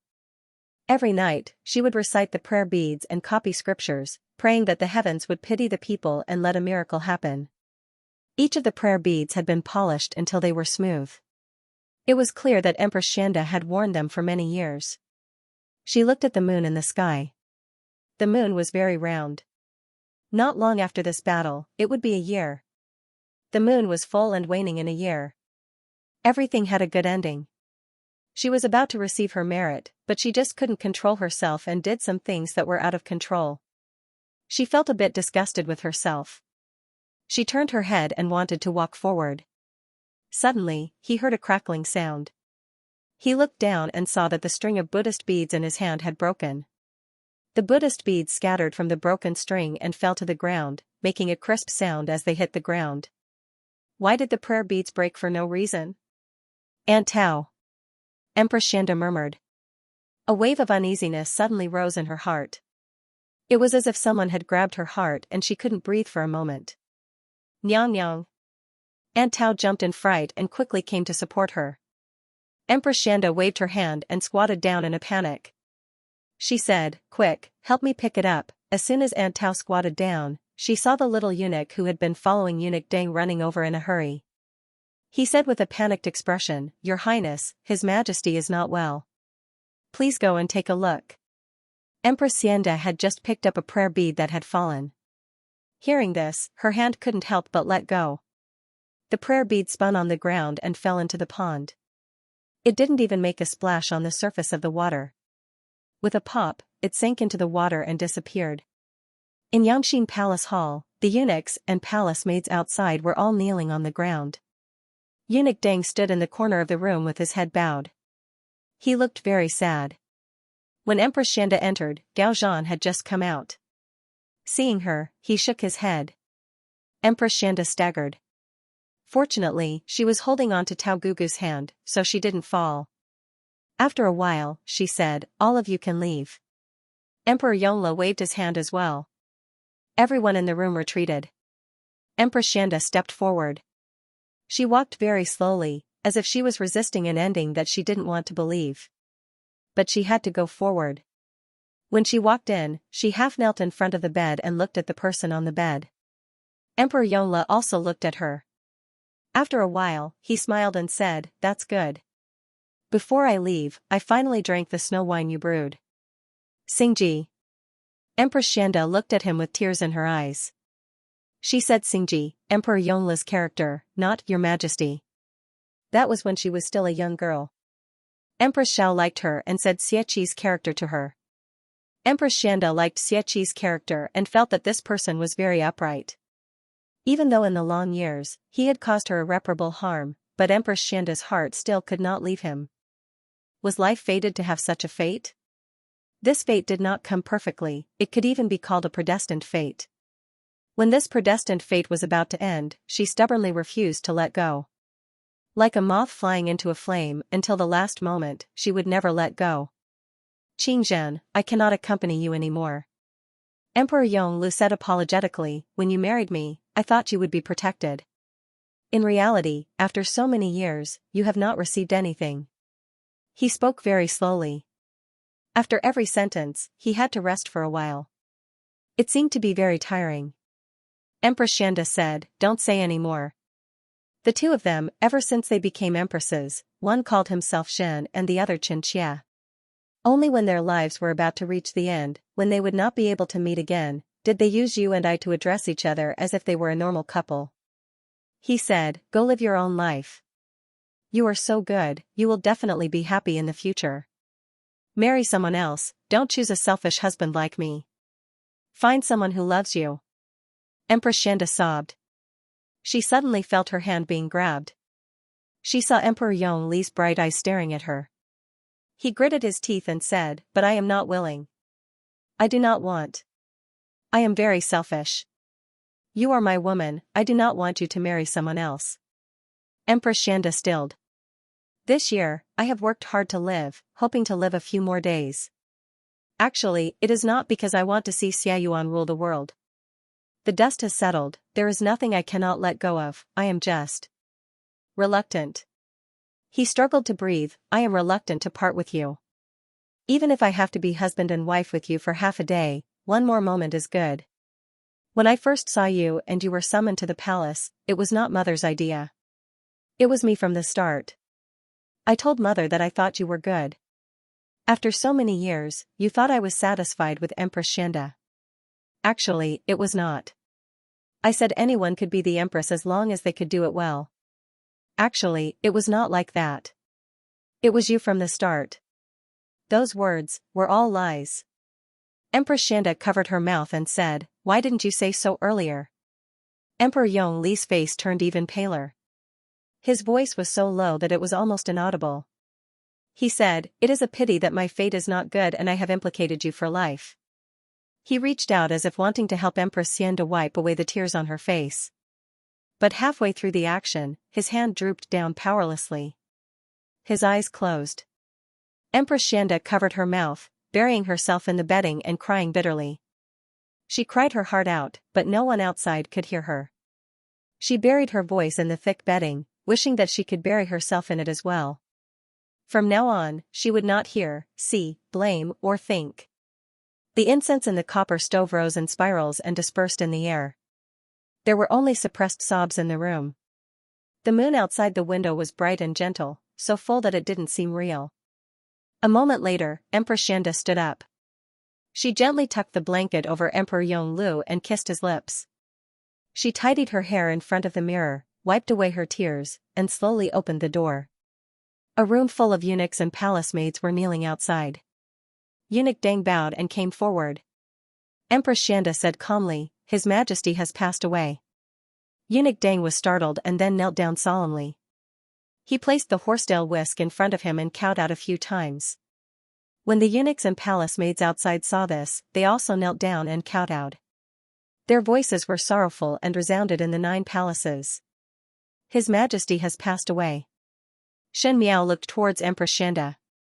Empress Xianxia was wearing a plain white silk dress and her expression was still gentle and calm, as if nothing could shake the calmness in her heart. After a short period of chaos in the court, it finally calmed down. Before Emperor Yonglu died, he had arranged everything, including the Edict of Succession and the possible turmoil in the court. Even though there were people who were ready to move, the troops that Emperor Yonglu arranged were not just for show. Moreover, Xie Jingxing had sent news of victory and everyone knew that Emperor Yonglu had no sons and the throne was passed down to his only blood-related brother. This was a fact that had long been decided. It was not that there were no doubts, but the doubts would eventually fade away. Xie Jingxing's performance of bravery and Emperor Yongli's thorough arrangements made the court impregnable, and at this time, there was no chaos. Perhaps they knew that once Prince Rui returned, he would not only bring back victory but also the territories of Mingqi and Qin. This chaotic world would be completely unified and the throne would not be that important. It was better to be well-behaved and wait for the new emperor to return in triumph and ascend the throne, then they would be able to get a share of the credit. There were only benefits in the previous court, but what about the inner palace? The females in the inner palace lost the monarch that they relied on to survive and naturally were at a loss. Some were seeking death, but most of them were planning for the rest of their lives. Among the concubines in Emperor Yongli's inner palace, most of them were the daughters of the court officials, and there were almost none that he took the initiative to bring in.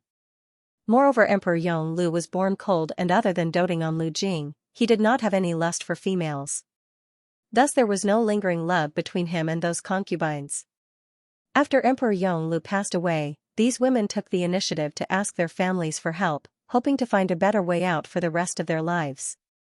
Empress Xianxia calmly handled everything and held a national funeral before entering the imperial tomb. There was no request for anyone to be buried with him, and Emperor Yonglu had instructed Deng Gonggong about his funeral matters, and everything was done according to his wishes. Shen Miao came to visit Empress Xianxia at night. Ever since Emperor Yonglu entered the imperial tomb, she was exceptionally calm. Today was the Mid-Autumn Festival and the full moon was in the sky, but she was in the Wei Yong Palace listening to the servant playing the zither. Shen Miao let the palace maid who was playing the zither leave. Empress Xianxia then saw her and seemed to be extremely tired. She smiled again and said, "You have come. The weather is getting cold and your ladyship needs to wear more clothes. If one wants to listen to the zither, then heat up the small stove to prevent one from catching a cold," Shen Miao said. Empress Xianxia smiled disapprovingly. She pointed at the mooncakes on the table and said, "The imperial kitchen made them. Ben Gong had wanted to have someone deliver them to you, but then I thought that they had already been delivered, so I didn't bother." Shen Miao smiled, "Your ladyship should also eat some." Empress Xianxia waved her hand.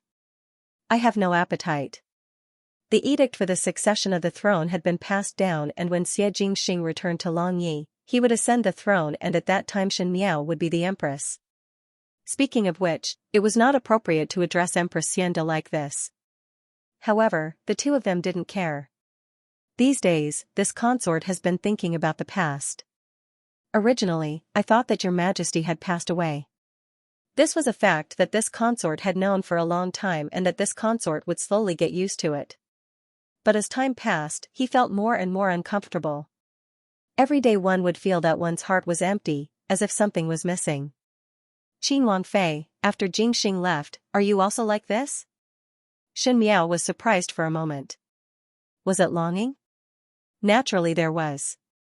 Normally one would feel that it was nothing special to be in front of one's eyes every day, but when one really separated, one would then be shocked to realize what one had lost. When one separated, one would be able to understand many of one's feelings. But Shen Miao subconsciously touched her lower abdomen. Most likely it was because there was a little fellow in her abdomen that these long and torturous days were not so boring. Most likely you and Ben Gong are different. Empress Xianxia did not wait for Shen Miao to reply and continued, "In the past His Majesty did not know who you are and inquired about your matters. Ben Gong listened and knew that you are a person with ideas. You dealt with the imperial family of Ming Qi and protect the Shen family. From the beginning, you most likely had your own ideas. As for meeting Jingxing and marrying him, it was all coincidental and let nature take its course. If you did not meet Jingxing, you can also live your own life because your initial goal was not to become someone's wife. But Ben Gong is different." She looked at the ruby on her long armor and said, "Ben Gong's family is rich and stable, and there is no spearhead in the disputes with the court and was born without worries." When Ben Gong met the emperor, Ben Gong felt that the most important thing in life was to become his wife and accompany him for a lifetime. She propped her head on her elbow and spoke slowly, as if she was going to fall asleep in the next moment, but she was still talking. Perhaps it was because Ben Gong's first half of life was too worry-free that one did not know that becoming a person's wife was such a difficult matter. Shen Miao did not speak. Empress Xianxia was too bitter. These days she did not speak anything, but Shen Miao understood that kind of feeling. This was because talking wouldn't change anything. But sometimes, it was good to be able to say it. Now that Empress Xianxia was willing to speak it out, at least it was better than keeping it in her heart. After the emperor left, Ben Gong did not know what to do. The females in the inner palace were also dismissed. This palace was originally noisy and annoying, but now it was deserted, making one feel strangely lonely. Bengong thought that it would be better if one did not meet the emperor in the beginning. One would rather be like you, to fight against the imperial family and protect the Shin family carefully. It would be better than this destined sad ending. Her words were too sad and too desperate. Shin Miao comforted her, this official's wife is also the same. In fact, no one's entire life is always peaceful and smooth. Ever since this official's wife was born, other than the concern of parents and older brothers, there was not a moment when the heavens bestowed a good life.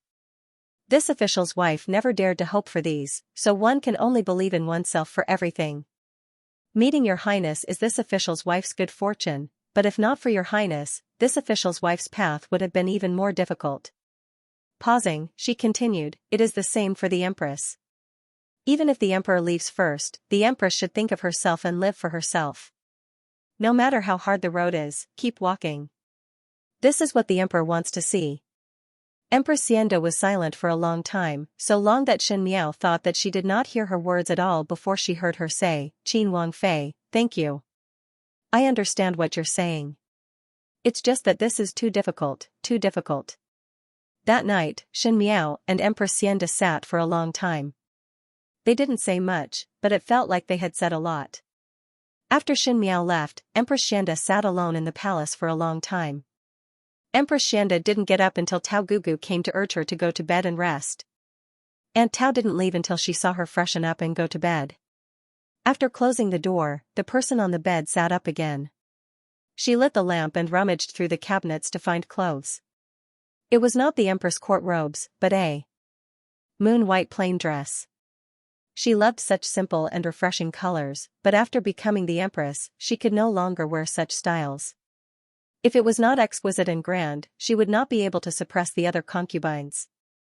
She looked calm and composed, but in fact she was an introverted young lady who did not like to speak. She wore a simple dress and sat in front of the mirror. Lightly brushing her eyebrows and lightly applying rouge, she looked extremely pretty. She took out a pen and paper from the drawer and started to write a letter. Forget it, she put the letter into an envelope. Finally, Empress Xianxia took out an exquisite jade box from the bottom of the cabinet. That box was covered with a faint layer of dust. From the moment she married Emperor Yonglu, she knew of his illness.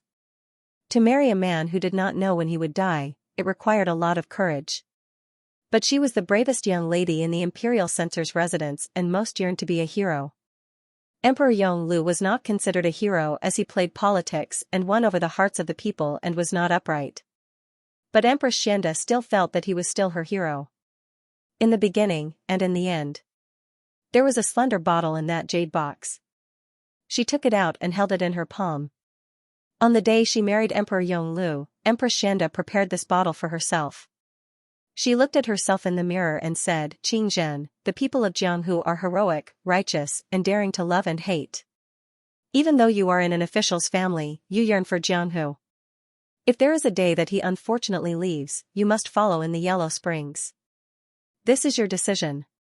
For so many years, every year, Empress Xianxia would take out that bottle to take a look and was glad that the bottle was not used.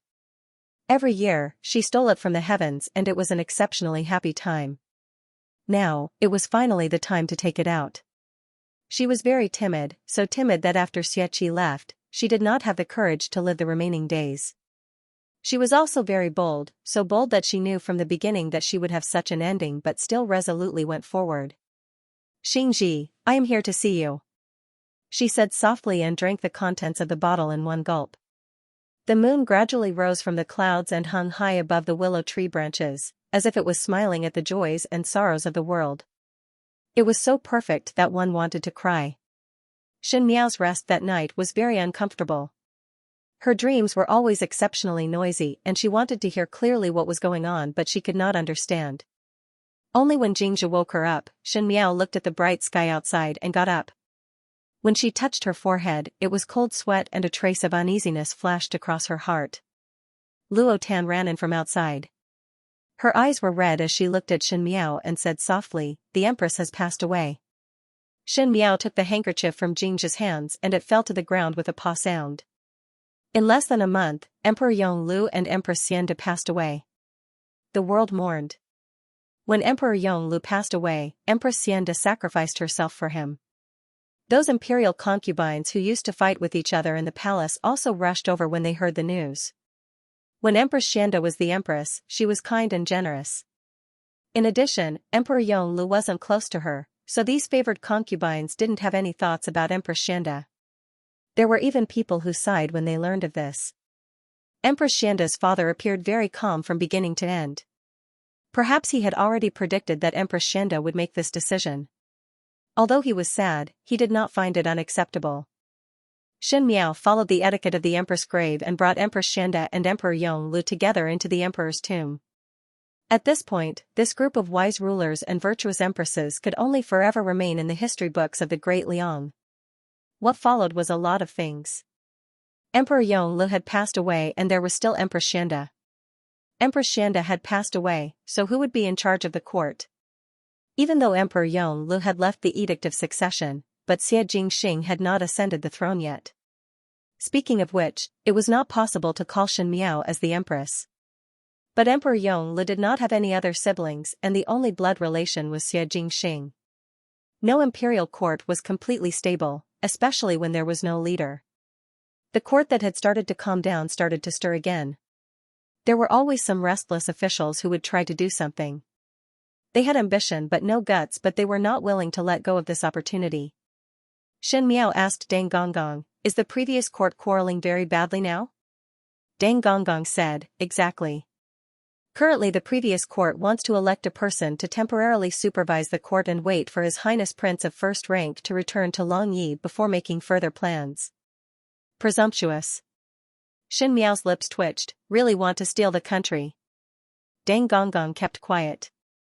He did not know why, but he always felt that this young Prince Rui's consort had an indescribable temperament. This temperament was very similar to the original Empress Xianxia, but it was even sharper than Empress Xianxia. Usually she looked gentle and easy to talk to and would not delve deeply into anything, but once her face turned cold, it would make others feel intimidated. It was very similar to Prince Rui, Xia Yuan's feeling. But before Emperor Yonglu left, he had instructed Deng Gonggong to wait for Xie Jingxing to return and assist him. Deng Gonggong had lived in the palace of Longyi since young and could help with many things. Now that Xie Jingxing had not returned, Deng Gonggong naturally could not be careless with Xin Miao's instructions. "Deng Gonggong, tidy up. I will go to the previous court," she said. Deng Gonggong was surprised for a moment, for the court is in chaos, and at this critical juncture, if bad news were to spread, it would be inevitable that the people of Longyi would panic and chaos would cause trouble. "It is better for me to be the bad guy first, and it does not matter what others think. One must first pacify the restless hearts of the people." "But..." Deng Gonggong looked at Xin Miao's lower abdomen and said, "You are still pregnant. It is because of this child that the previous court can be kept in check." Xin Miao smiled gently, "With the blood of the imperial family, even if they want to do anything, they would have to worry about their reputation. Even though I am a Mingqi person and they would definitely make an issue out of this, but the child in my stomach has the blood of the imperial family, and no matter what they would not dare to be disrespectful to me." Eunuch Deng thought for a while and said, "This can indeed calm things down temporarily, but in this way, Princess Yu, your pregnancy can't be hidden anymore. I originally hid it because I didn't want Your Highness to be distracted on the battlefield. Now that the war is nearing its end, the dust has settled, and victory is right in front of us, there is no need to hide anything." She looked at Eunuch Deng, who was still frowning, and said with a smile, "You are afraid that the palace is not peaceful and someone wants to harm me." Eunuch Deng hurriedly folded his sleeves and said, "I will definitely protect the safety of Princess Consort and the little heir." Xin Miao nodded her head, "Thanks for the trouble." After Deng Gonggong withdrew, Xin Miao then gave a sigh of relief and sat on the chair, looking at the fallen leaves outside the window. Empress Xianxia had left in too much of a hurry, and many of the problems she left behind became apparent. The palace that was so big and lively in the spring was now deserted. It actually gave off a feeling of desolation. However, she knew that the matter was far from over. Before Xie Jingxing returned, it was what she had to do to settle down the somewhat chaotic court. "Ever since you were born into my stomach, there was really not a good time." Xin Miao said softly to her stomach, "But everything will be better." 5 days later, the imperial edict of the previous court was made public and the entire court was in an uproar. Those who had doubts were verified by the ministers. Before Emperor Yongle passed away, he had arranged everything properly. All the officials were speechless. Some busybodies said that there was no leader among the officials and requested for a few officials to be elected as regent. But it was rejected and Xianxia, the Princess Rue, handled the court matters. In a short period of time, memorials were spread everywhere and rumors flew everywhere. Everyone said that Xianxia was a Ming-Chi's person and was clearly a spy sent by Ming-Chi. Now that there was no one in court, she wanted to usurp power with wild ambitions. This rumor spread very quickly and also subsided very quickly because Xianxia appeared in the court with a big belly. And Deng Gonggong, Tao Gugu, and the rest also proved that Empress Xianxia brought Xianxia into the palace because she wanted to protect this only imperial bloodline. With this child, there would be nothing to do in name. In addition, on the day that Xianxia came out, her methods were thunderous and the checks and balances were subtle, ruthlessly dealing with those troublemakers. She balanced kindness and power, which made others have a feeling that if something were to happen at this time, when Xie Jingxing returns, one fear that there would not be a good result to eat. Half of it was because of the fear of Xianxia and the other half was because of the fear of Xie Jingxing. This storm quickly subsided. But Xianxia did not have a leisurely time. She had to do what she said. Since she had taken up the responsibility, she couldn't just say it casually. These days she had been looking at memorials. After Emperor Yongle passed away, many memorials were accumulated and with the addition of Empress Xianxia's death, the memorials piled up even higher. She looked through the memorials one by one and sometimes it would be late at night. Xianxia and the rest felt sorry for her but could not persuade her no matter what, so they could only accompany her. Luo Tan was dozing off as she asked, "Biao, youngest sister, why do you need to look at it yourself? If you do not trust those people, you can always trust the trusted aides of the late emperor. Is it not good to hand all these memorials to them and let them look at it?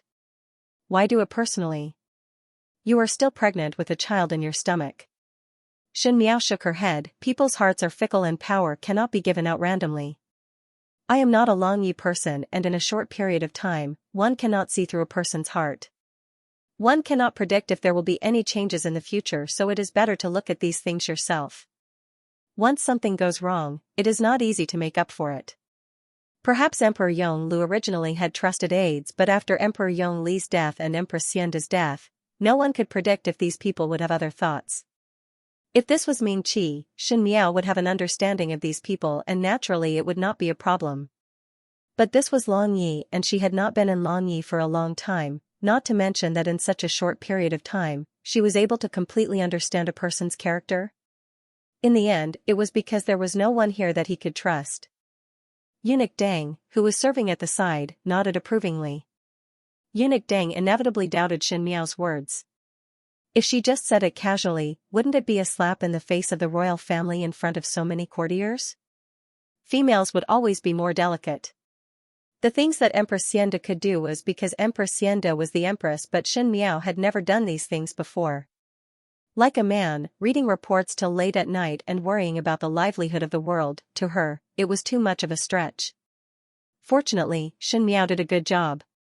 Her handling of some matters could even be said to be perfect. Even though Eunuch Deng did not understand the court matters, he was most proficient in observing one's words and body language. Those courtiers initially opposed to and suspected, but recently they had eased up. That meant that Xianxia did not do too badly, else these people who were nitpicking from the start would not have found any mistakes until now. Eunuch Deng was somewhat gratified. If Xianxia was such a person, then she would not be inferior to Emperor Xianxia. Perhaps the great Liang's country would really be like what Empress Dowager Jingxian hoped for, lasting for hundreds of generations and evergreen. This is too hard. Luo Tan said, but yesterday I heard them discussing after court that your luck is quite good and the few decisions you made were very perfect. TSK, Luo Tan disdainfully said, how is it luck? It is clearly true ability. Biao, youngest sister, how can you know everything? You can even read these messy reports in the palace, what else do you not know? Xianxia rolled her eyes at her, there are many that do not know. For example. Luo Tan excitedly rushed forward. For example, not like you, curious about everything. Luo Tan was resentful before continuing, anyway. The bitterness is almost over and the sweetness is coming. You are about to give birth and brother-in-law is about to win the war. At that time Gufu and my father will come over and our family will be reunited. Think about it, the hardships now are nothing. Shen Miao gently smiled, yes. The hardships now were all worth it. Xie Jingxing's news came in a few days.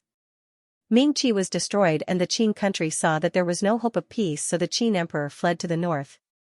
Now the great Liang soldiers were rushing towards the Qin country's capital, and after occupying the capital, Xie Jingxing would first return to the Great Liang. In a sense, the war had already ended and now they were waiting for the triumphant return of the hero. This was the best news that they had heard since they came in. It is just that. Shen Miao sighed. Xie Jingxing thought that he already knew about the matter of Emperor Yong Lu and Empress Xianxia. When he returned to the Great Liang and went to the imperial tomb to attend the funeral, one did not know what kind of feeling he would have. The last person in this world who was related to him by blood had left. From now on, he was truly alone. But he was not considered to be alone, as at least there was still Shen Miao and the child. Tao Gugu smiled. It is estimated that the Qin Wang Fei will give birth on the first day of the next month. There are still more than 10 days, so everyone must pay attention in these few days. Luo Tan rubbed her fists. I am really too happy. It is just that one do not know if it is a little niece or nephew. It makes one's heart curious. I guess it is a little niece since she is so obedient and does not make a fuss. That is not necessarily so. Tao Gugu said, the Qin Wang Fei's stomach is sharp and it might be a little heir. Shen Miao smiled as she listened to their guesses, but her heart had never felt so secure before. After giving birth to the child and waiting for Xie Jingxing to return, perhaps this year's hardships and chaos would come to an end. In the future, there would finally be good times. However, in this world, there was no such thing as perfection. Even if it was a good ending, there would definitely be 18 twists and turns in the middle. There would be endless difficulties and obstacles, and in the end, there would be some big trouble that would add to the mess. It was as if this was the only way to show the preciousness of a good ending and the difficulty of happiness. As for Shen Miao, when she thought that she would be able to walk unimpeded to a happy ending, she met with such a big trouble. It was an autumn day, the sky was clear, the air was clear, and the wind was gentle. It was a rare good weather. Shen Miao sat at the side of the courtyard, and it was rare for her to finish reading the booklet early. One did not know where Luo Tan went to find a kite, but her childlike innocence had not diminished and was happily playing with the female officials in the palace. Shen Miao was infected by her laughter and could not help but reveal a smile. She saw eunuch Deng walk in quickly from the outside with a rare solemn expression. When he saw Shen Miao, he indicated for her to walk into the inner hall. Shen Miao saw that he seemed to have something important to say and was supported by Xianxia to the inner hall. As soon as they arrived at the inner hall, eunuch Deng said, Princess, bad news. The remnants of the Lu family have attacked the city. Remnants of the Lu family? Shen Miao frowned. Everyone from the Lu family. Weren't they all eradicated in Ruyang? Among the remnants of the Lu family, second young lady Lu's husband is a military official and kept a private army. At that time they were not in Longyi but in the outskirts of Longyi, pretending to be ordinary people. These people have dealings with the Yi family. At the beginning, when the Yi family was in trouble, Yi Mao had given these people a huge sum of money. Now that these people have horses and carriages ready, they have already planned to attack the city and are currently fighting with the city guards. Eunuch Deng said. Shen Miao frowned, and after a long while, she said coldly, a centipede dies but does not fall down. In order to deal with the imperial family, the Lu and Yi families really racked their brains. She looked at Deng Gonggong. They are coming for me. Eunuch Deng wiped the sweat from his forehead and said, Princess, just the remnant forces of the Lu and Yi families could not contend against Xie Jingxing, who was leading a large army. The reason why they chose to attack the city at this time was because they had inherited Yi Maokai and Lu Jingchuan's dying wish, which was to fight to the death. Now in the entire palace, there was only Shen Miao who could make decisions, and Xie Jingxing's child was in her tummy. Perhaps from their point of view, killing Shen Miao and losing the child would make Xie Jingxing feel so much pain that he would wish he was dead. For Xie Jingxing, this was the best revenge. Was this Shi Maokai and Lu Jingchun's method? He was already dead, yet he still wanted to disgust him at the end.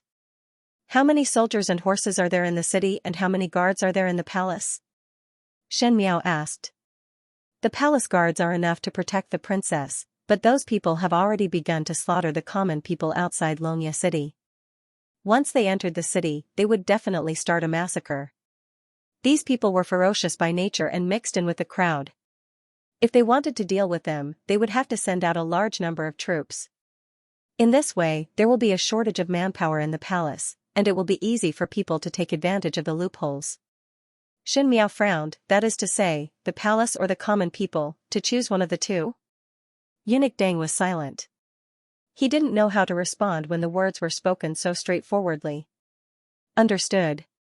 Shen Miao nodded her head, move the imperial guards out to protect the common people. Princess. Eunuch Deng was stunned. You can't ignore your own life and death. If you are in danger, how can I explain it to His Highness? It is not that one want me to disregard my own life and death. Shen Miao said, it is just that do you think that those people are only outside the city? He was afraid that someone had already infiltrated the city. What they were doing was nothing more than arousing the fear of the common people. If they still left the imperial guards in charge of the palace at this time, once they said a few words, the common people would be easily incited. If the hearts of the people were unstable, even if the imperial palace was impregnable, it would still fall apart. Especially since His Highness is about to return, we can't afford any trouble. Seeing Deng Gonggong's disapproving expression, Shen Miao said, moreover, I will not joke around with my own life. Before His Highness left, he left me some men and horses. They will protect me. Some of the Mou army that were left in the residence of Prince Rui also followed Shen Miao into the palace. She knew in her heart that she didn't have a choice now. Lu Jingchen and Yi Maocai's final move seemed to be deliberately disgusting. If Shen Miao only cared about herself and did not care about the lives and deaths of the commoners, after this matter, even if Xie Jingxing ascended to the throne in the future, he would end up with the reputation of being cold and selfish. When an emperor first ascended the throne, the most important thing was the support of the people. If he lost the hearts of the people, his foundation would not be stable from the start. Even for Xie Jingxing, he could not let the imperial guards only care about the imperial palace. Seeing that she seemed to have made up her mind, Eunuch Deng no longer insisted. He went to make arrangements according to her words. Shen Miao, however, was not as indifferent as she looked. She furrowed her brows. If it was in the past, it would have been fine, but it just had to be at this juncture, when she was about to give birth. Perhaps the remaining rebels had taken advantage of this opportunity. No matter what, she must protect the child in her stomach. When Luo Tan got the news and rushed over, she was also worried and persuaded her, Biao youngest sister, it is better for you to go and find a place for us to hide and wait till the child is born. Now the palace is not safe and everyone knows that you are in the palace. Naturally the rebels also know about it. Once there are fewer guards in the palace, they will definitely attack. Shen Miao shook her head, if I were to leave, one fear that on the second day, those people would say that I escaped for my life. This imperial palace is like a battlefield. I will retreat first. Once the rebels come, the prestige of the imperial family will not be able to be maintained. But Luo Tan still wanted to say something. No buts. Persevere for a few more days and Xie Jingxing will be back. Shen Miao said, it will be fine as long as one can endure through this period of time. As expected by Shen Miao, in less than the second day, rumors started to spread in the streets and alleys that Rui Wanfei had already led her people to escape and did not care about the life and death of the commoners in Longyi. Now that there was no one who could make decisions in the Great Liang Imperial Court, the remnants of the rebels were fighting with the city guards at the city gate of Longyi, and it was uncertain when they would enter the city, and at that time Longyi would definitely be covered with blood like a river. The people were very kind, and kind people were the easiest to be used by others. Whether it was in words or in reality, the only thing they could rely on was the protection of the emperor. However, after hearing this rumor, the person who could make the decision had already escaped. The rest of them were like fish under a knife, waiting to be slaughtered. For a moment, people were scolding the imperial family for being heartless, and Shen Miao's cold words were heard incessantly. She scolded Xia Jingxing for only caring about his own merits and did not care about the lives of the people of Lineage. She scolded Shen Miao for not having any benevolence and actually abandoned the city to escape. Shen Miao sat at the side of the throne room. She was dressed in a purple gold gown that was flowing with light. Her hair was combed into an orthodox palace bun. She was clearly young, yet she was able to suppress this gloominess. She said, "Upper Palace Town." The officials looked at each other in dismay before one of them stepped forward and said, "Qin Wangfei, is this move too risky?" This person initially opposed Shen Miao supervising the court and was the most opposed. However, in recent days, he had become much more well-behaved. Only by taking risks will the people believe that we won't abandon them in times of danger. She stood up in Xianxia and Gu quickly supported her. Now that she was pregnant, it was somewhat inconvenient to walk. Although the palace was called a city, it was better to call it a city tower. When Shen Miao led the officials up the stairs, there were some commoners gathered below and the number of commoners increased. Mo Qing led the Mou army and the imperial guards in the palace were all ready to go, to prevent any assassins from sneaking up on them. Among the commoners, there were some who recognized Shen Miao and immediately someone exclaimed, "It's the Qin Wangfei."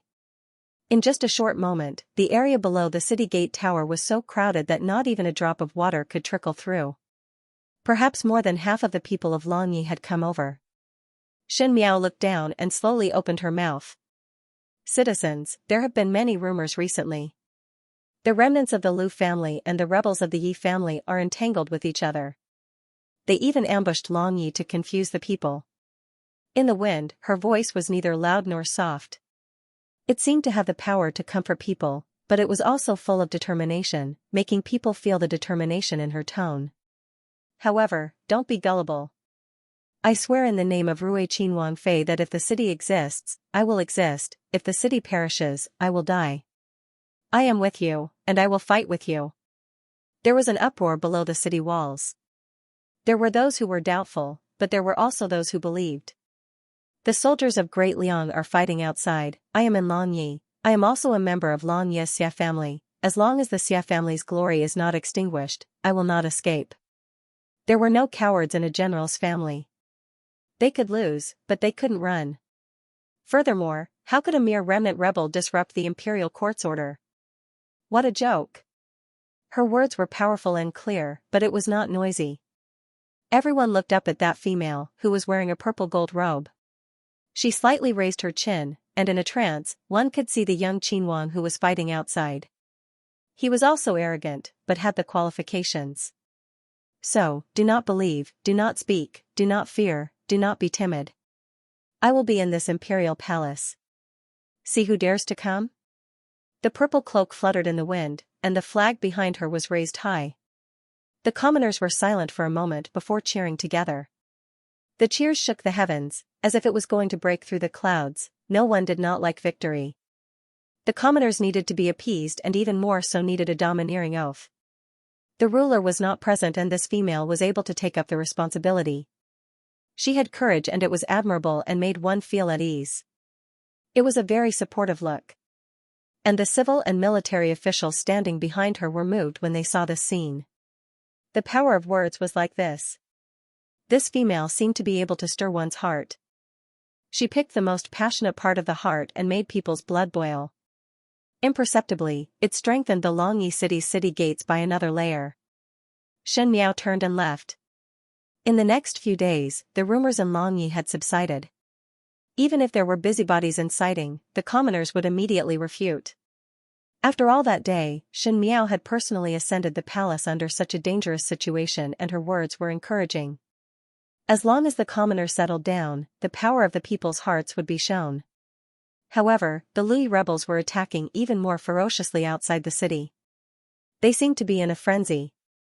Shen Miao had to look at the usual memorials and at the same time arrange for the imperial guards to reinforce the city's defenses. She was busy all day. Moreover, she was pregnant, so she felt a little powerless. On this day, she had just woken up early when she saw Luo Tan running in. Seeing her, she said, "Biao youngest sister, someone is here to see you." Shen Miao frowned, "Who?" In the palace, other than speaking a few words to those officials when she was in court, no one would specially come to see her. She did not have any relatives or friends in Longyi, and the best were all in the palace. "Let me help you out to take a look," Luo Tan said.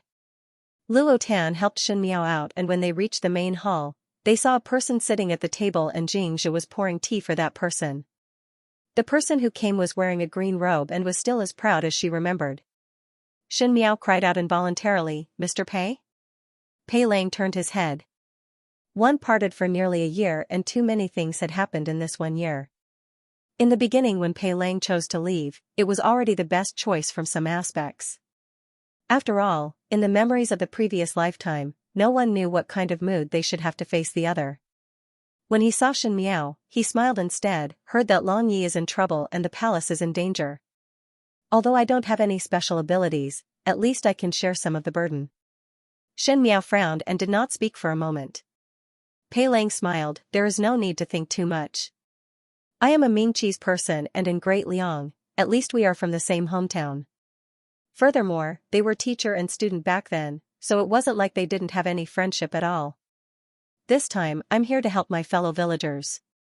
He looked at them with a calm smile, as if nothing had happened. Shen Miao carefully sized him up and saw that his expression was calm, as if he had let go of the past, and her heart could not help but relax. For Shen Miao, that part of the past was something that had happened a long time ago.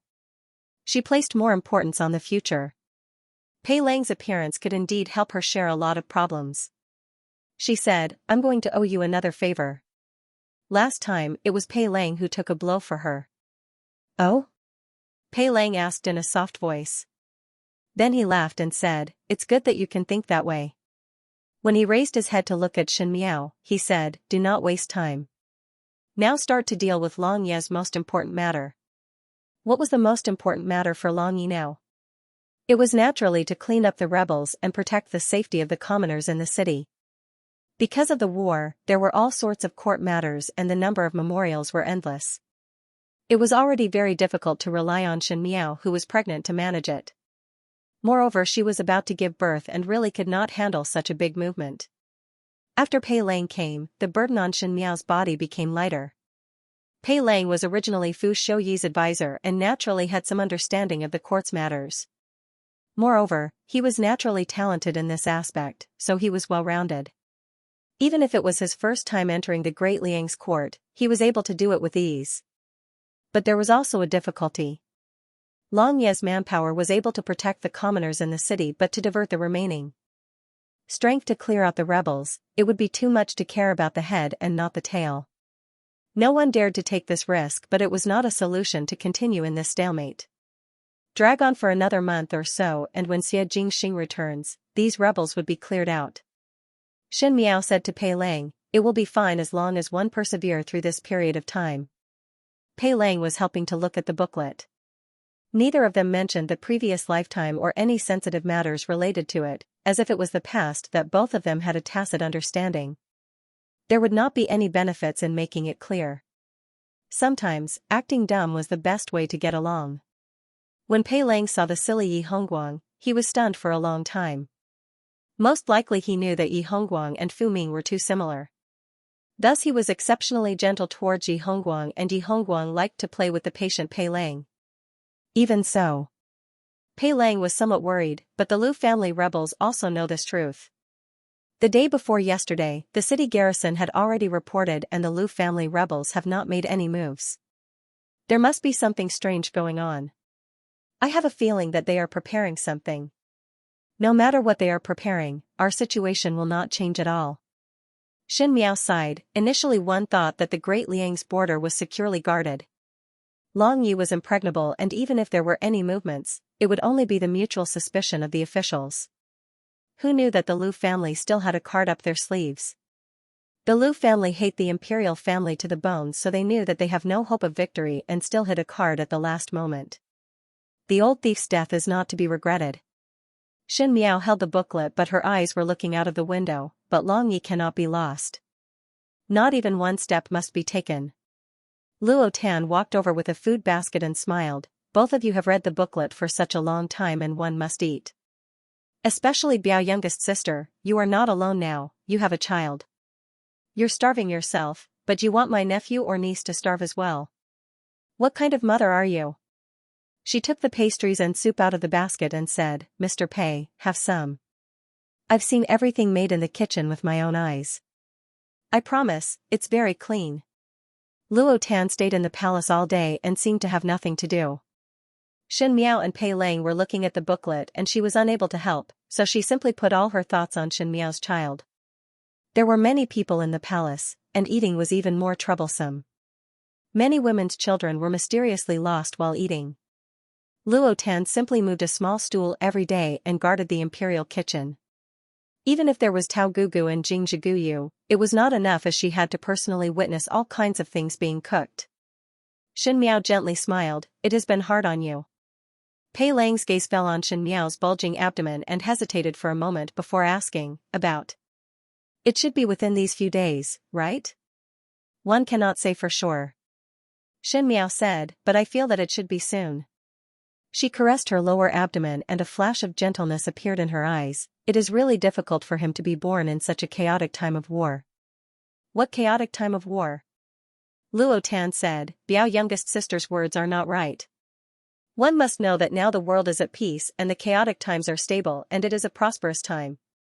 When brother-in-law returns, that little fellow will have a father who had won the war and the entire world will be cheering for his birth. How would one be able to encounter such an honor? Why does such a good thing sound like a bad thing when it comes from your mouth? Shen Miao laughed in spite of herself, you are so good at talking, why not go and sing and tell stories? Luo Tan was proud of herself, if I go and sing and tell stories, I will definitely become the #1 in the world. Pei Lang saw that both of them were talking excitedly and shook his head with a smile, it will be fine after this period of time. One only hope that the remaining rebels will not create any other incidents at this time. The heavens did not follow one's wishes and Pei Lang's words became a prophecy 2 days later. The more critical it was, the more one could not have any slip-ups. As long as they could endure through this period of time, Xie Jingxing would return and solve Long Ye's danger. No matter if it was the rebels or the traitors, they would forever disappear from the Great Liang's lands. From then on, the Qing country of Mingqi would no longer exist and there would only be one Great Liang in the world. This prosperous country would all fall into Xie Jingxing's hands. Even if they escaped to the ends of the earth, these people would be like ants, like stray dogs, and would never be at peace. From the start, they did not plan to leave alive, else they would not have attacked Long Yi. But the premise was to kill Shen Miao and the flesh and blood in her womb, then this battle to the death would be worthwhile. Now that the days had passed, the commoners were not successfully incited and the imperial family was stable, the rebels would also be anxious. They were anxious to make the entire Long Yi into a mess so that when Xie Jingxing returns, he would be faced with a mess and the tragic death of his wife and child. Thus they launched a crazy attack on Long Yi 2 days later. Just like Pei Lang guessed, there must be a demon in the abnormal situation. They formulated a detailed plan and this plan was originally made by Lu Maokai to force the abdication, but now one did not expect that it would be used to deal with the imperial city where there was no one. But just like what Shen Miao said, no matter what, their situation would not change at all. In Lu Maocai's plan, the Lu family soldiers would deal with the imperial guards. Now that these remaining rebels were not as brave as the Lu family soldiers and these imperial guards were not as much as Emperor Yonglu, it was just enough to fight to a draw. If the imperial guards were to be deployed to protect the commoners, there would naturally be fewer people in the imperial palace. Shen Miao's situation was also very dangerous. Qin Wangfei, why not summon more people back to the palace? Deng Gonggong said, one fear that it is safer to have more people in the palace. It is useless to have 1 or 2 more people but there is no one outside. Never mind. Shen Miao said, let it be like this, it will be alright to guard tonight. The thieves also needed to rest and recuperate. Since they had failed to attack the city tonight, their morale was naturally reduced by half. Tonight is the most stressful time. After tonight, things will be much easier. Aunt Tao was a little nervous. But I'm worried. And Princess Yu, is the child in your belly really okay? Shen Miao subconsciously touched her lower abdomen. These days, she could clearly feel the child kicking and moving in her abdomen. But tonight, it was very calm. He smiled and said, "He's probably asleep. He also knows that he shouldn't cause trouble at this time, so he's very obedient." Pei Lang said, "Since we've made up our minds, we'll guard this place. But you still have to be fully prepared. Once something happens, let the entire MOU army come over and protect you to escape to a safe place." Although they had to defend the palace, human lives were the most important. Even if the commoners find out that you escaped, they won't blame you. After all, you still have to protect the royal bloodline.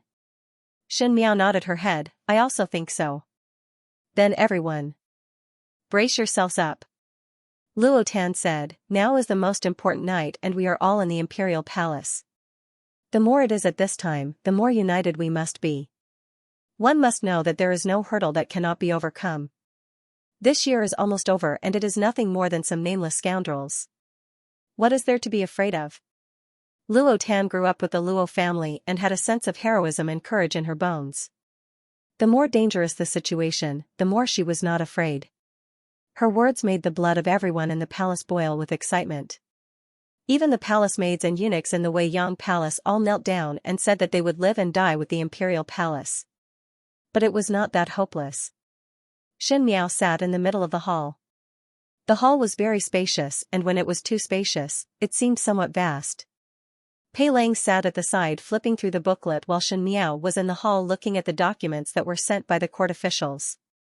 As for Luo Tan, one did not know where she found the 9 interlocking rings to play with. Tao Gonggu and Deng Gonggu sat at the side and warmed the tea from time to time. It seemed that each of them had their own matters and were very busy. This diluted the tense atmosphere a little. But it was only a little because from time to time there would be reports from the imperial guards. What was the current situation in the city?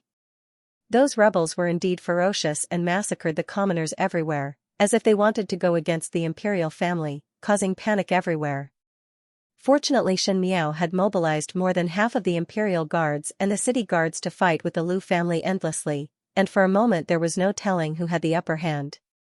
These rebels were very cunning. A portion of them were disturbing the hearts of the commoners and a portion of them were secretly outflanking and attempting to attack the imperial palace.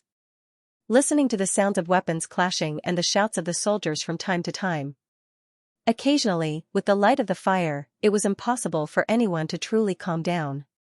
It was like a bow that was pulled to its fullest, loosened and then pulled to its fullest. Every move and action would affect one's heart, making it hard for one's heart to settle down. This night was exceptionally long, so long that the smoke from the incense burner was especially slow and scattered in the air, giving off a quiet fragrance, but it made one's heart jump to their throat. When the morning light shone, the movements outside gradually became smaller.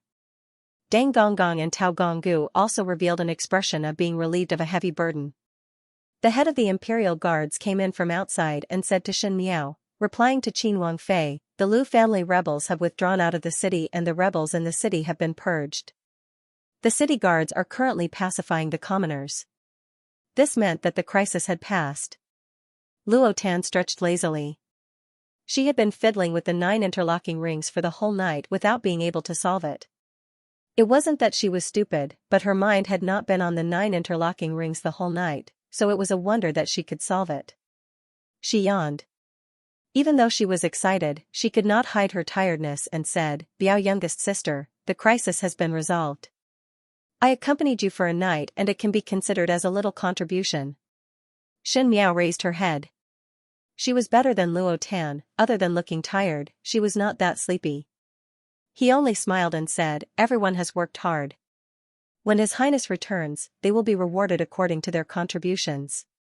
The leader of the guards also smiled and said, "Qin Wangfei has worked hard too." To be able to remain calm at such a critical juncture and even accompany them in the palace for an entire night, from a certain point of view, it could be said that he was fighting alongside them. For a female to be able to do all these, it would be especially admirable. Moreover, everyone could clearly see what kind of person Shen Miao was these days. If it was not for her leading and suppressing Long Yi, one feared that Long Yi would be in a mess now. Pei Lang also raised his head from the booklet and looked at Shen Miao with a slight smile, as if he was relaxed. Tao Gonggu was most worried about Shen Miao's body and said, "Since everything is all right, Qin Wangfei should rest first." Ordinary people would not be able to stand it after sitting for an entire night, not to mention a double body. She came over to support Shen Miao.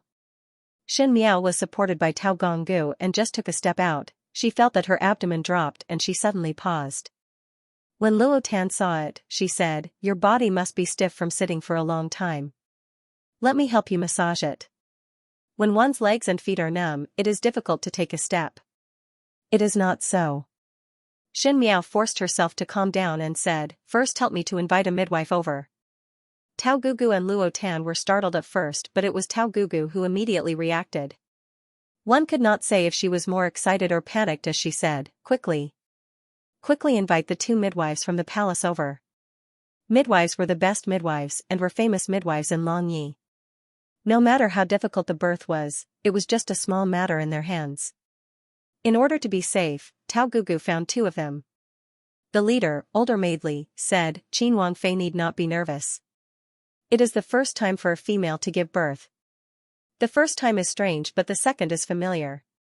After the first time, one would not be afraid in the future and it would be very smooth." Older maid Lu was older than older maid Li and scolded, "What nonsense are you saying in front of the nobles?" She then looked at Shen Miao and said curiously, "But Qin Wangfei is very calm. This older maid has delivered so many young ladies but it is the first time to see one this calm." Shen Miao was supported to lie on the bed. Her expression was calm, as if she did not take this matter to heart. From the beginning to the end, she did not show any expression of panic, which almost made people think that it was not the first time she gave birth. But even if it was the second time giving birth, those matrons would not be this relaxed. Shen Miao's heart was clear that she was not as calm as she looked. Her memory of the child could be traced back to a long time ago. At that time, Fu Xiuyi did not care about her and giving birth seemed to be very difficult, so she gave birth to the child with uneasiness. Now this child came into this world with everyone's expectations. No matter if it was Xie Jingxing and herself, or Empress Xiande and Emperor Yonglu, everyone in the Shen family knew that she was pregnant and would definitely treasure this child. The more precious something was, the more one would be afraid of it being broken. She forced herself to inhale and exhale deeply to get rid of the messy things in her mind. "Qin Wangfei, get up and eat something first." Older maid Li picked up the bowl of brown sugar and eggs from the side and placed it in front of Shen Miao. "One will only have strength after eating something. It will take some time for the birth of the child and one will have to wait for a while." Shen Miao took it over. Actually she did not have much appetite but she still managed to finish the entire night. "Qin Wangfei isn't delicate at all." Lu Pizi praised, "Those young wives in the past always had a bit of a temper. If she was the wife of a wealthy family, she would be even more picky."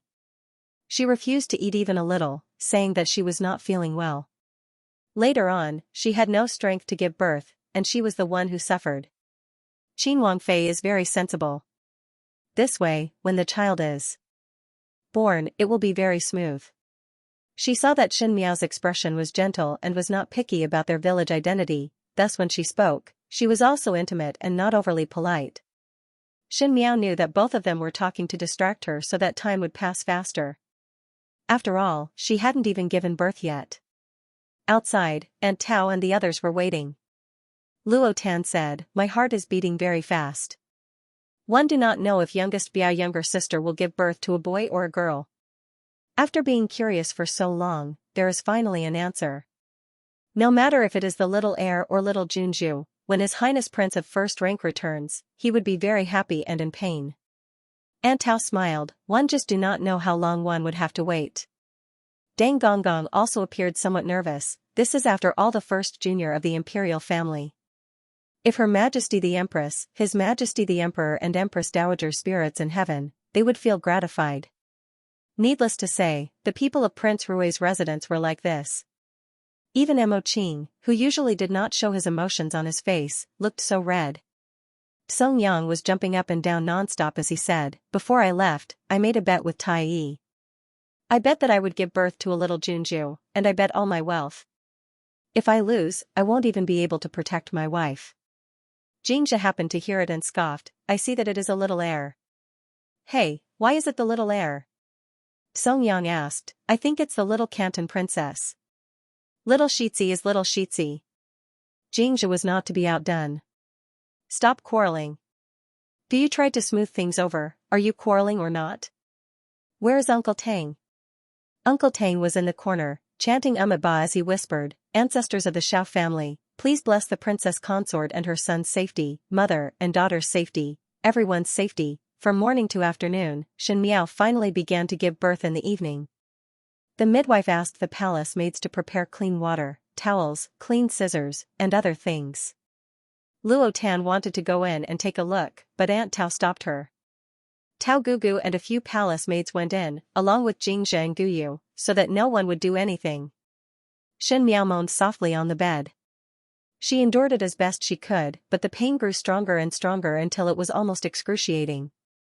The pain was worse than any physical pain she had experienced since her rebirth. It was as if someone was cutting her abdomen with a pair of scissors. "Qin Wangfei, work harder. Use more strength." Older Maidly said, "I can see the child's shadow." Outside, Pei Lang and the others felt as if time was passing like a year. From time to time, palace maids would carry a silver basin in and out, and the blood in the basin was a shocking sight. Luo Tan anxiously grabbed the nanny beside her and asked, "What's going on? Why is there so much blood?" The wet nurse comforted her, "It doesn't matter. Women have to bleed when giving birth. Don't worry." However, Pei Lang's heart was far away. In the past lifetime, Fu Xiuyi did not care about Fu Ming and Wan Yu's birth at all. At that time, he happened to pass by and Fu Xiuyi let him take a look. When Xin Miao was giving birth to a child, from a certain point of view, it was Pei Lang who accompanied her through it. She did not expect that in this lifetime, Xie Jingxing was not by her side and he was the one who accompanied her through it. This was also good. At least at this moment, she was not alone. At least he had been there for her. Every moment felt extremely long. After an unknown period of time, an old maid in the room exclaimed, "He's out. It's the little heir. There's another one. They're twins. Twins. Prince Consort is so lucky." Not long after, he heard a wah sound coming from inside. The baby's cry was very loud. Everyone was overjoyed. Luo Tan almost fainted from happiness. But before they could catch their breath, they heard Older Maidly exclaim, "Qin Wangfei, hold on, don't sleep. Don't sleep." Pei Lang's heart tightened and before he could react, he heard Tao Gu's sorrowful voice, "Qin Wangfei, hold on." Luo Tan was impatient and no longer cared about being afraid. She entered the room. Pei Lang hesitated for a moment before hearing Tao Gu's voice, "Teacher Pei. Teacher Pei, come in." Pei Lang rushed into the room. Xin Miao was covered with a quilt and her face was incomparably pale. She said to Older Maid Lu and Older Maidly beside her, "It is all right as long as the child is saved." Qin Wangfei. Older Maid Lu and Older Maidly still wanted to say something but could not speak.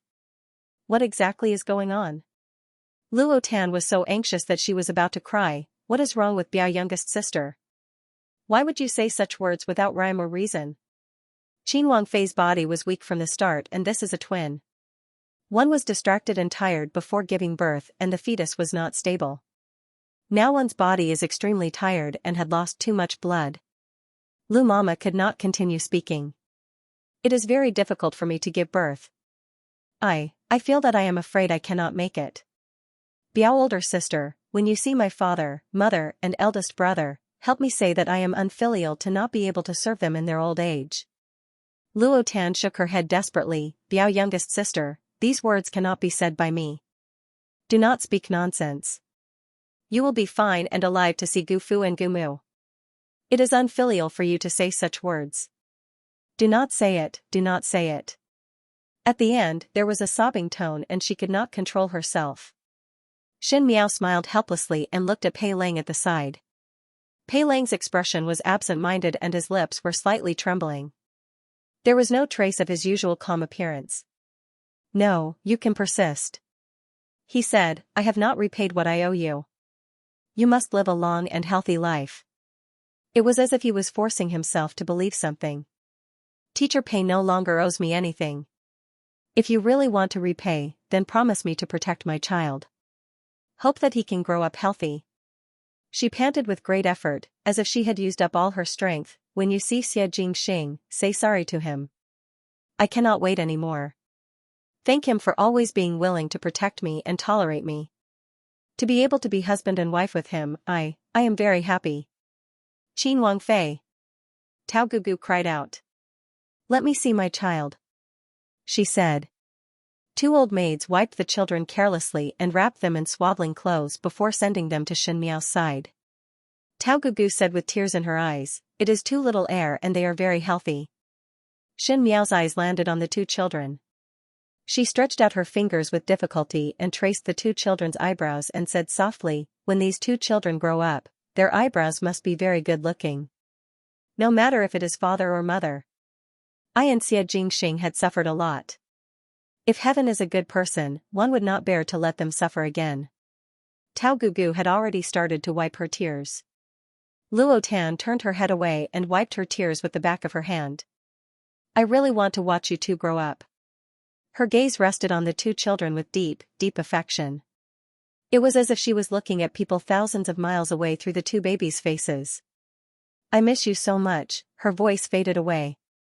In the 10,000s of miles away, the young commander suddenly felt a pain in his chest. This pain spread from his chest to every corner of his body, so painful that he couldn't help but bend over. He held onto one leg of the table and gasped for air. Gao Yang opened the curtains and walked in. Seeing this scene, he was startled and quickly reached out to feel his pulse. After feeling his pulse, he asked curiously, there's nothing wrong. What's wrong? Xie Jingxing frowned and suddenly said, attack Sun Yang. Tomorrow. Why did you suddenly decide? Gao Yang was shocked. Let's finish this quickly. Xie Jingxing turned around and walked out. The Great Liang attacked and occupied the Qin country of Xianxia. At this point, the situation of the three states being divided had lasted for more than 100 years and was finally broken by the young Prince Rui. The warlords vying for supremacy finally came to an end and the grand hegemony finally fell to the Great Liang. Emperor Qin left in defeat and was annihilated by the enemy midway. In the world, there was only the Emperor of the Great Liang and there would no longer be the Emperor of Ming Qi or the Emperor of the Qin country. History would only remember the victors. Even though it was sad to be a subjugated slave, but if the old monarch was tyrannical and the new monarch was benevolent to the commoners, then the hearts of the people would eventually fall to the side of leniency. The commoners were not fools. Since ancient times, there was the saying of returning a plum for a peach. A wise ruler would be supported everywhere. The Great Liang soldiers were about to return home. To return home after a victorious battle was a glorious matter. Those families that had people who joined the army and were still alive would naturally have light on their faces. Even the corpses buried on the battlefield, even though it was regretful, they were also proud. The commoners in Longyi City were practically running and jumping in joy, waiting for the victorious army to return. Compared to the liveliness of the commoners, the palace was cold and cheerless. Luo Tan sat in the courtyard. It was rare to see such a warm sun in an autumn day, shining on one's body, making one feel warm. The courtyard was covered with books, and Xianxia and Guyu were drying the books. Luo Tan looked at it and laughed. Previously in the Shaochun city, she would always take these books out to dry. I felt that the books would not spoil, so what is there to dry? But she was so particular about it. Did not think that now, it was me who took the initiative to do these things for her. The green-clad male standing beside her did not speak. Pei Lang seemed to have aged a lot in one night. He did things silently. Without Shen Miao's instructions, he could not look at the booklet. Every day he could only read the books and not do anything else. This kind of feudal days seemed to be very painful for him. There was not a bit of joyous atmosphere in the palace. Aunt Tao walked out with two children in her arms. Luo Tan quickly stood up and took one of them. The young masters are all very healthy. Tao Gugu smiled. Wet Mother said that they are very obedient at night and did not make any noise. There was also a smile on Luo Tan's face as she said, to be this obedient, it really follows Mother's temperament. Her voice stopped abruptly. Pei Lang's gaze landed on the two children and his eyes slightly dimmed. Which is the elder brother and which is the younger brother, I really cannot differentiate at all. Luo Tan diverted the topic, they are exactly the same. If it is like this now, what can be done in the future? Tao Gugu smiled, it is not a hindrance. In the future one can change clothes and dress up to differentiate. Moreover, when the children grow up, their temperament would be different, so naturally one would be able to differentiate clearly. But how to be called? Luo Tan was vexed, which is the elder brother and which is the younger brother? Biao youngest sister did not even have time to give them names. She squatted for a moment and then laughed in annoyance. I always say not to mention, but I always mention. Forget it. When Tao Gugu saw this, she wanted to say a few words of comfort but saw Guyu and Jingzhi rushing in from outside. Guyu said, Prince Wang has returned. What? Pei Lang and Luo Tan were both stunned. According to the speed of the Great Liang's army, there should be more than a month before they return to the capital. Prince of the first rank had brought men and horses back alone. Guyu whispered, but foreign. After a pause, Pei Lang said softly, let's go and take a look. Xie Jingxing strode into the palace. The short span of a year was enough to change many things. Emperor Yonglu and Empress Xianxia both passed away, and the large palace seemed to have become much more deserted. Eunuch Deng smiled and said, Your Highness, please go and see the two young masters first. Tao Gugu and Miss Luo are playing with them. Xie Jingxing frowned, what about Shen Miao? Before his voice landed, he saw Luo Tan and Tao Gugu carrying a child walking over from the back of the hall, with Pei Lang following behind them. The infant in the swaddling clothes had just woken up and was waving his little hands in a lively manner. The chubby little hands were exceptionally cute under the sun. Xie Jingxing's footsteps paused. What about Shen Miao? He slowly opened his mouth. Pei Lang took a step forward and said softly, Go and see her. Gao Zhan stroked his white beard and shook his head. This old one had tried my best to save her life. This body was like a dried-up oil lamp, but she had a strong will to live. Perhaps there was something that she was not reconciled to and was not willing to take her last breath. With that last breath, this old one used the golden needles to seal her acupuncture points and saved her life. But it was only saving her one life. Grandfather, what is the meaning of this? Gao Yang asked. He had left home for many years, and when he embarked on his official career, he went against the Gao family's ideals and was expelled from the family. There had been no contact with the Gao family for many years. This grandfather actually made Gao Zhan's body slightly tremble.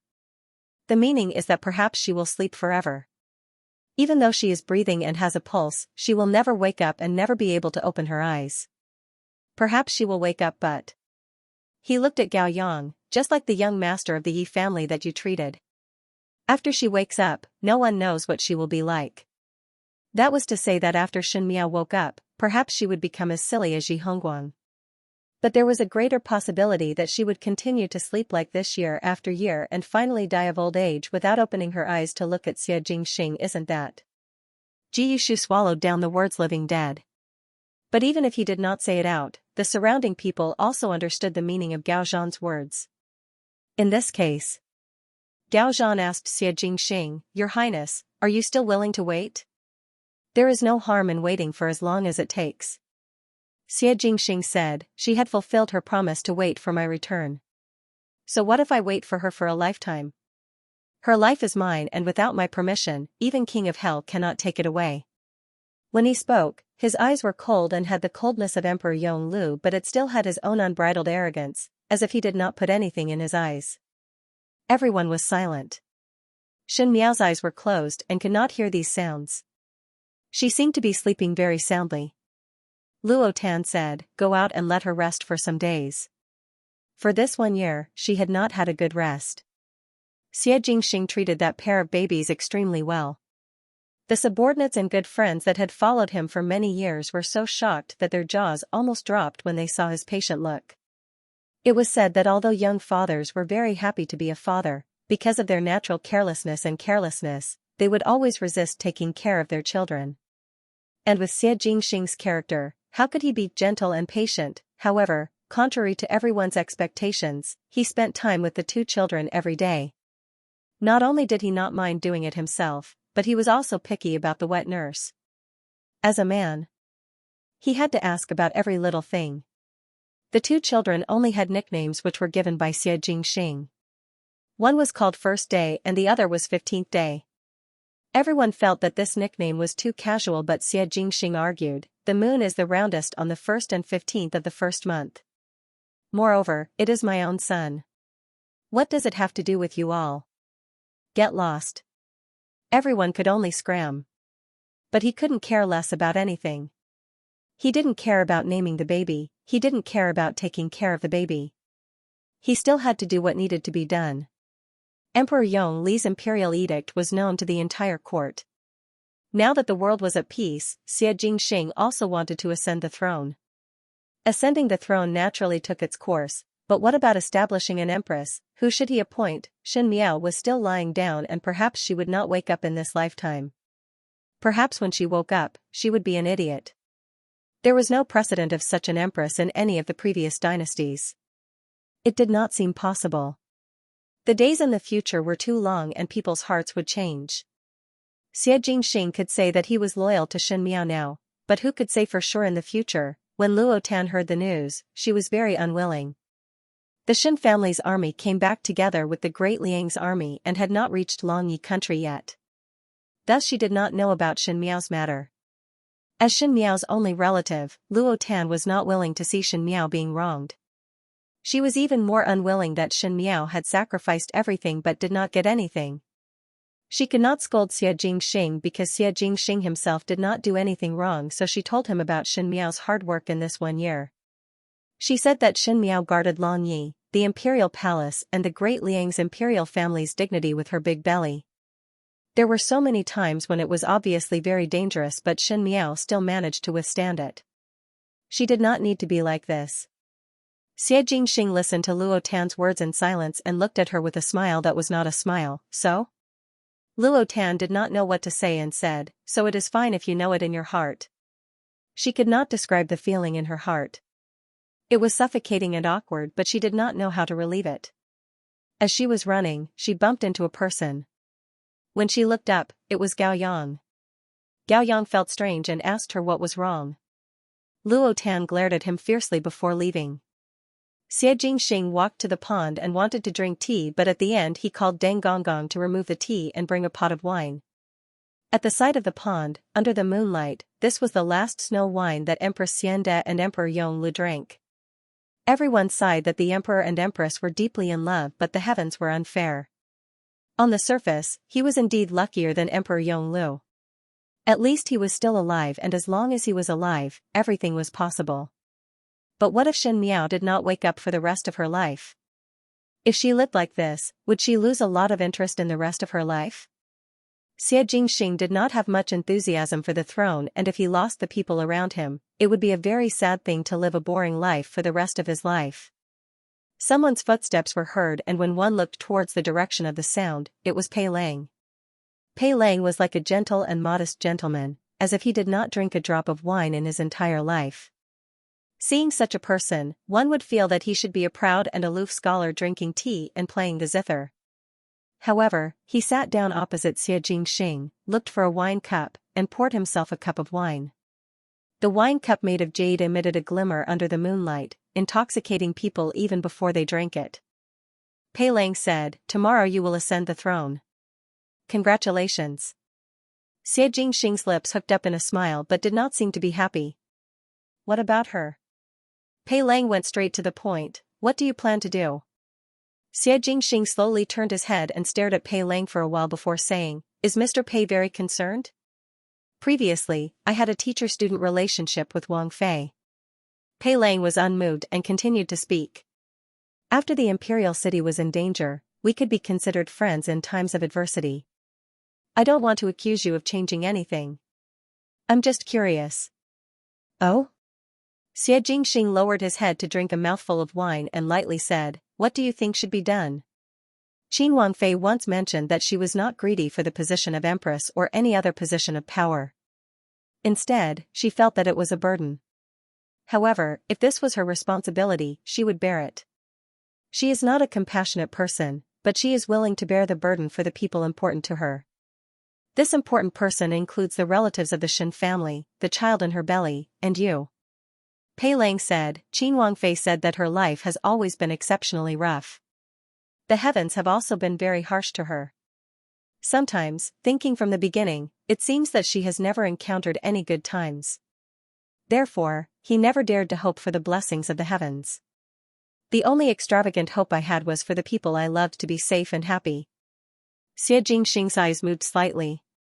Pei Lang turned his head to look at him and said with a smile, she had never encountered any good times before. Things that others could easily obtain, she had to put in great effort to obtain. Even some of the smallest wishes were harder for her than others. Now that the bitterness is over and the sweetness is here, she had fallen into a deep sleep before drinking the sweet dew. The heavens are really too unfair to her. But it is precisely because she never had any extravagant requests from the human heart that she is more pitiful and admirable. Your Highness, Prince of first rank. Pei Lang held the wine cup in his hand and smiled. Now that you have accomplished your great undertaking and ascended the throne is in sight. You have the country and perhaps there will be beauties in the future. But I still have to remind you not to let yourself regret. His voice was slightly low. If one regrets, there would be no chance to turn back in this lifetime. Every day of pain is torture. Xie Jingxing looked at him thoughtfully and asked, you have regretted it before? Once, and tried my best to redeem it. Even though I managed to redeem some of it, but what was lost could not be regained. Pei Lang sighed. Both of them were silent. Just at this moment, Tao Gugu rushed over and upon seeing Xie Jingxing and Pei Lang drinking, she said awkwardly, Your Highness, the two young masters are crying non-stop and the wet nurse and old woman could not do anything. It is better for you to go and take a look. The 1st and 15th days were coaxed by Xie Jingxing every day and their temperament was very arrogant. No matter how others coaxed them, they could not do anything but Xie Jingxing coaxed them. Speaking of which, it was strange. Shen Miao's temperament was very calm and would not give trouble to others, but she gave birth to 2 children that seemed to be here to collect debts. It was still alright previously, but once Xie Jingxing came back, his temper grew. It was fortunate that Xie Jingxing was patient with children. If it was another young father, one feared that they would have already flung their sleeves and quit. Xie Jingxing got up and said, I will go and take a look. Suddenly he thought of something and turned to look at Pei Lang. He stared at him and said, This person of yours is very interesting. But many thanks for your reminder. He drank the remaining wine in the cup in one gulp and said, I never do anything that I regret and also do not do anything that would make others regret. You worry too much. Xie Jingxing and Tao Gugu left. Looking at their backs, Pei Lang shook his head and laughed at himself before muttering, Worry too much? His expression gradually became bitter. Really, do not give others a chance at all. So hateful. On the day of Xie Jingxing's ascension, the sky was bright and the sun was warm and the wind was clear. It was called Shaojing. The 9-tiered palace stood tall and majestic. Dragons danced above the throne room. Hundreds of officials stood in front and courtiers stood to the left and right. The young emperor had changed into a peacock-feathered dragon robe made of gold. The yellow robe was embroidered with golden threads. The corners of the robe were fine and exquisite. It was majestic and dazzling, causing others to be unable to look at it directly. His appearance was peerlessly handsome and he wore a proper crown. However, he had a pair of frivolous peach blossom eyes. Even so, wherever his gaze passed, it was like the cold wind in October, filled with killing intent. No one dared to belittle this young emperor. Even though he was the youngest person to ascend the throne in the history of the Great Liang, but he had truly carried the war flag and went to the battlefield, sweeping away the military generals of the Qin country and Ming Qi. In the imperial court, he was good at using crafty schemes and forced people into a sorry state. The imperial edict of succession had been established, the imperial jade seal was in his hands. From now on, the Great Liang dynasty, the world would welcome a new master. After the ceremony, he unexpectedly walked to one side. The courtiers did not dare to raise their heads until they heard the emperor's voice, appoint an empress. Everyone knew that Qin Wangfei was currently in a long sleep, so why would she suddenly appoint an empress? Everyone was puzzled, and when they looked up, they saw that the young emperor was hugging a female and placing her on the empress seat at the other side. His actions were very careful, as if he was handling a rare treasure. Among the courtiers, other than Gao Yang, Ji Yushu and a few others, the rest of them revealed a shocked expression. Someone came forward and said, Your Majesty, you must not. Oh? Emperor Shaojing turned his head and looked at him. His eyes turned and smiled, why not? Duh. Foreign is still not awake. How can the mother of the country be an unconscious person? One had never heard of any country's empress being someone who had not woken up. Cannot do it? Emperor Xiaojing seemed to be deliberately teasing him. Jin wants to do it, so what? That official was an old official, and when Emperor Yonglu was alive, he was very respectful towards him and seemed to be very confident. Could it be that your majesty wants to leave the empress position empty forever because of her? The officials were in an uproar. A person who had been asleep for a long time would always occupy the empress position. Even if it was just a title, the meaning it represented was very different. In the future, even if there were new beauties entering the palace, as long as the empress position would always be occupied, then the position of these women's children would never be able to surpass the 1st and 15th. Emperor Xiaojing laughed softly until the officials were somewhat dazed. He laughed until the official who spoke first panicked. One heard the emperor said, empty empress position? There is only one woman in Jin's inner palace. How can it be empty? Everyone was shocked. Your Majesty.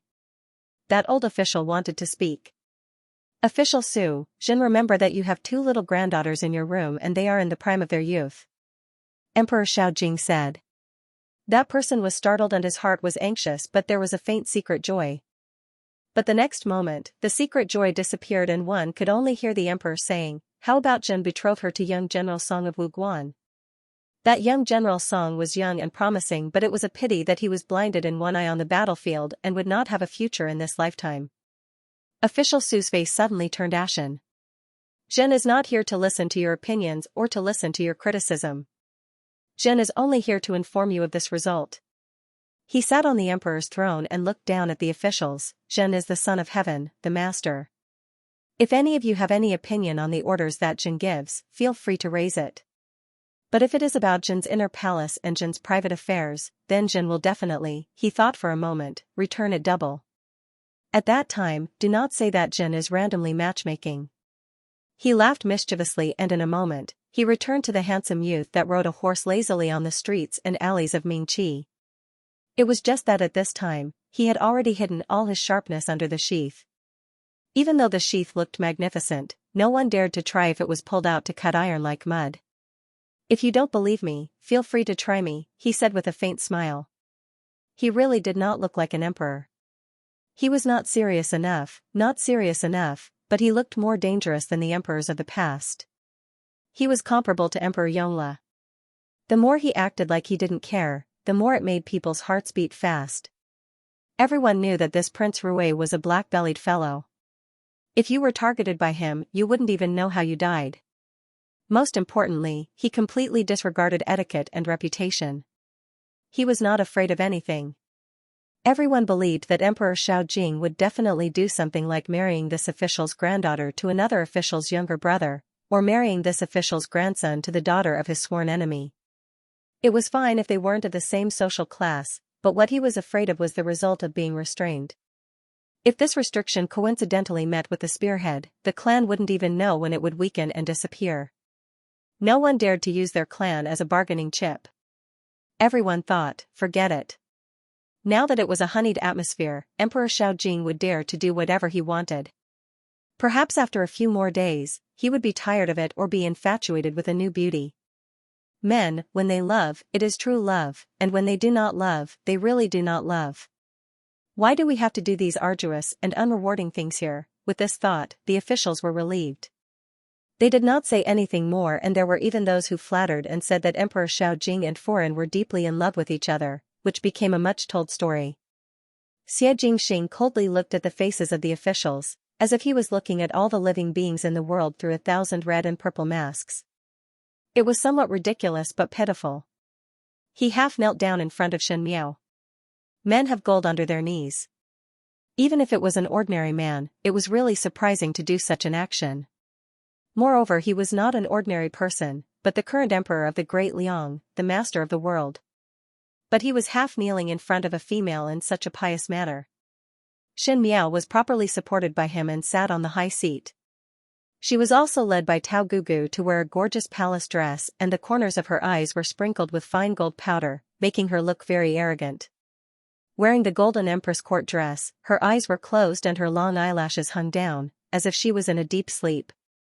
She was really a very beautiful and tough female. Gao Zhan said that Xin Miao had an unfulfilled wish, so she fought with her last breath to survive, thus Gao Zhan was able to save her life. Then what was her last wish? To see Xie Jingxing one more time, to see the 1st and 15th days grow up, or to bid farewell to Xianxia and the rest. Xie Jingxing leaned over to her ear and teased, bring you to be an empress, do you not open your eyes to take a look? Xin Miao could not hear what he said. She was in a deep sleep in her own world, as if she was going to sleep for a long time, for a lifetime. Xie Jingxing stared at her and said, know that you are tired. Get up after sleeping enough. One must look for mother on the 1st and 15th days. He stretched out his hand and held Xin Miao's cold hands. I also miss you very much. The officials silently watched the young emperor do all this. They had been in the imperial court for many years, experiencing the ups and downs of the official world. Sometimes, they couldn't even distinguish their own hearts, not to mention being moved by others. In addition, Prince Rui was not considered a good person in the past, and there were not many officials that were not cheated by him, thus they gnashed their teeth in hatred towards him. But at this moment, they were somewhat reluctant to disturb this scene. It was as if through the picture of the emperor and the female, they could see some of their own shadows when they were young. Everyone would love someone, but it was just that this love could not last for a lifetime. Because it was too difficult, many people would give up halfway. Those that could walk to the end were very rare. Could Emperor Xiaojing do it? Xie Jingxing fiddled with the heavy crown and placed it on Xin Miao's head. His movements were gentle and solemn, as if he had placed something else on the crown. He leaned over and kissed the woman's eyes. Time blurred and quickly retreated, as if he had returned to a certain day a long time ago. He was still a mischievous youth, and she was still advancing step by step for the imperial family of Mingqi, protecting the Xin family with difficulty. He asked, Xin Miao, do you want to be the empress? No one would have thought that he would become the emperor, and she would become the empress. The world had gone round and round, and it had returned to the beginning. At the back of the throne room, Luo Tan, who was secretly watching, covered her mouth, as if she wanted to cry and laugh at the same time. She whispered, he really made Biaomei his empress. Biaomei did not misjudge him. Behind him, Pei Lang also smiled faintly. His smile contained a sense of relief and a sense of loss, but it was mostly filled with gratification. He said, that's great. In the spring day, apricot blossoms filled one's head, and as the breeze blew, the petals fluttered down, covering the ground with the fragrance of flowers. Birds stood on the branches and chirped, and the entire place was bustling with noise and excitement.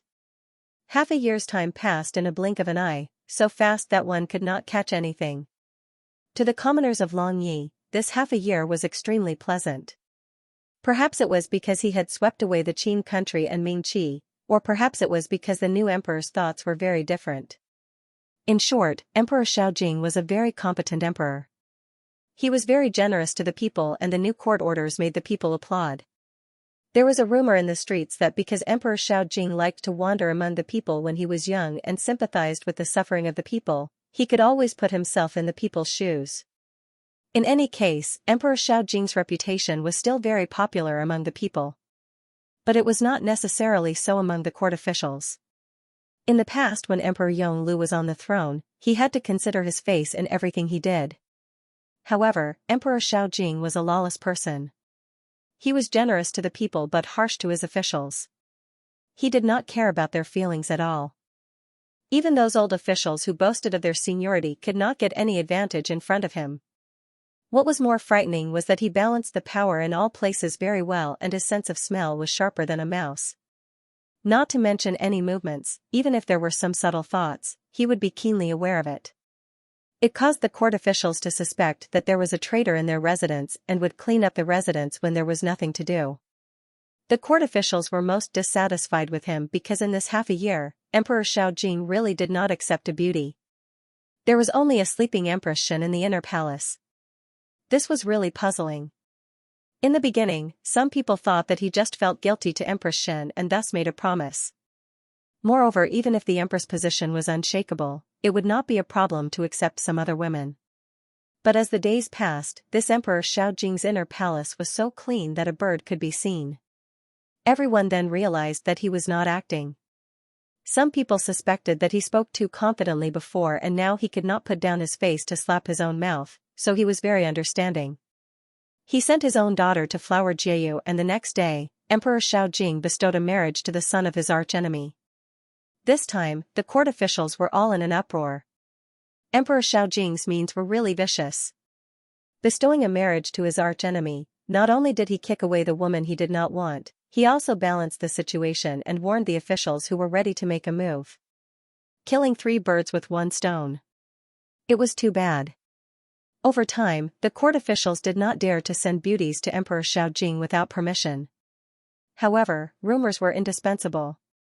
A young man full of vigor, other than his unconscious wife, did not even have a woman. People could not help but wonder if he was gay. But when this rumor came out, it did not seem to affect anything. So what if the emperor was gay? He still had 2 sons, so he didn't have to worry about no one to inherit his empire. Moreover, this old man was very cunning. A scourge would live for 1,000 years. He would probably live for a long time. In short, the people submitted to him and the courtiers were obedient. The early morning sunlight was exceptionally good. Tao Gugu carried the 2 children to Xie Jingxing and said worriedly, "Emperor, you really want to bring the 2 little princes out for an outing?" Xie Jingxing held a child in each hand and straightforwardly stepped onto the carriage, and in the carriage, Xianxia was sleeping. Xie Jingxing looked at her with a headache and said, "Sleeping for half a year, are you a pig?" Number 1 and number 15 shook their small hands and turned to look at Xie Jingxing curiously. Xie Jingxing said to the outside, "Let's go."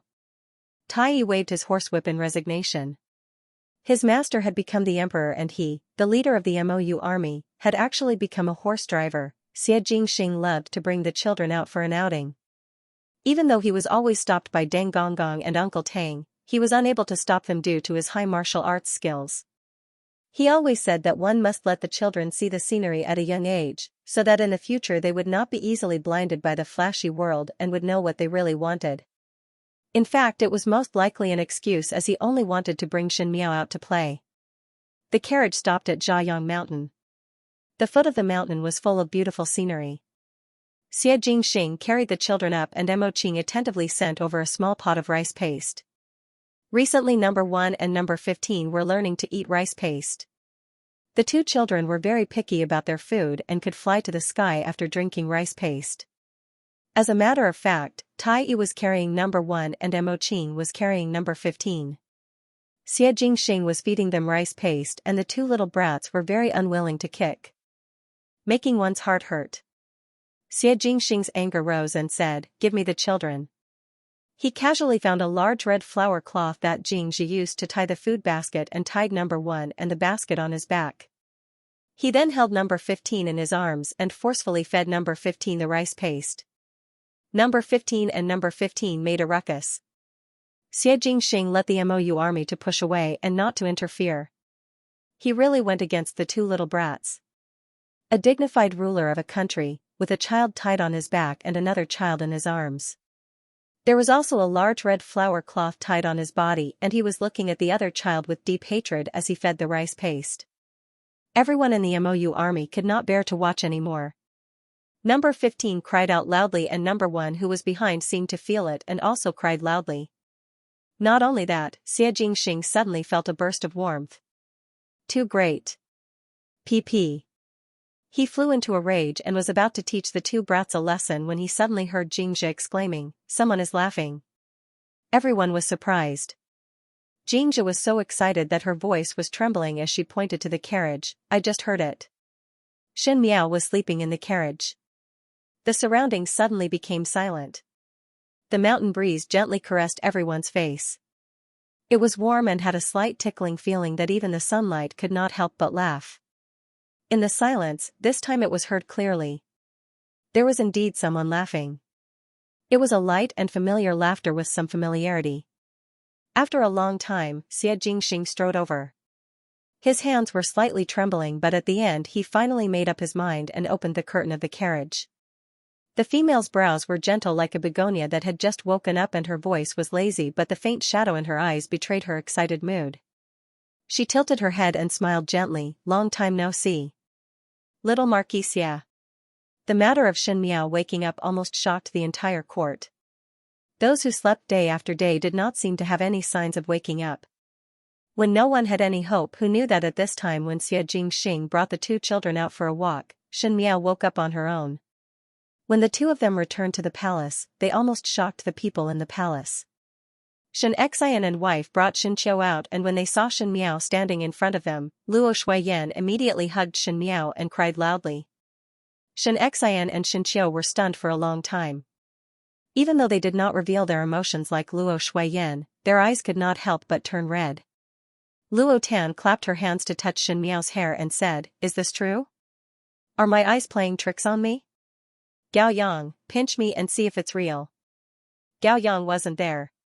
He had gone to invite Gao Zhan. After Gao Zhan arrived, he took Shen Miao's pulse, and after feeling her pulse, he clicked his tongue in wonder. The Empress pulse is stable and there is no problem. Everyone heaved a sigh of relief. Not long after Xie Jingxing ascended the throne, everyone of the Shen family also arrived at the Great Liang, and after knowing that Shen Miao had not woken up for a long time, they were unable to accept it. He insisted on bringing Shen Miao to search the world, and also thought that it was impossible for Xie Jingxing to let an unconscious person be the Empress. Even if she was the Empress, in the future people's hearts would change easily and he might take in another female in the inner palace, thus Xianxia must bring Shen Miao away. But Xie Jingxing was not willing no matter what, and even knelt down to beg Xianxia. At the end he even used the Mou army to threaten Xianxia and almost fought with Xianxia. It was still Luo Tan and Luo Shuiyan who came to persuade him. They mentioned the 1st and 15th day of the month. Xianxia had no other way, but he was afraid that someone would take advantage of Shen Miao not waking up and cause her to be wronged. He might as well hand the Shen family's and Luo family's army over to Luo Ling's side to manage, and his entire family would be stationed in the palace for a long time. He looked after Shen Miao to prevent any accidents. This was actually somewhat against etiquette, but Xie Jingxing was happy to see it happen, as it was good to have someone accompany Shen Miao to talk. And in this half a year, Xianxia's family also saw with their own eyes that Xie Jingxing treated Shen Miao the same as before, and at the same time, they gradually felt at ease. Speaking of these, Shen Miao's heart was filled with mixed feelings. He never thought that he would be able to see his family the moment he woke up. Everyone was safe and sound, and everything was peaceful. This was already an unimaginable joy for her. Sister-in-law. Jiyushu said, "Now that you are awake, those officials would not dare to talk nonsense all day. You don't know, but in this half a year, Long Ye's officials have been miserably dealt with by imperial cousin brother." Xie Jingxing looked at him slowly. "You talk too much." Jiyushu quickly kept quiet. Ever since Shen Miao fell into a deep sleep, other than the Shen family and the two treasures, Xie Jingxing did not have any patience for anyone, not to mention making jokes. His technique of setting people up was getting better and better. Naturally, they did not dare to provoke him. "If you're done, I'll go back." Xie Jingxing coldly looked at the chattering of the crowd. "It is late today. Do not disturb Shen's Empress rest." He put a lot of emphasis on my Empress. When Xianqiu saw the situation, he wanted to roll up his sleeves and fight with Xie Jingxing. In this half a year, both of them would often fight behind. It was said to be exchanging pointers, but it was actually to vent each other's dissatisfaction. Xianqiu was indignant in his heart. Shen Miao was unable to wake up because of Xie Jingxing. How good would it be if she did not follow Xie Jingxing in the beginning? Xie Jingxing was angry that Xianqiu was meddling in other people's business. Why did his own daughter-in-law need an outsider to manage, not even his eldest brother? Now that Shen Miao returned and Xie Jingxing declared his sovereignty, Xianqiu's heart was unhappy. But he heard Luo Shuiyan saying, "That is also right. Jiao Jiao has just woken up and we have asked so many questions at once, it is inevitable that she will feel dizzy. It is better to let her rest for a while. Anyway, the days are long, so we can slowly talk." Shen Miao actually wanted to hear everyone talk about the things that happened in this half a year, but after thinking about it, it would be better to speak slowly since there was still time. Everyone discussed and dispersed and Shen Miao returned to her bedroom. She first went to wash up in Xianxia and the rest helped her bathe. As they were serving, they were wiping their tears and said with teary eyes, "Fu. Your ladyship is finally awake."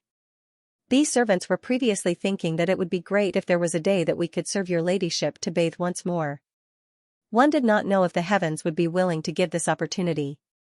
One did not think that the heavens really have the virtue of cherishing life and was willing to give these servants another chance.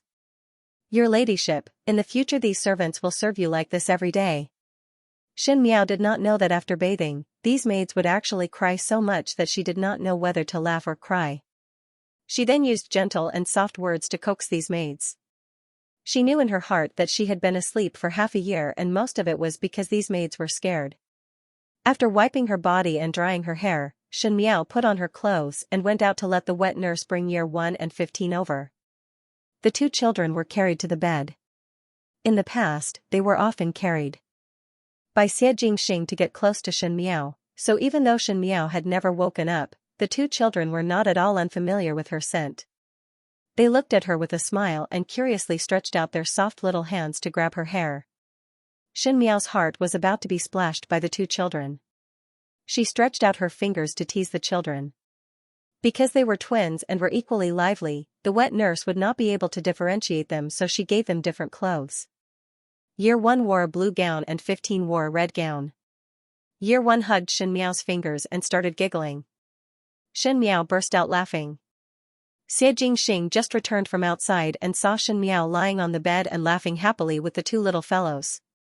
He walked over and said in disdain, "After sleeping for half a year, have you become stupid? Laughing like a fool. I am looking at my son." Xianxia rolled her eyes at him. "What does it have to do with you?" "That is also my son." Xianxia raised his brows. "Without me, how would you give birth?" Xianxia was too lazy to bother with him and continued to play happily on the 1st and 15th days of the year. Xianxia took off his outer robe but walked over and went around to her back. He reached out to hold her waist and pulled her into his embrace. "2 silly little brats, there is nothing to see." "Didn't you name them?" Xianxia complained. "Did you randomly pick them?" "Who said that I randomly picked it?" Xianxia said, "Leave the name for you to pick when you wake up." "Aren't you afraid that I'll never wake up?" Xianxia lazily said, "Then they will be called Xia and Xia15. Xianxia, the 2 little guys on the bed didn't know if they understood Xianxia's words, but they protested with a yi sound. Xianxia quickly reached out to coax him but was pulled back into his embrace by Xianxia. He said, "Not seeing for half a year, you do not miss me and are so cold." Xianxia paused for a moment and suddenly turned her head back. She broke free from Xianxing's embrace and stood properly. She crossed her arms at her chest and stared at Xianxing with a smile that was not a smile. Xianxing suddenly felt that his back was somewhat numb. She said, "Little Xia Marquis, do you know what you have done?" Xianxing was inexplicable. "Done what?" Xianxia smiled coldly. The flowers in the summer were good, the saucers were playing with bees and there was the fragrance of flowers everywhere. The streets were filled with people and horses galloped past. The hawkers' lively cries spread from the east to the west of the city and everywhere was jubilant. Xianxia was wearing a yellow long-sleeved robe and there were hundreds of flowers embroidered on it. This robe was originally brightly colored and with the addition of the complicated embroidery, it looked jumbled. In addition to her head full of gold and silver ornaments and heavy makeup, she looked exceptionally stupid. The surrounding people would occasionally pass by and look at her with an expression of watching a joke. Xianxia's gaze was somewhat at a loss. She was clearly in the Great Liang's imperial palace a moment ago and was on the verge of death due to giving birth, thinking that she had died. But in the next moment, she was on this bustling street. She was not unfamiliar with this street as this was Mingqi's Ding capital. What was going on? Long Yi would definitely not be able to reach the Ding capital in a blink of an eye. Could it be that she was dreaming? But Xianxia knew that it was not so. Xianxia and Guyu followed behind and the 2 maids had a careful look. Xianxia looked at the clothes on her body. She seemed to have returned to a long time ago, so long that she just started to be infatuated with Fu Xiaoyi. Could it be that his previous reincarnation was the real dream? Just a golden millet dream, which was real. Which was the dream? Xianxia felt somewhat dizzy and reached out to hold her forehead. Guyu jumped in shock when she saw it. Is young lady uncomfortable anywhere? Xianxia shook her head, and just as she was about to speak, she saw a familiar person walking past the corner of the street. That person was wearing tattered clothes and was holding a horsetail whisk as he shook his head. One did not know what was in his mouth as he was mumbling. But Xianxia's eyes brightened and did not bother to speak as she ran over to that person's side. Xianxia and Guyu were unable to stop her and could only follow as they watched Xianxia walk over to that person. Taoist priest Qi Yan. Xianxia shouted. That strange Taoist priest turned his head over with a grin. It was indeed Taoist priest Qi Yan. When Taoist priest Qi Yan saw her, he had a very surprised look as he asked, "Foreign, why are you here?" Xianxia noticed that he said foreign and not young lady.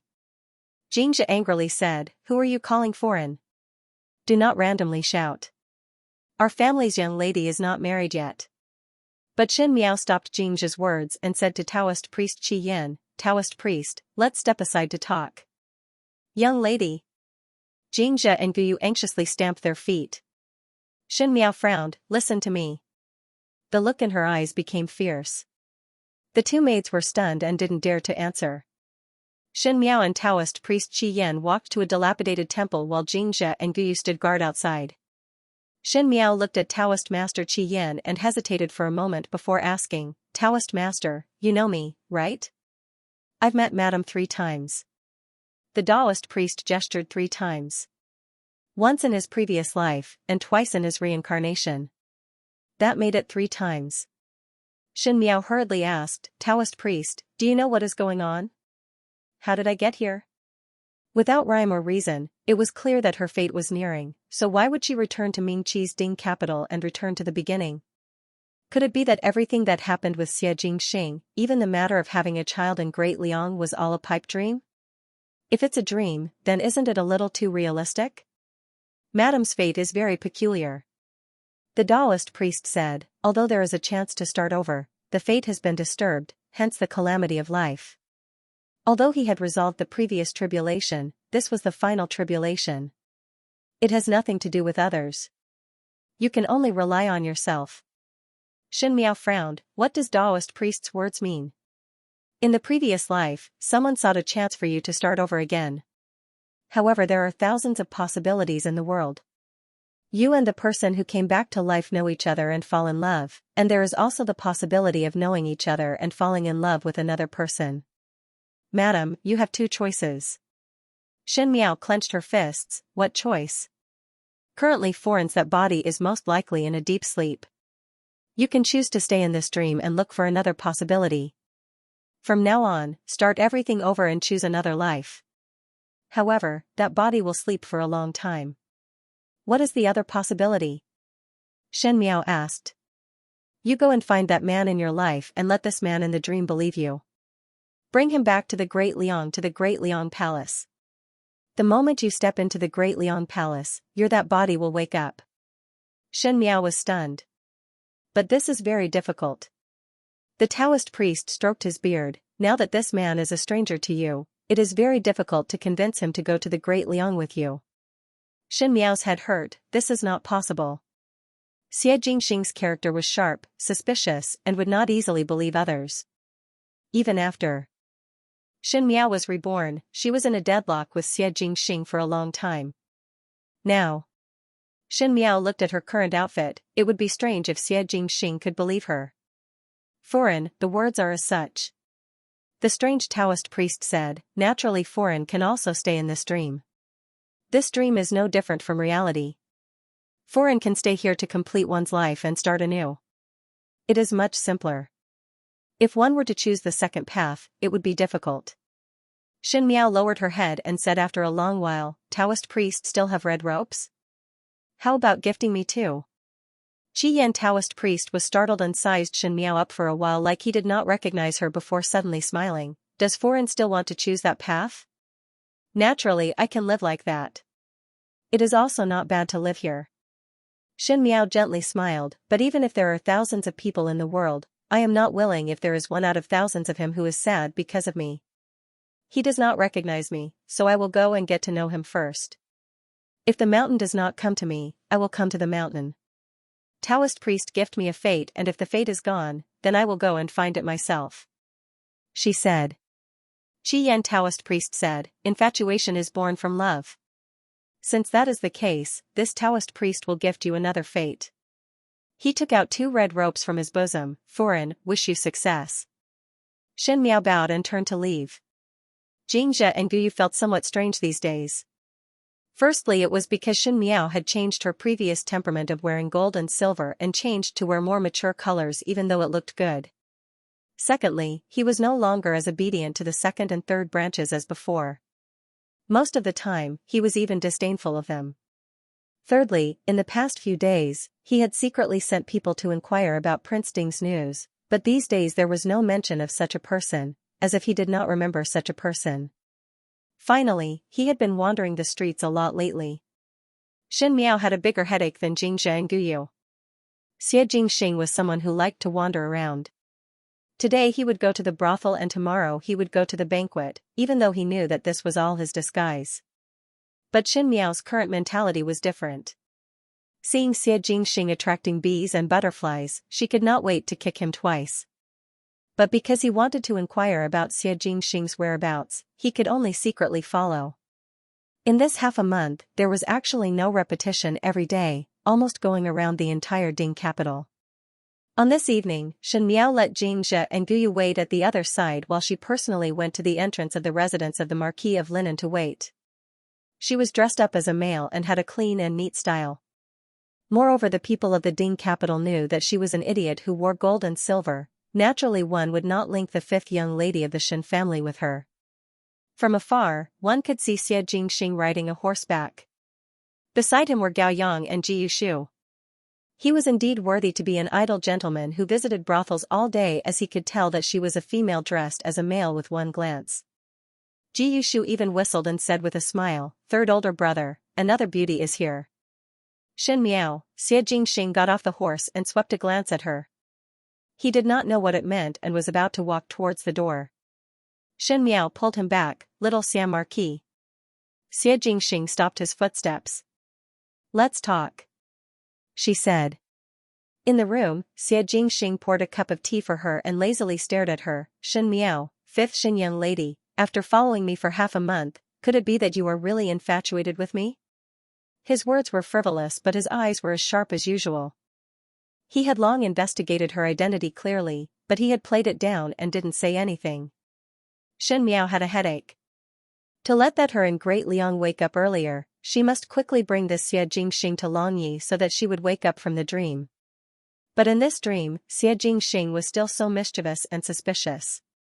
What should she say? Say that she was Xie Jingxing's wife? And also gave birth to 2 children for him? Would Xie Jingxing think that she had lost her mind? She said, "Little Siam Marquis, can you accompany me to Great Liang?" Before her voice landed, a strong wind came, and before Shen Miao could react, her throat was grabbed by someone. His voice was cold and there was a hidden killing intent. "What do you know?" Shen Miao almost could not breathe. She knew that it was like this. With Xie Jingxing's overbearing temperament, no matter what she said, he would not listen. Even if she wanted to explain, it was not possible, seeing that she was gasping for breath and seemed to have no martial arts. Xie Jingxing then slightly loosened his grip. Shen Miao was angry and anxious as she said angrily, "Scoundrel." Xie Jingxing's gaze turned cold. "You have big guts." "Scoundrel." "Lecher." "Shameless." "Burning the bridge after crossing the river." "Cruel and unscrupulous." She did not stop scolding. Xie Jingxing was stunned and unconsciously let go of his hands. After a moment he laughed, "5th Shen young lady, I do not seem to have offended you." Shen Miao covered her neck and said, "Bring me to Great Liang." Xie Jingxing was about to flare up again when he heard Shen Miao saying, "Bring me to Great Liang and I will tell you what I know." Xie Jingxing crossed his arms and looked at her coldly before smiling. "Apologies, I am not interested in what you know." He sat down in front of the table and leisurely drank his tea. "But today I will spare your life if I discover that you have other plans. 5th Shen young lady also know that I am not a good person." Shen Miao was slightly startled. "I'm not a good person." This was what Xie Jingxing had told her before. Fifth Xin young lady is still not leaving? You want to spend the night in my marquee fu? He said with a smile that was not a smile, I have no problem. Shen Miao said, shameless, and stormed off. After Shen Miao left, Xie Jingxing's face turned cold as he said, Tai Yi. A black-cloaked man appeared in the room. Check it out. The Shen family, Shen Miao, he said. The man in black accepted the order and left. It was very difficult for Shen Miao to chase after Xie Jingxing. No matter if it was the Xie Jingxing in reality or the Xie Jingxing in the dream, he was all the same and often made Shen Miao clench her teeth in anger. Especially in the dream. Now in this dream, Shen Miao was just a stranger to Xie Jingxing. Before that, she was notorious, stupid, and even liked Fu Xiuyi. If now her image was changed, one would feel that she was not as described by outsiders and would only think that she was scheming and might even know his real identity and was plotting something. Xie Jingxing was wary of her and it was not easy to get close to her. Shen Miao could only go out every day to secretly follow him and find ways to speak 1 or 2 sentences to him. Xie Jingxing also knew that she was following but pretended not to know. It was Gao Yang and Ji Yushu who knew about this matter would tease her with a few meaningful words. The 3rd day of the 7th month was Xie Jingxing's birthday. Shen Miao naturally knew that the current little marquis of the residence of the Marquis of Lin and did not have this birthday. But the birthday of the great Liang's Prince Rui was this. She felt that previously in the real world, on Xie Jingxing's birthday, she was angry because of Mei Foran and Xie Jingxing. Afterwards she was not angry but because of the assassin, she made Xie Jingxing fearful. Thinking that since it was so, why not take advantage of her dreams and give Xie Jingxing a birthday in her dreams? She left early and went to Misty Rain Pavilion to book a banquet table. She had a lot of gold and silver jewelry but they were all pawned. A banquet table in Misty Rain Pavilion was worth more than 1,000 gold. Xianxia and Guyu were so anxious that their eyes almost turned red but Shen Miao did not listen. It was only a dream. In reality, gold and silver were mere worldly possessions, not to mention in a dream, she was thinking that in the evening, she would drag Xie Jingxing over. Perhaps they could have a good talk at the banquet table and discuss about the great Liang's matters. The entanglement was too complicated and even if she explained it, Xie Jingxing would not understand. Perhaps he would think that she was talking nonsense so she had to ponder over it properly. She followed Xie Jingxing to 1,000 Gold Pavilion. Xie Jingxing was drinking with a few noble juniors in the Ding capital but saw Qin Qing. The daughter of the left imperial censor, Qin Qing, had done the painting together with Shen Miao during the academy examinations. Qin Qing was born beautiful and was wearing a green cotton embroidered robe with wide sleeves. There was a yellow belt on her waist which made her slender waist less than a grasp and the fluttering of her clothes made her look like a fairy. Qin Qing had always been arrogant because of her beauty and ordinary people would not look at her but at the moment she was sitting with her eldest brother, her eyes unconsciously drifted towards Xie Jingxing. Where was the usual arrogance, it was filled with tenderness and sweetness. Only a fool would not be able to see that Qin Qing was interested in Xie Jingxing. Brother Qin also had the intention to pull the strings, so he deliberately moved aside to let Qin Qing and Xie Jingxing sit together. Shen Miao looked from the other side and did not know what Qin Qing and Xie Jingxing were talking about. Xie Jingxing smiled flirtatiously and Qin Qing shyly nodded her head. Looking from afar, they were really a pair of lovers. Shen Miao's eyes were somewhat sour. She knew that this was a dream and also knew that Xie Jingxing did not know her now and did not like her. He could play with other people and it was not something she could control. But she was sad, thinking that in the real world of the Great Liang, would Xie Jingxing be accompanied by beauties in the future, with fragrant clothes and silhouettes on his temples. Among the thousands of possibilities, he could not choose himself every single time. She closed her eyes, feeling that the scene of people toasting each other was very irritating. She couldn't bear to watch it anymore, so she stood up and left the table. Walking and walking, he eventually arrived at the Misty Rain Pavilion. The banquet in the Misty Rain Pavilion was the best banquet and the location was also good as it was at the highest level. Looking from the window, one could see the fireworks and the moon. Shen Miao went in alone. In the huge banquet, she was the only one sitting empty. The exquisite dishes filled the table and looked gorgeous but it could not conceal the loneliness. She poured a cup of wine for herself. The wine was good wine. It was a thick osmanthus wine, sweet and had a lingering aftertaste. She drank slowly, and every time she drank a cup, she would look at the moon. The moon in the dream was really beautiful, but in the real world, who was Xianxia accompanying to look at the moon? She drank so much that her head was dizzy. She drank so much that she did not even hear the footsteps behind her. She heard a mocking voice coming from behind her. Wow, the Xin family is indeed a big family. Fifth Xin young lady is eating alone and still has to arrange such a banquet in Misty Rain Pavilion. Xin Miao turned back to look, and Xianxia had a smile on his lips as he walked in unhurriedly. She frowned. Xianxia's eyes swept across the empty wine pots on the table. One pot after another, all over the place, and teased, Fifth Xin young lady's mood is not good after drinking so much. Xin Miao stared straight at him. Xianxia leaned over slightly, and his line of sight was level with Xin Miao. When he saw her slightly red eyes, he was slightly startled before saying, "Could it be because of me?" Xin Miao still did not speak. Xianxia pondered, because of Qing Qing? Before he finished speaking, Xin Miao suddenly threw herself into his embrace. Her hands tightly hugged Xianxia's waist, and her face was buried in his chest. It was clearly a familiar body, so why did he use such a strange tone to talk to her? She sobbed and scolded, "Shameless. Do you want to separate from me? In the beginning, when he married me, he clearly said that he would not have another woman in the future and that he would only be a couple for a lifetime. Xianxia is a liar. You tricked me into entering the family, and now you're attracting bees and butterflies. My big brother and father will definitely beat you up. Bastard, bastard, bastard." Xianxia was frightened and said, "When did I say that?" But Xin Miao hugged him and cried so sadly that Xianxia swallowed the rest of his words. The girl in his arms was crying and her body was twitching. It could be seen that she was really angry. Her hands were tightly wrapped around his waist like a child, unwilling to let go even if she died. Xianxia hesitated for a moment before he stretched out his hand, wanting to pat the girl's shoulder lightly. She was the fifth miss of the Xin family.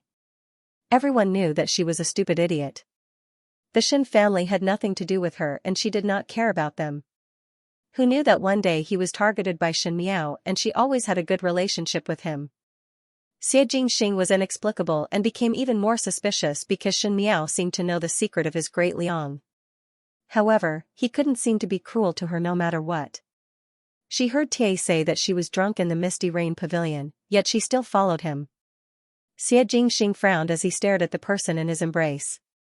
The delicate body in his embrace was warm, and it seemed that even his heart was warmed up a little.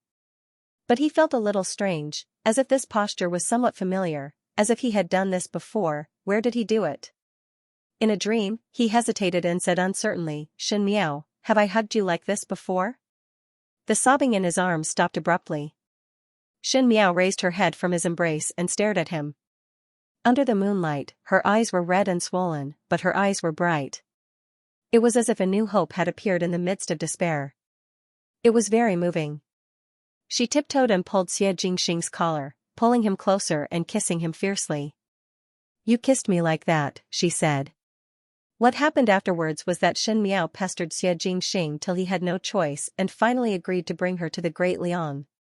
Perhaps in that dream, when Xianxing and Xin Miao woke up, they were gone, and most likely the commoners of Mingqi thought that they had eloped. But so what? When they reached the imperial palace of the Great Liang, they would wake up from the dream. In that journey of nearly half a year, Xin Miao also told her own matters to Xianxing in the dream. She did not know if Xianxing would believe it or not.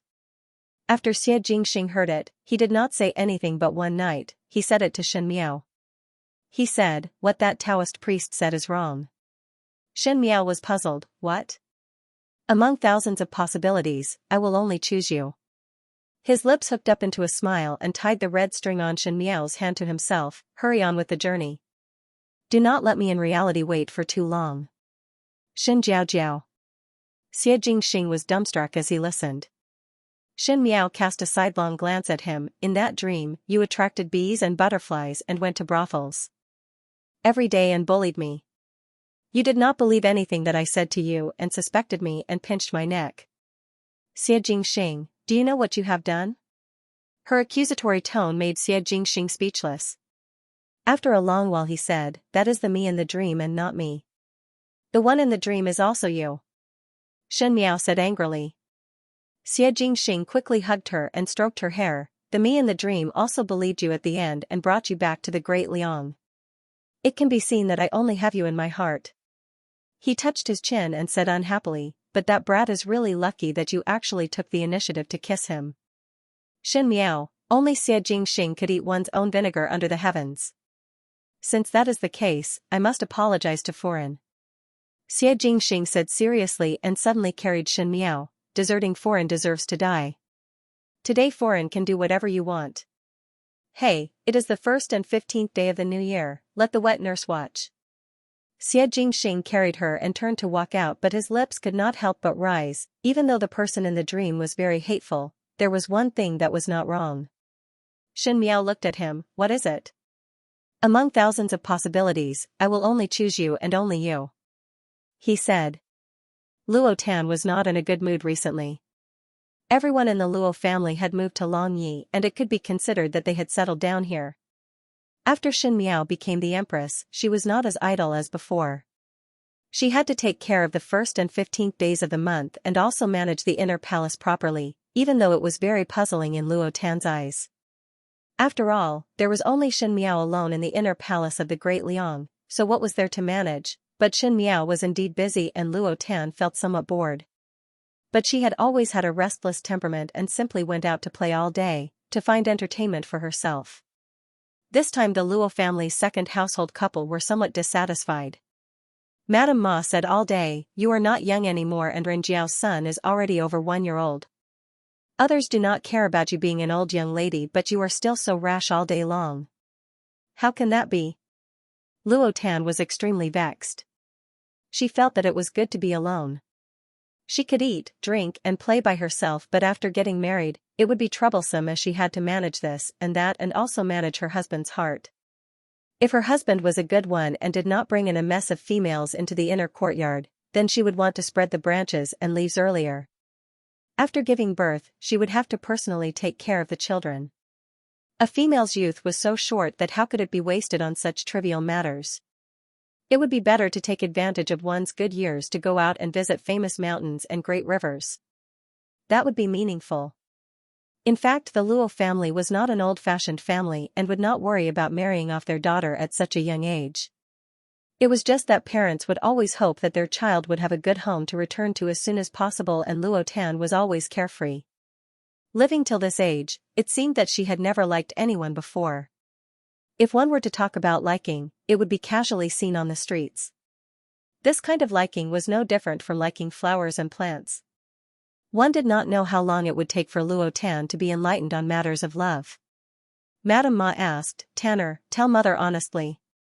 Do you really not have a man that you like?" Luo Tan was impatient from being questioned and said, "Mother, where did I find a man that I like? Now even Xian'er has a young lady that he likes and Xian'er is younger than you." When Madame Ma heard this, she became depressed and used Luo Qian as an example. "There are so many good men in this world, why can't I see any that I like?" Luo Tan curled her lips. "There are many of them, but I haven't seen many. This cannot go on." Madame Ma slapped the table. "I cannot let you continue to fool around like this. Now that Jiao Jiao is the Empress, she must know a few young talents in this world. I have to ask her to help me look for one. You go and take a good look for me." Luo Tan looked at her incredulously. "Mother, are you serious? It's not like I can't get married." "It is not that you cannot get married. You simply do not understand." Madame Ma said, "You must go. If you do not go, how can I let you go out?" Finishing, she did not wait for Luo Tan to answer and got up to leave. Madame Ma let Luo Shuiyan accompany her to the palace to talk about this matter with Shen Miao. Even though Shen Miao was now an empress, she did not change her temperament and was as gentle as before in front of relatives. The Luo family and the Shen family still got along with her like before and there was no change. When Madame Ma mentioned Luo Tan, she felt a headache and asked Shen Miao, "Jiao Jiao, you usually come in contact with many noble people. Can you help Tanner to look for a few? One does not need the family background, the most important thing is the character and one must have a good character." Tanner is pure and does not know the twists and turns of the residence. It is best that the family is clean and simple, and do not have any messy relatives. It is best to have a handsome appearance. Madame Ma was somewhat blushing. Tanner likes good-looking things. If one is good-looking, most likely she would like it. Shen Miao was astonished and looked at Luo Shuiyan. Luo Shuiyan also said, yes. Jiao Jiao, it is better for you to take a look at Tanner. Naturally there is no problem but. Shen Miao asked hesitantly, does Biao older sister really have no one in her heart? With her temperament, it is impossible to wait for her to take the initiative to open her apertures. Madame Ma waved her hands and had an appearance of not wanting to mention it again. If Tanner is half of Jiao Jiao's knowledge, I would not need to be so worried. Since they were all sisters, Shen Miao was able to discern heroes, and at a young age, she was able to marry Xie Jingxing, a rare peerless male in the world, which became a much-told story. After marriage, Xie Jingxing was also tightly controlled, and other than the Empress, there were no other women in the inner palace of a monarch. How many women in the world were envious, but Shen Miao could not. Moreover, Xie Jingxing's conditions were so good. Looking at Luo Tan, after living for so many years, not to mention taking down a peerless male, she did not even have any signs of an ordinary male. Originally Madame Ma and Luo Lian Tai were thinking that when their daughter grew up, there would be so many marriage proposals that the doorsill would be broken. If one family had a daughter, then hundreds of families would seek for it, and how lively it would be. At the end it was so quiet that not even a mosquito could be seen. Needless to say how sullen it was. Did Biao older sister Tan herself agree to take a look? Shen Miao asked. She dare not agree. Madame Ma said again, Jiao Jiao, you have a good relationship with her, so we'll trouble you to persuade her when you are free. What is the matter with a young lady visiting the brothel all day long? She is very clear about the gambling houses in Longyi. It is really a misfortune for the family. Luo Tan had such a lively temperament and disregarded the rules and etiquette. She lived freely, but it was easy to be criticized. Shen Miao replied straightforwardly, all right. Then I will start to help Biao older sister to take note. It is just that Biao older sister must like it or not. Then many thanks Jiao Jiao. Madame Ma was overjoyed. At night, Shen Miao held a long scroll in her hands and looked through it one by one. Until late at night, and still did not sleep. When Xie Jingxing returned to the bedroom after dealing with the reports, he saw that she was still waiting to read and asked, did you sleep first? There are some things that have not been read. Shen Miao did not even lift her head as her eyes continued to be glued to the scroll. Xie Jingxing walked over to take a look and saw that on the scroll, there was a small portrait of a man on every page. Beside the portrait was the man's name, family background, official position, and even hobbies and specialties. Xie Jingxing closed the scroll and asked, what are you looking at this for? Get up and move. Shen Miao took the scroll back from his hands. Yunmu, let me find some reliable people for Tan Biao older sister. Do not interrupt. Luo Tan? Xie Jingxing raised his eyebrows. She is going to marry? Aunt worries a lot. It's just a matter of convenience. Shen Miao suddenly thought of something and looked at Xie Jingxing. Speaking of which, what is Gao Yang's intention? What do you mean? Xie Jingxing was confused. That's right, cousin Tan. Shen Miao looked at him. I see that he likes Tan Biao older sister, but it does not seem to explain anything. If one were to wait for Tan Biao older sister to understand, one fear that it would not happen in this lifetime. Tan Biao older sister does not understand. Gao Yang is an astute person. What is the meaning of him dragging it like this? Xie Jingxing frowned and pondered. Does Gao Yang like Luo Tan? Shen Miao used her elbow to poke him. Are you blind? How would I know what Gao Yang is thinking? Xie Jingxing felt wronged. He grasped his own matters clearly and logically, but was extremely slow when it came to his good friend's marriage. Shen Miao could see that Xie Jingxing did not know how to read the situation, so she was too lazy to ask him. But Xie Jingxing opened his mouth at this time and said, Gao Yang is an intelligent person, but intelligence is easily misled by intelligence. Shen Miao immediately understood his meaning.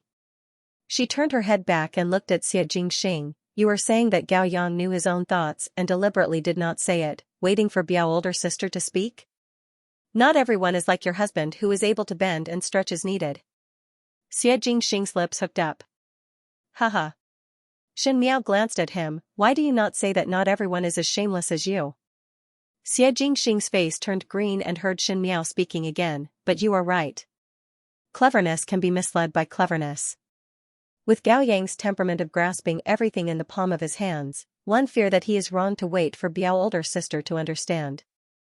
Xie Jingxing said thoughtfully, what do you want to do?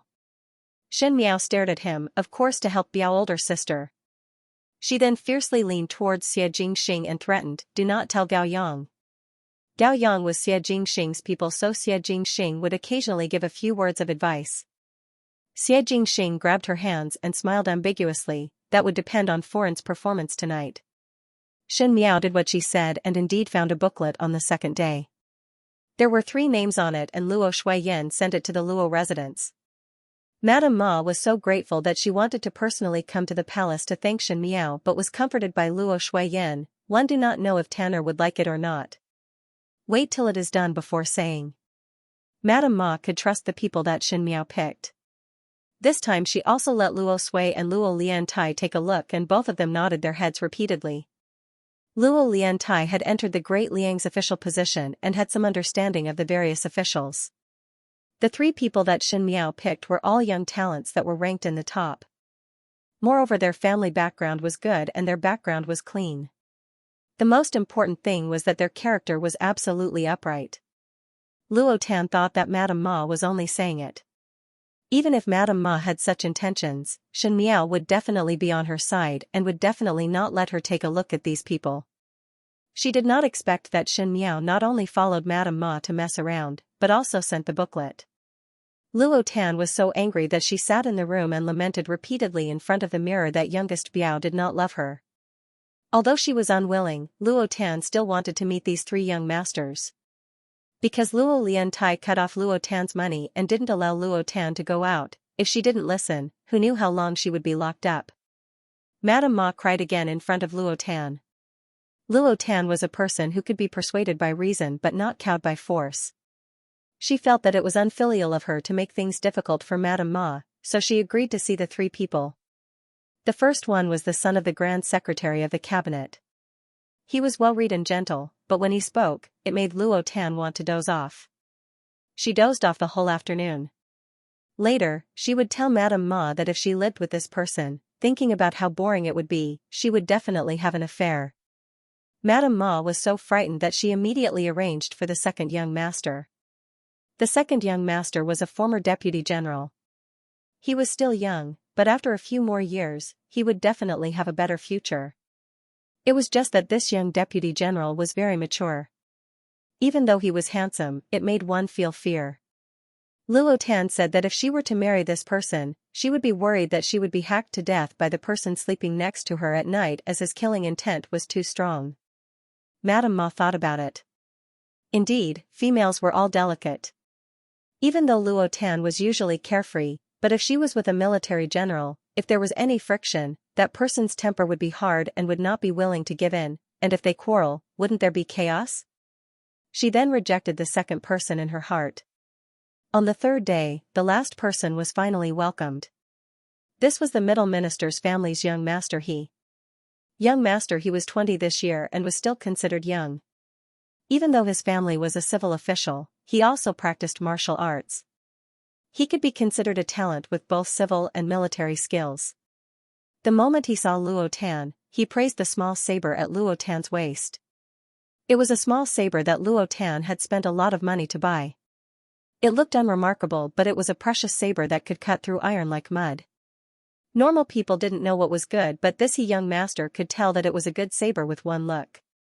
Luo Tan was very happy. Looking at this young master's handsome features and presence, Luo Tan, as a person who liked good-looking things, was especially willing to talk more with him. Now that she said it, she realized that this young master was a talent. Not only did he know a lot, he had been to many places.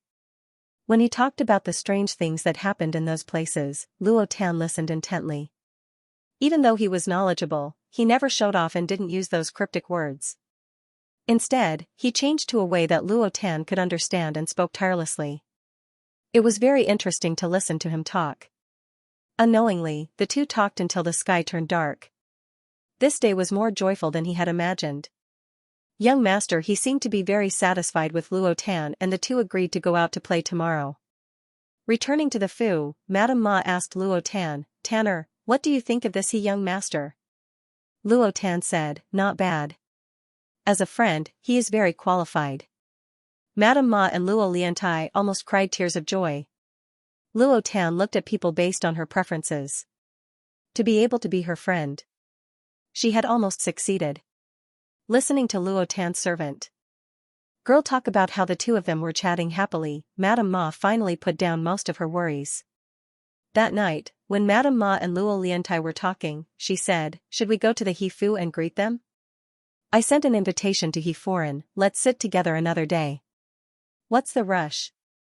Luo Liantai said, nothing has been set in stone yet. That's true.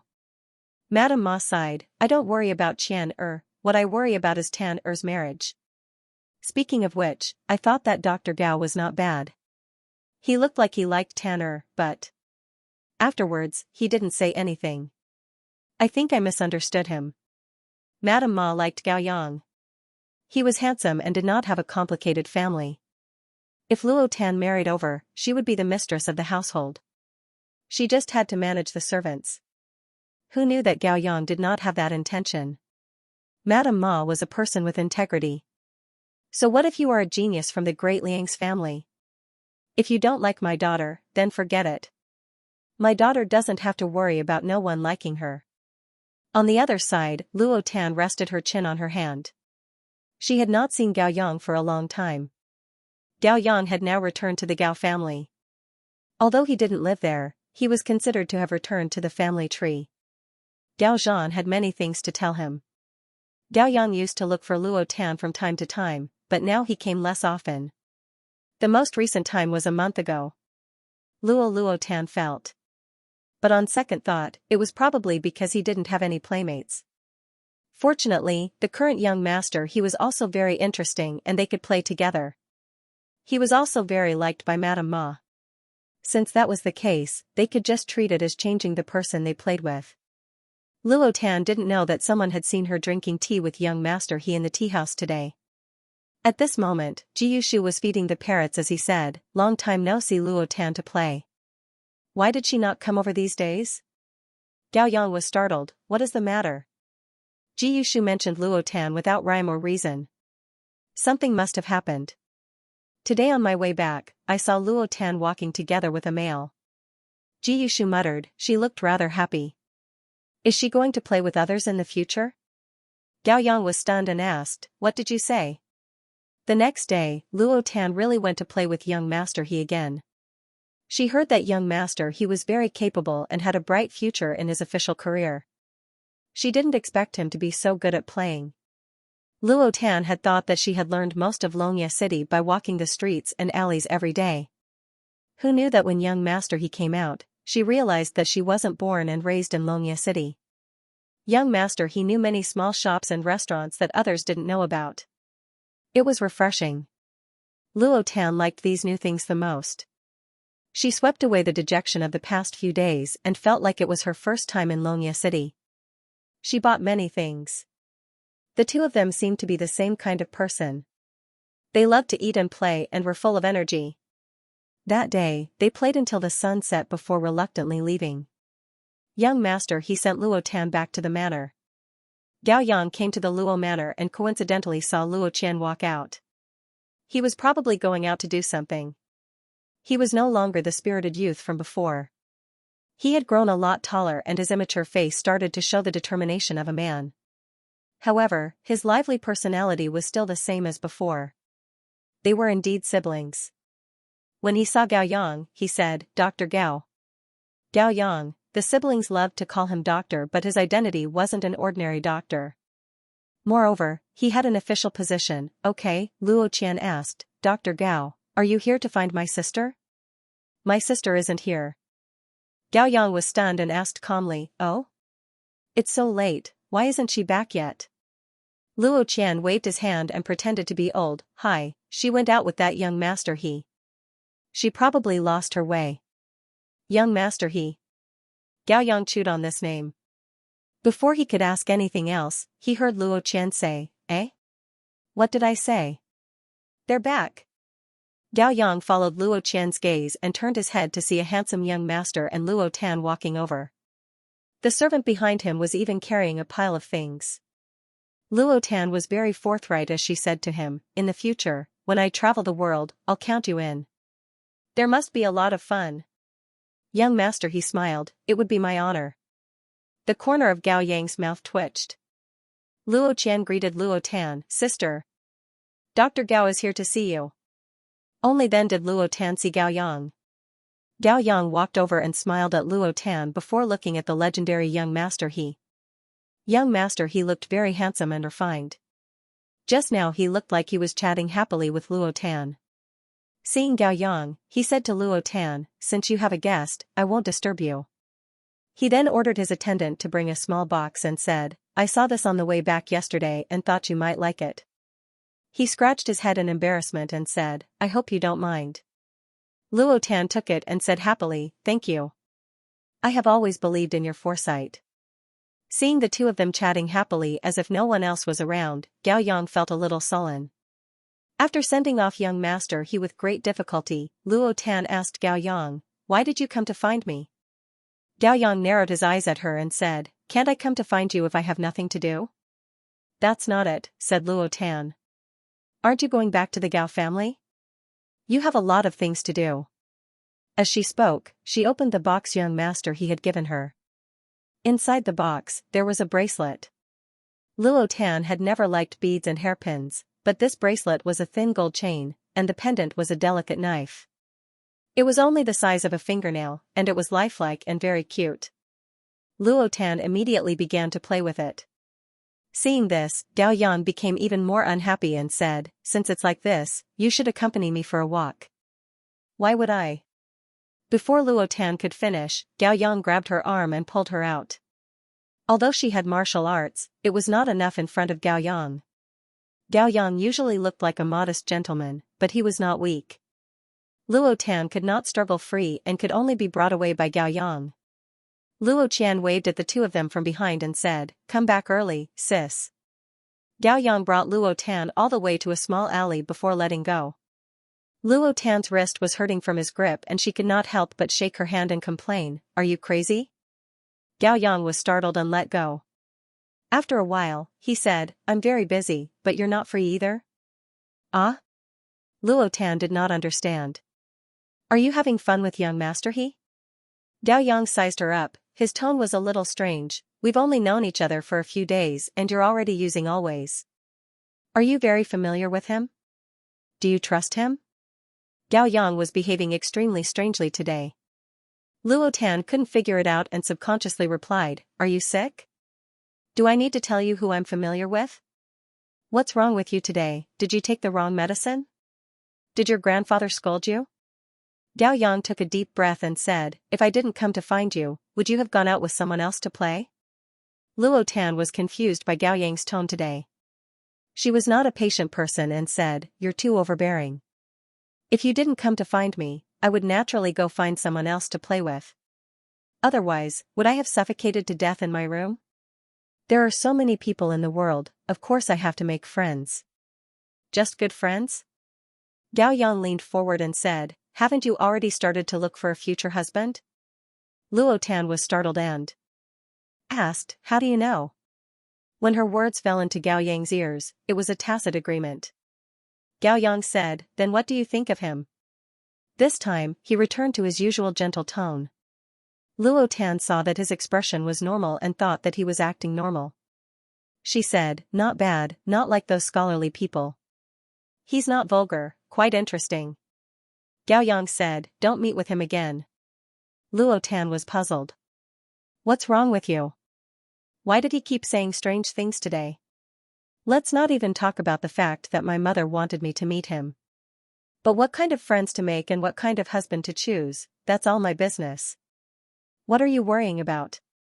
Are you going to control me when I see other people in the future?" "Yes," Gao Yang interrupted her. Luo Tan was stunned. "I thought you would figure it out on your own. But your stupidity makes me gasp in amazement. Or perhaps, you're actually smart, and that's why you're trying to take me down on purpose? He looked pensive. Luo Tan didn't understand what he was saying and only heard Gao Yang call her stupid. She immediately exploded and said, "You're the stupid one." Not only was he stupid, but he was also being unreasonable. "I'd just like to play with young master he. You won't let me see him, but I want to." How could he be so unreasonable? Before she could finish her words, Gao Yang pulled her into his embrace and kissed her on the lips. His kiss was as gentle as he was, as if he was a modest gentleman. However, amidst the gentleness, there was also a forcefulness that could not be refused. Luo Tan covered her mouth and took 2 steps back. No matter how careless she was, she knew what this meant. She had never thought deeply about her relationship with Gao Yang. From her point of view, Gao Yang was a good friend. Even though he liked to tease others and was gentle on the outside but had a belly full of bad water, he was still considered a gentleman. But how could a gentleman take advantage of her so blatantly? If it was other people, one feared that Luo Tan would have raised her knife and chopped people all over the city. At the very least, she would beat the other party up.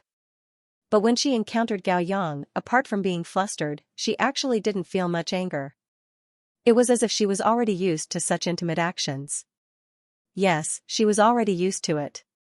From the Ding capital to Longyi and staying in the Gao residence, for a very long period of time, Gao Yang was definitely a gentleman to her, but he would still make some intimate actions from time to time. Those actions were very natural and Luo Tan was carefree and did not care too much about it. So much so that it was like nibbling at the mulberry leaves. It was logical to do such an outrageous thing, but it seemed normal. Luo Tan was horrified. When Gao Yang saw her like this, his expression relaxed and his tone became gentle. He said, "Do not see him in the future." Luo Tan was ashamed and resentful. "Why did you? If one cannot see this, then I would really suspect that you are so stupid that one could not pick a second in the world." Gao Yang chuckled. Luo Tan's face turned red and white and red before she suddenly said, "Could it be that you like me?" Gao Yang lightly coughed and said, "I have already done it so clearly." Luo Tan felt wronged, as how would she understand? He did not come to propose marriage and did not write love poems.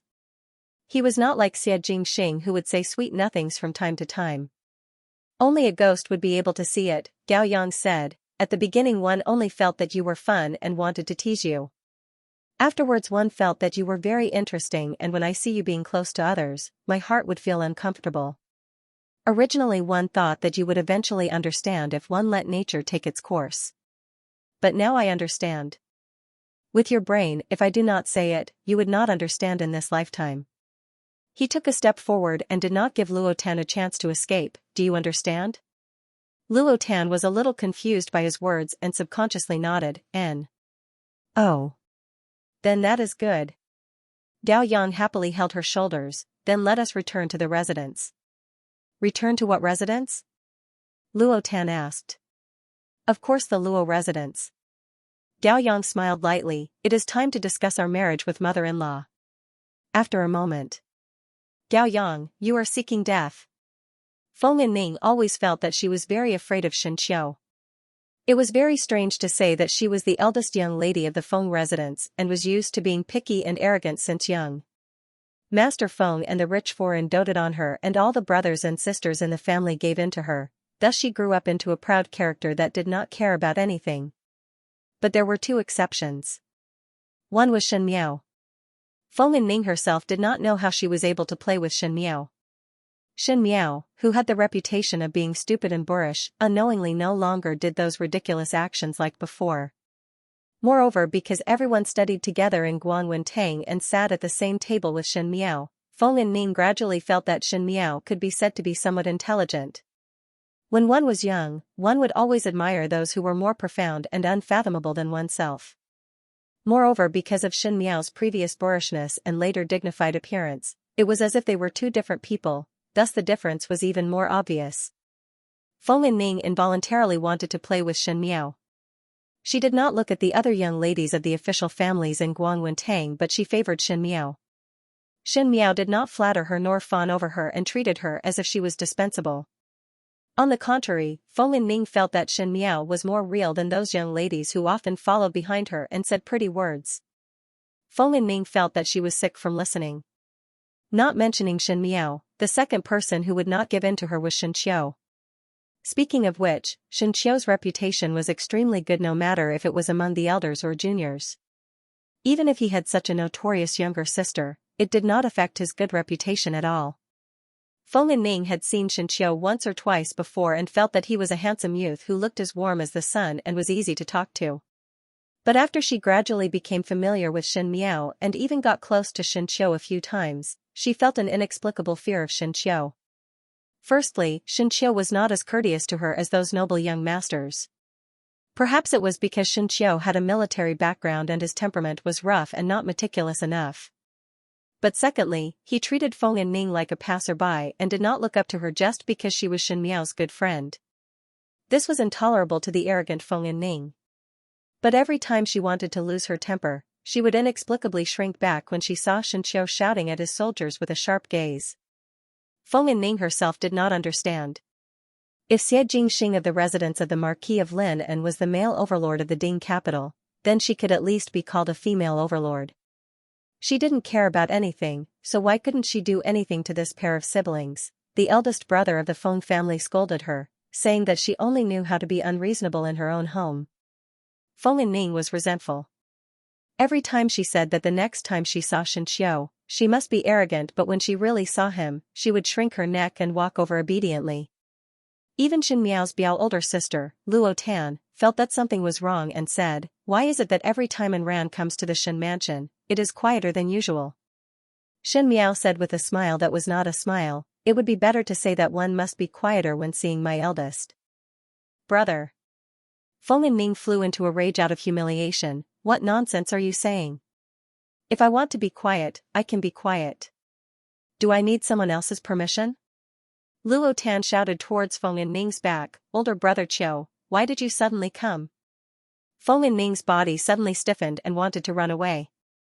She saw Luo Tan pointing at her and was overjoyed. What youngest Biao sister said is true. Could it be that the eldest young lady of the Feng family is most afraid of older brother Qiu? Feng Linning got up in anger and swore that she would never speak to Luo Tan again. It was the matter that was out of Feng Linning's expectations. She went out with Shen Miao and because of her negligence, Shen Miao fell into the hands of thieves. Feng Linning naturally blamed herself in her heart and Xianxia's attitude made her even more fearful.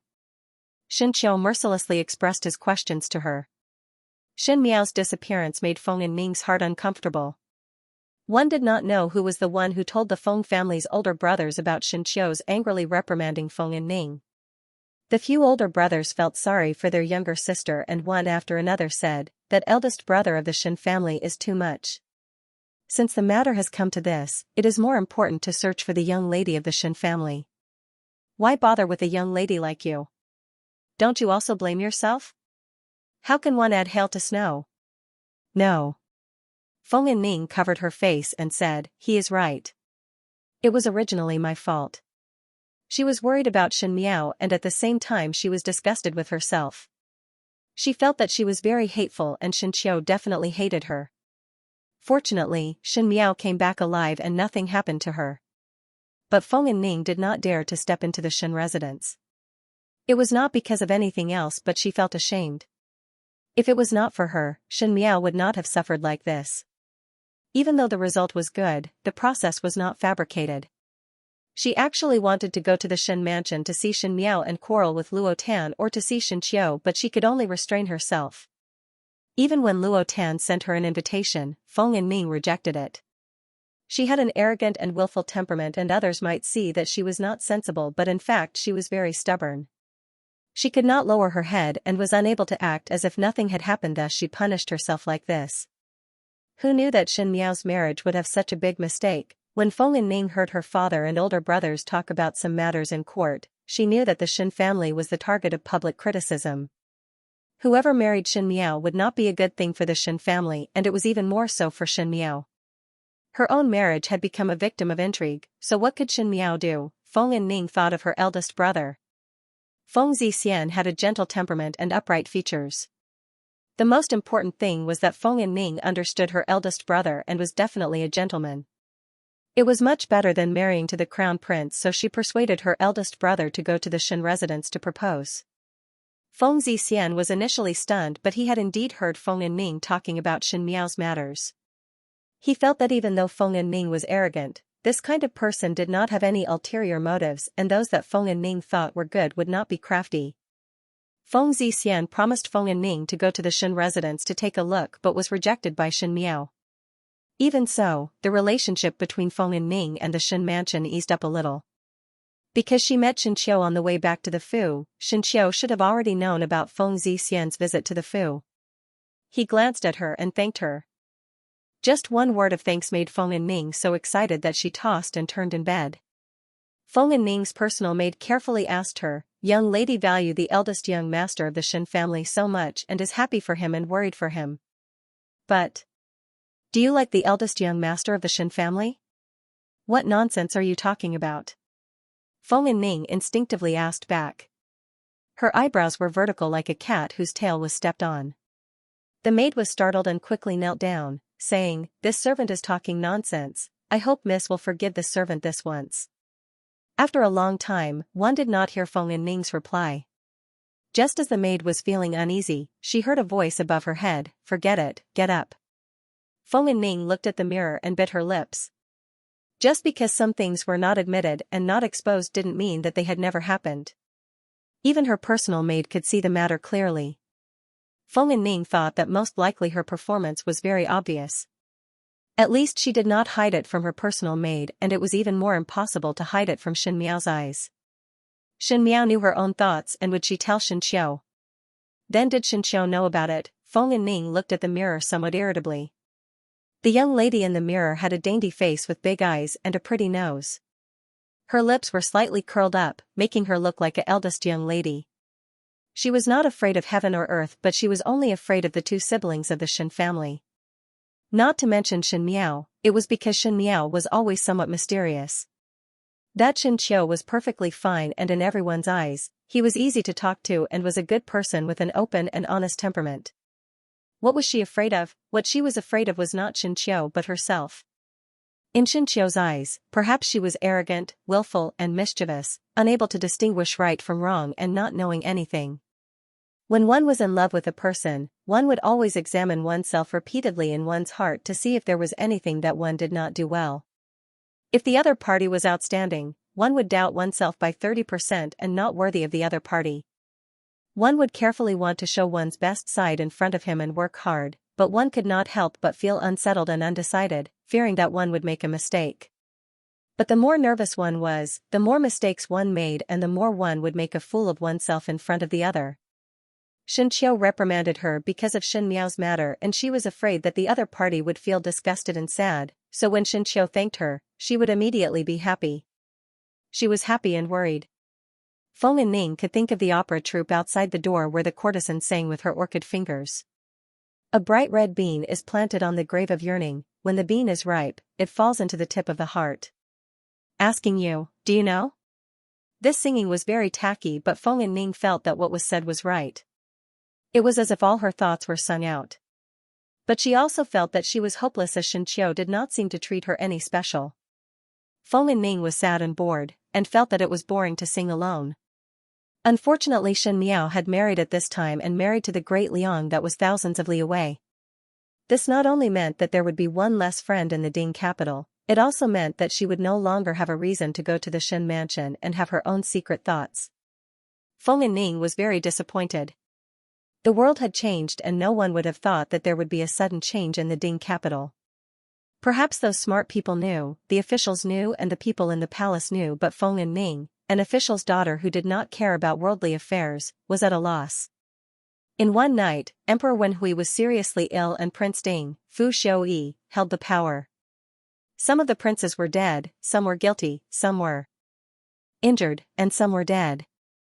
Everyone in the Ding capital felt insecure. Feng Yinming did not know what happened, but she could see Feng Daren's dignified expression and how busy her older brothers were every day. Until one day, Feng Yinming called Feng Yinming to the Feng of Master. Feng Yinming did not know what was going on. Feng Yinming did not know. Feng Ning sensitively guessed what Master Feng wanted to say next, but it was too sudden for her. Without thinking, Feng Ning immediately replied, "Father, I still do not want to marry. I want to stay by father, mother, and older brother's side." Feng Leoi, who had always doted on her, did not continue her words this time. Instead, he said, "Silly child, how can there be a young lady who stays in the Fu without marrying? You're Feng. Feng Yun. King Mo and older would older, your by older brother will come in." The meaning in these words was almost hinting. Feng Ning was never one who could keep calm and immediately stood up and said agitatedly, "Father, what do you mean by this? How can you be so rash?" Master Feng frowned, "What do you mean? Your Biao older brother came to the Ding capital, what is wrong with you as the Biao younger sister's reception?" "Reception? I am not a servant, so why do I have to receive them?" Feng Ning said, "Moreover there is still eldest brother and second brother. I will not go." "You." Master Feng's face turned cold, "Must go." Since young, Master Feng had never said a harsh word to Feng Ning, but today he did not give Feng Ning any face in front of the servants. Feng Ning felt sad and wronged and simply stood up, "Father, our Feng family is not lacking in money and it is not worthwhile to sell one's daughter. This Biao older brother and I have not met for many years. Even if you do not find it awkward, I would have nothing to say. Could it be that you want to use the name of receiving him to let us become Biao older brother and younger sister? I will not do it. Whoever is willing can go, but I am not willing."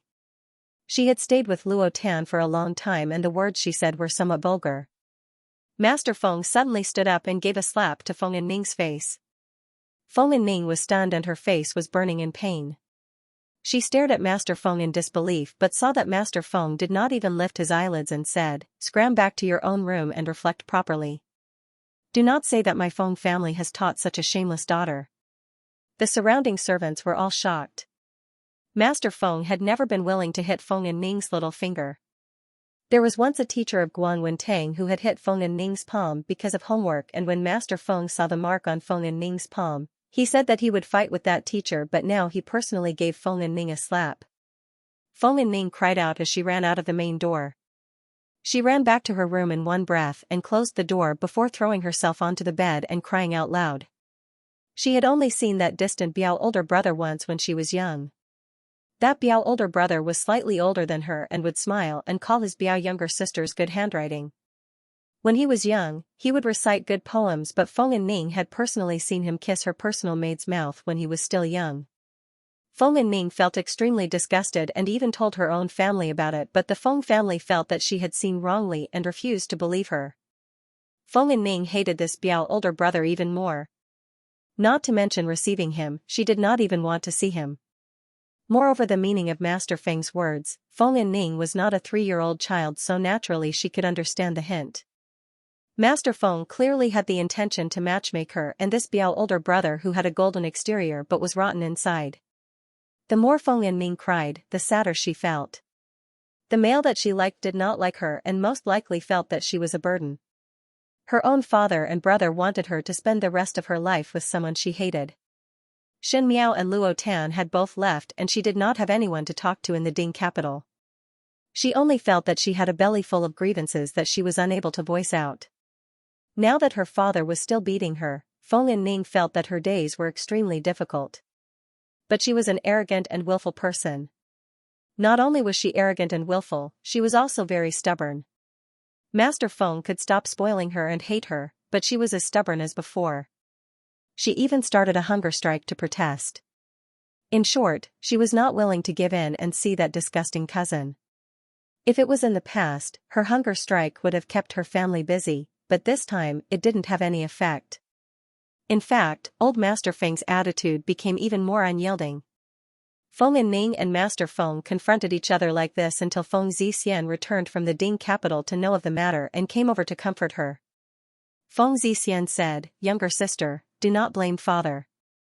Father also have no choice now. The situation in the Ding capital is in turmoil and our Feng family is in imminent danger. Father wished for you to get married earlier to avoid calamity.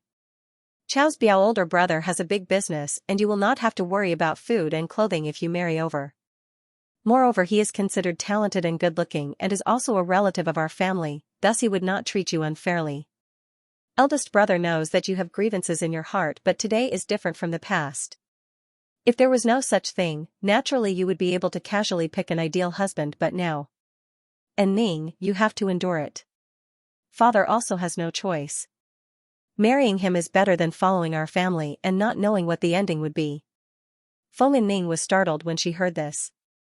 No one had ever told her about this before. Some time ago, she saw that the Feng family was busy, and she felt that it was strange. But every time she asked, she was dismissed by Master Feng. Feng Ning really did not link this matter to her own marriage. She asked, "Big brother, what do you mean by that? Is the Feng family going to be unlucky?" Without waiting for Feng Zixian to answer, she continued, "If the Feng family is really in danger, as the daughter of the Feng family, how can I turn a blind eye to it? Could it be that father thinks that marrying me off to avoid all this is for my own good? Since we're family, we should share our joys and sorrows together." Feng Zixian sighed and said, "Little sister, how could I not know what you're saying? It's just that many things aren't as simple as you think. It's good that you want to share weal and woe with the Feng family, but how could father and mother bear to do that? You've been spoiled since you were a child. We don't want anything to happen to you. Moreover, there are many people with ulterior motives. What if they use you to threaten the Feng family?" Feng Zixian paused for a moment before he said with difficulty, "Not only will you be of no help if you stay in the Feng clan, you'll instead distract father and mother, and you might even become the Feng clan's weak spot. If she marries into the Chao family, not only will my parents be at ease, but the Chao family might also be of some help." Feng Ning did not speak for a long time. And ran. Seeing that she did not speak, Feng Zixian was a little worried. "Big brother, I'm fine." She took a deep breath and smiled at Feng Zixian. "Give me some time to think about it." Feng Zixian saw that she did not wish to speak further and knew that Feng Ning would find it hard to accept such a change in a short period of time. He did not speak further and left on his own. After Feng Zixian left, Feng Ning then looked blankly at the bronze mirror and her hands trembled slightly. Everyone had their own blessings and misfortunes. Feng Ning did not expect that in just a short night, she could turn from a young lady that everyone envied into such a dangerous one. He didn't expect that he would become a burden. When he was young, he was too naive and reckless. He didn't know that the heavens were stingy and hateful.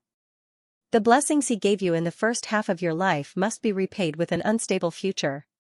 On one hand, he could continue to live his life as he pleased, but on the other hand, he had to worry about his family. Feng Ning thought, in the past when Shen Miao wanted to protect the Shen family, she was restrained at every turn and had to think carefully before doing anything. Was it also this tangled? She looked at herself in the mirror. Could the beautiful and arrogant young lady bear such a huge responsibility? It couldn't go on like this. Feng Ning thought that even if one wanted to be arrogant, one must be pampered. Not everyone was a member of the Feng family, and not everyone could be protected by the Feng family for the rest of her life. Anyway, the person she liked didn't like her. Feng Ning made up her mind. Feng Ning's change made everyone surprised. She agreed to Master Feng's hint and decided to try to meet and chat with young Master Chao.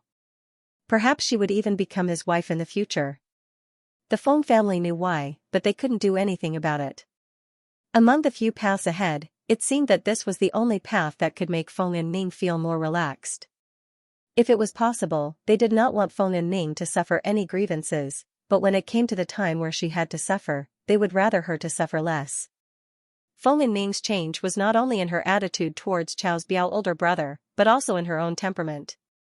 It was as if she had changed into a different person overnight and became somewhat silent.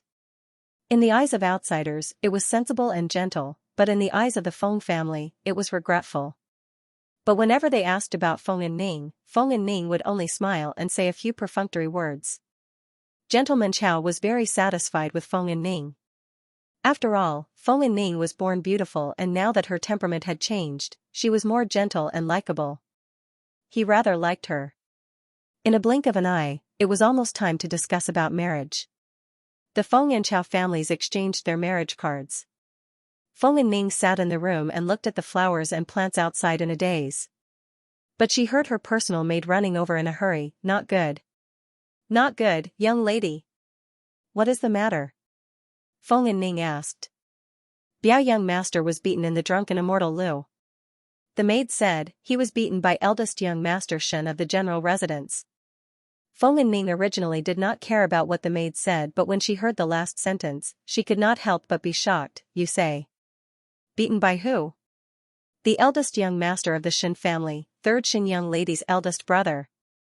The maid was so anxious that her tears were about to fall. Gentleman Chao is making a ruckus in the residence, saying that he wants to cancel the marriage.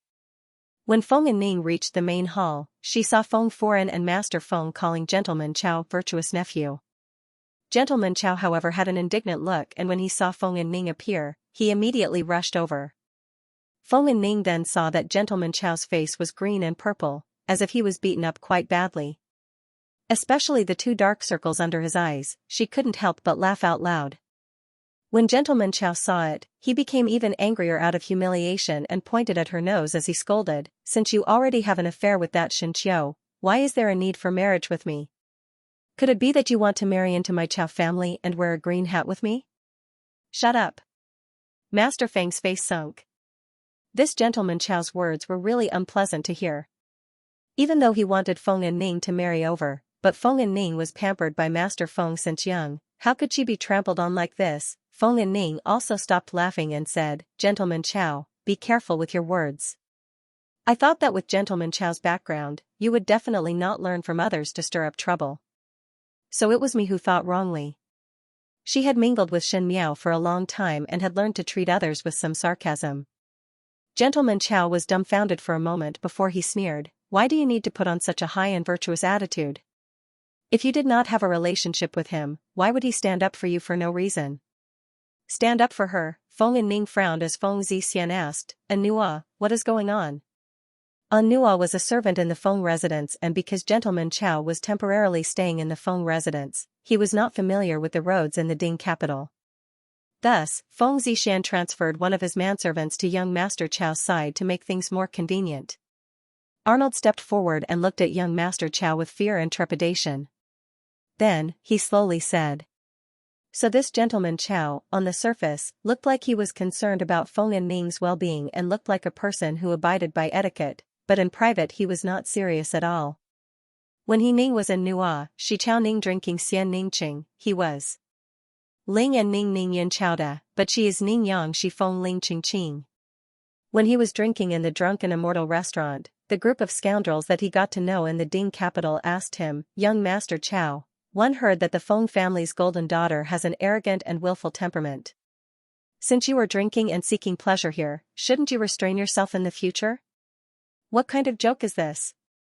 Gentleman Chao replied, it is right and proper for a male to socialize outside. Moreover, now that I have married her, it is giving her a high status. My Chao family is not a place where any female can enter. If it was not because of her docile and well-behaved temperament, she would not have the chance to enter my Chao residence. Docile and well-behaved?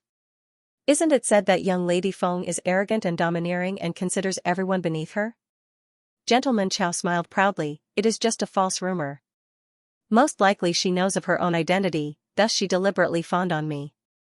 Forget it, seeing that she is so obedient and hardworking. If she doesn't cause trouble for me in the future and is cautious, I will also love her more. In the end, he said some dirty jokes, it was really a bit too much. Gentleman Chao was pleased with himself when he saw a person striding over from the side of the banquet. Before he could react, he received a solid punch and was beaten to the ground. That person punched and kicked Gentleman Chao until he cried for his father and mother. That person then said, the Feng family's eyesight in picking a son-in-law is really bad. Such a weakling still wants to marry the Feng family's young lady? The surrounding people were stunned. Gentleman Chao had lost his face and was beaten up, making him extremely angry. Upon asking about that person's identity, it was the eldest young master of the general residence. He could not afford to offend Xianxia, so he came over to make things difficult for the Feng family. When Master Feng and Feng Foreign heard it, their faces turned green. They were not angry at Xianxia but angry at Gentleman Chao's actions. Initially they thought that he was a relative and this person's performance was very appropriate. If it was not for this incident, today, they would not know that Gentleman Chow had such a face in private. Since he looked down on Feng and Ning, why would he come over to propose marriage? If Feng and Ning were to enter the Chow residence's doors, would he not be jumping into a fire pit? A person who did not even respect his own wife, how could one expect him to love and care for Feng and Ning for a lifetime? Master Feng was furious. I see that you really deserve a beating. Since you look down on the Feng family cannot afford to have such a big character like you. Scram. Gentleman Chow was surprised for a moment and said in disbelief, what? Did you not hear? I told you to scram. Feng and Ning said coldly. She did not hide the disgust in her eyes. Many years ago, she had personally seen this surnamed Chow playing with maids and did not have any illusions about him. If it was not to help the Feng family, she would not be willing to compromise. Since they had already shed all pretense of cordiality, there was nothing more to say. In her heart, there was actually some rejoicing. Gentleman Chow still wanted to say something but was chased out by the green-faced Feng Zixian. When Feng Foran saw Feng and Ning, her heart was extremely sour as she almost let her daughter fall into the fire pit. It was Feng and Ning who comforted her instead. But Feng and Ning's marriage was ultimately ruined. Not needing to deal with the disgusting older cousin, Feng and Ning's days were much more relaxed. Even though the Feng family was still in a precarious situation, she was no longer as stubborn as before. Everything would take its course. But she did not expect to meet Xianxia on the way out. She was a little hesitant and didn't know what to say. When they met again, it was awkward, abrupt, and she didn't know what to do. She was no longer as straightforward as she usually was. Xianxia was one step ahead of her. Feng and Ning saw him walking in. He was tall and mighty, handsome and suave. Compared to those soft gentlemen, it was as if his entire body was cast from iron. She panicked for a moment and blurted out, "Why did you hit young Master Chow?" Xianxia frowned and said, "What's wrong with that kind of person? You shouldn't have hit him." Feng and Ning shook her head. Now is an eventful period. If he were to feel resentment because of this, it is inevitable that he would turn around and do something behind one's back. To shed all pretense of cordiality at this time. Actually, she didn't know why she said that. She was just trying to find something to say in a panic. Xianxia stared at her. "If I hadn't hit him, would you have married such a person?" Feng and Ning was startled for a moment before saying softly, "Perhaps, there is nothing wrong with this?" "There is nothing wrong with this?" There was a trace of anger in Xianxia's tone as he said, "That kind of softy, indulging in debauchery outside and even talk about fiancé behind one's back. Are you willing to marry?" Feng and Ning raised her head and looked at him. What does this have to do with Deputy General Shen? She was a little looking forward to it. Before Jiao Jiao left, she instructed me to look after you well. If one knew that you married such a thing, one would definitely be angry. Xianxia said, "Naturally it is related to me." Feng and Ning was sad. Many thanks to Deputy General Shen's concern, but today is different from the past. In the Ding capital, those who dare to marry me are as rare as phoenix feathers and unicorn horns. I do not have much choice but still thank you for your good intentions. Xianxia was startled. After Feng and Ning finished speaking, she gently bowed to him and turned around to leave.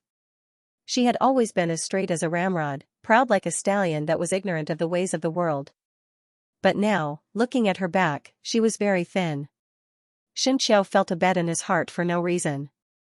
He only felt that the somewhat arrogant and willful young lady who would be afraid when she looked at him, had grown up. But after growing up, there was an additional sadness for no reason that one could not bear to see. His actions were faster than his rationality. He suddenly took a big step forward and grabbed Feng and Ning's arm, pulling her back. Feng and Ning turned back and looked at him in surprise. Xianxia looked at her eyes and in a moment, he made a decision. A decision that he could not help but smile when he thought about it in a very long time later. It was also a decision that he was glad about for a lifetime. He said, "Nonsense. How is there no choice? What do you think of me?" Feng and Ning's eyes suddenly widened. "What do you think of me? Is it better than that surname Chow?" He repeated it again. A military general valued relationships and was not like a scholar who beat around the bush. He was direct and passionate, sincere and sincere. Feng Ning's face suddenly blushed. She said, if I say good, is this considered as a private gift? This time it was Xianxia's turn to be stunned. But he saw that young lady smiling like a flower as she looked up at him and said word by word, good. Emperor Xiaojing announced his abdication at the age of 15 and 58. This was really out of everyone's expectations.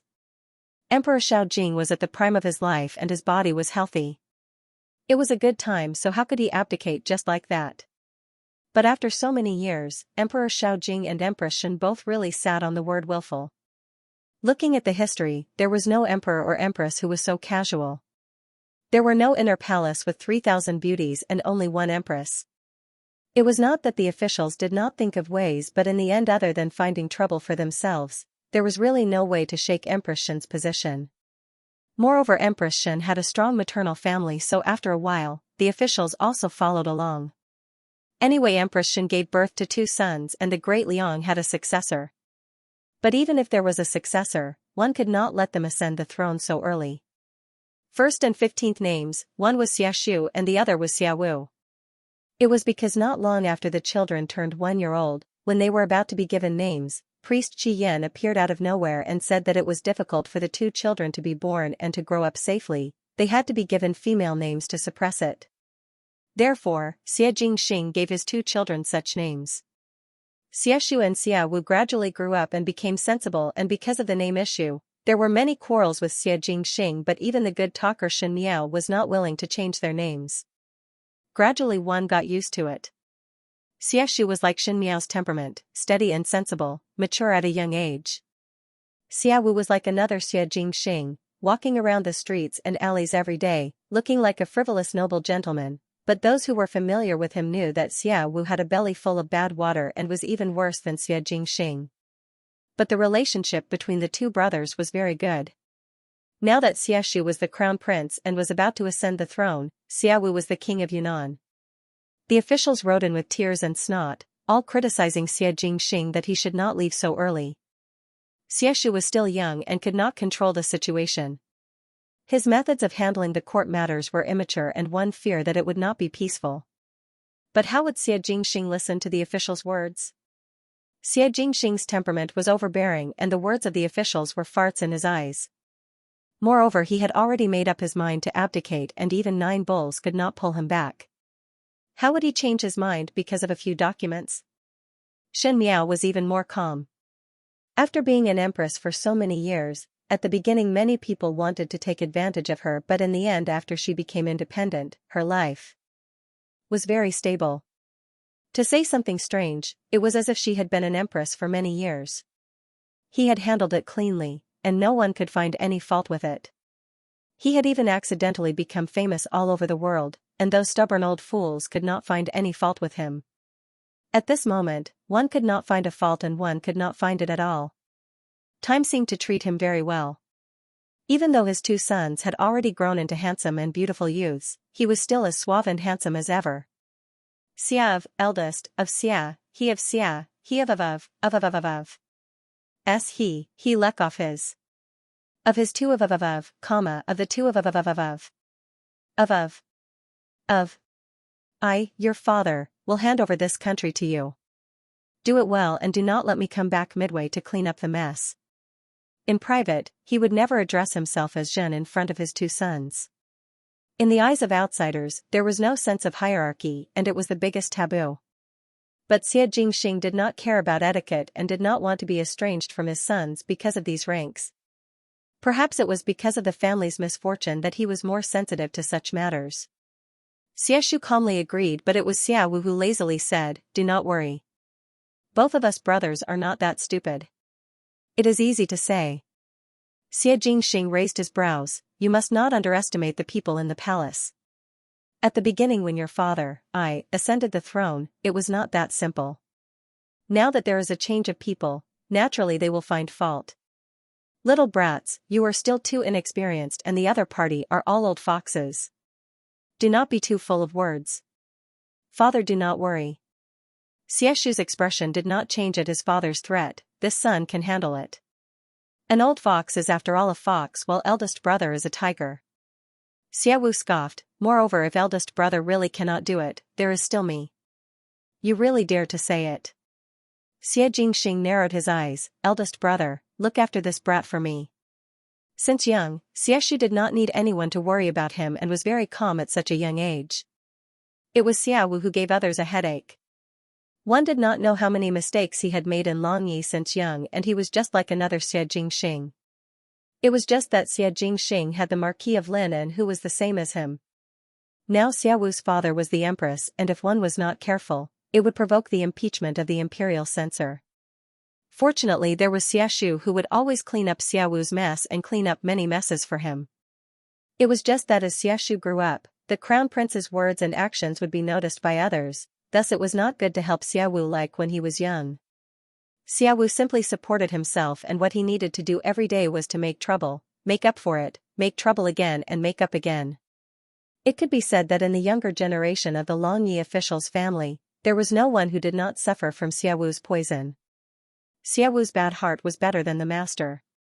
Now that Xiaxu was appointed and Xie Jingxing was about to bring Shen Miao out to travel, Xie Jingxing could even close his eyes to know what Xia Wu was planning.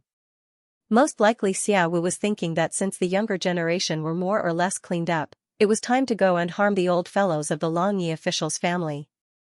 Xia Wu said innocently, "Father, how can you not believe me? Am I that kind of person? If eldest brother really become the emperor, if someone were to find trouble, there would be many things that would be inconvenient to appear and one would need to use some special means. Isn't that right, eldest brother?" He blinked his eyes at Xiaxu. Xiaxu expressionlessly turned his head away and avoided Xia Wu's hint. Xie Jingxing's lips hooked up, "Since you said it like that, I feel that Tai Yi and Mo Qing should be watching you." "Father, you cannot do this," Xia Wu immediately said, but after thinking about it, he felt relieved, "But if you want to do it then do it. Anyway Mo Qing and Tai Yi would not be able to beat me." Xie Jingxing slapped the table, "Little brat, are you thinking of rebelling?" As soon as he finished speaking, he heard someone outside the door say, "Who wants to rebel?" Shen Miao walked in from the door. She really didn't look like the mother of two children. Instead, after so many years, it was as if a piece of jade had been polished to become smoother and glossier. She was a natural beauty, quiet and dignified, making people unable to take their eyes off her. Xiaxu and Xia Wu hurriedly called out for their mother. Shen Miao walked over and glared at Xie Jingxing. "What nonsense are you talking about?" Xie Jingxing said, "I am talking nonsense? Do you believe this brat?" Then he scolded Xia Wu, "You ingrate, your father, changed your diaper and fed you milk, it's like I fed a dog." Xiaxu, Xia Wu, Shen Miao, speaking of which, during the time when Shen Miao was in deep sleep, Xie Jingxing indeed treated Xiaxu and Xia Wu very well. Personally taking care of the feces and urine, changing the wet nurse, and hugging her to sleep at night, it was simply everything important and trivial. Others said that with Xie Jingxing's temperament, it was really inconceivable that he could be so gentle to a child. But Xie Jingxing really did it. What Xie Jingxing displayed in that period of time was indeed a gentle and considerate father. But ever since Shen Miao woke up, he found these two brats to be an eyesore no matter how he looked at them. He kept saying that the child must grow up to be a man earlier, and that kind of sharpening made outsiders feel heartache. It was also because Xiaxu and Xia Wu had strong willpower that they did not grow crooked at such a young age, and in terms of talent and conduct, they were the best in the Great Liang. And both of their looks had inherited the advantages of their parents, being handsome and beautiful with a natural temperament. Xiaxu was cold and Xia Wu was romantic. Many young ladies from official families in Longyi secretly admired them. But these two children also said in front of outsiders that they wanted to be like their parents in this lifetime, to only marry one female and be in love with her till their hair turns white.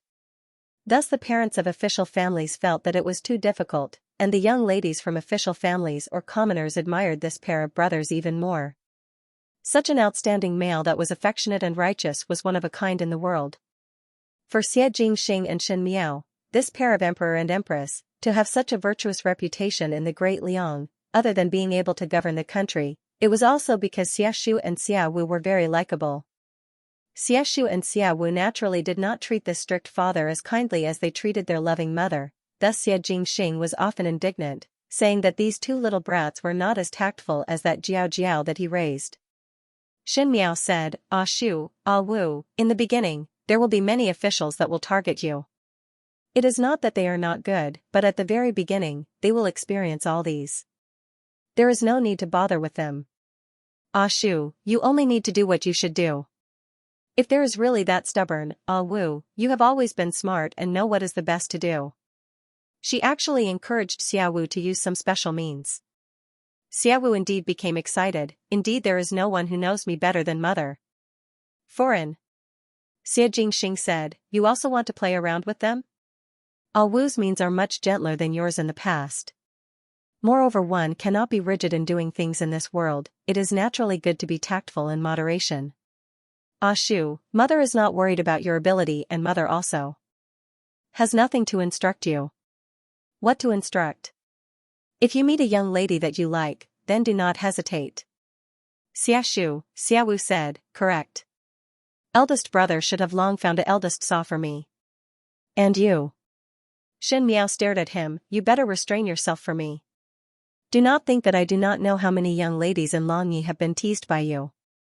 If one do not like, then do not go and tease, as one would waste one's life for no reason." Speaking of this, Xin Miao was so angry that she glared at Xie Jingxing. What kind of father would have what kind of son? All the same, Xie Jingxing innocently touched his nose. When Xiaowu saw that the topic had turned to him, he quickly changed the topic. "Mother, do not say it like that. Speaking of which, how long are you going to travel for?" "When your mother has a younger sister, we will return." Xie Jingxing interrupted. "It cannot be?" Xiaowu exaggeratedly said, "You are already so old." The rest of the words disappeared under Xin Miao's stern gaze. After seeing a good scenery and going to a good place, one will naturally return home. Xin Miao said. That was the dream of one's youth, and in the past days, due to various reasons, one had to put it on hold. Fortunately, there was still a chance now, and one's life was still very long, and it was so fulfilling and satisfying.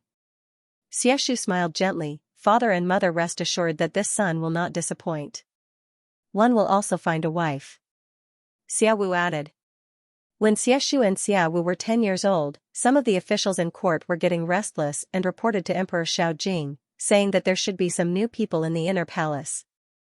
It was reasonable to say that Xie Jingxing as an emperor should be the most unbridled emperor in history, and no one could control him. In the past it was because Xin Miao was the empress, and since she had 2 sons, it was not good for the officials to say anything. But after a long time, others felt that the 2 princes were already 10 years old, and the heart of the emperor might not be as firm as it was in the beginning. There were many people who took advantage of every gap and thought that if new people were to be invited into the palace, perhaps the emperor would not be so resistant, and perhaps it would be to his liking. Thus this time, it was a group of officials who jointly accused Xin Miao as the empress, that she should think of spreading more branches and leaves for the imperial family and not be jealous and narrow-minded. When Luo Tan heard of the matter, she rushed into the palace with Feng and Ming in a rage and said, "Are these people rebelling? Why bother so much about other people's family matters? Do not know how to manage one's own backyard properly. Their hands are reaching too far." More than 10 years had passed, but Luo Tan's fiery temperament had not changed. This was probably due to Gao Yang's indulgence towards her. It was not an easy thing for a person to maintain their temperament for so many years. Luo Tan also had a son who was younger than Xieshu and Xiaowu by 2 years, Gao Zicheng. Gao Zicheng was born with the same hand as Gao Yang, and his temperament was similar to Gao Yang.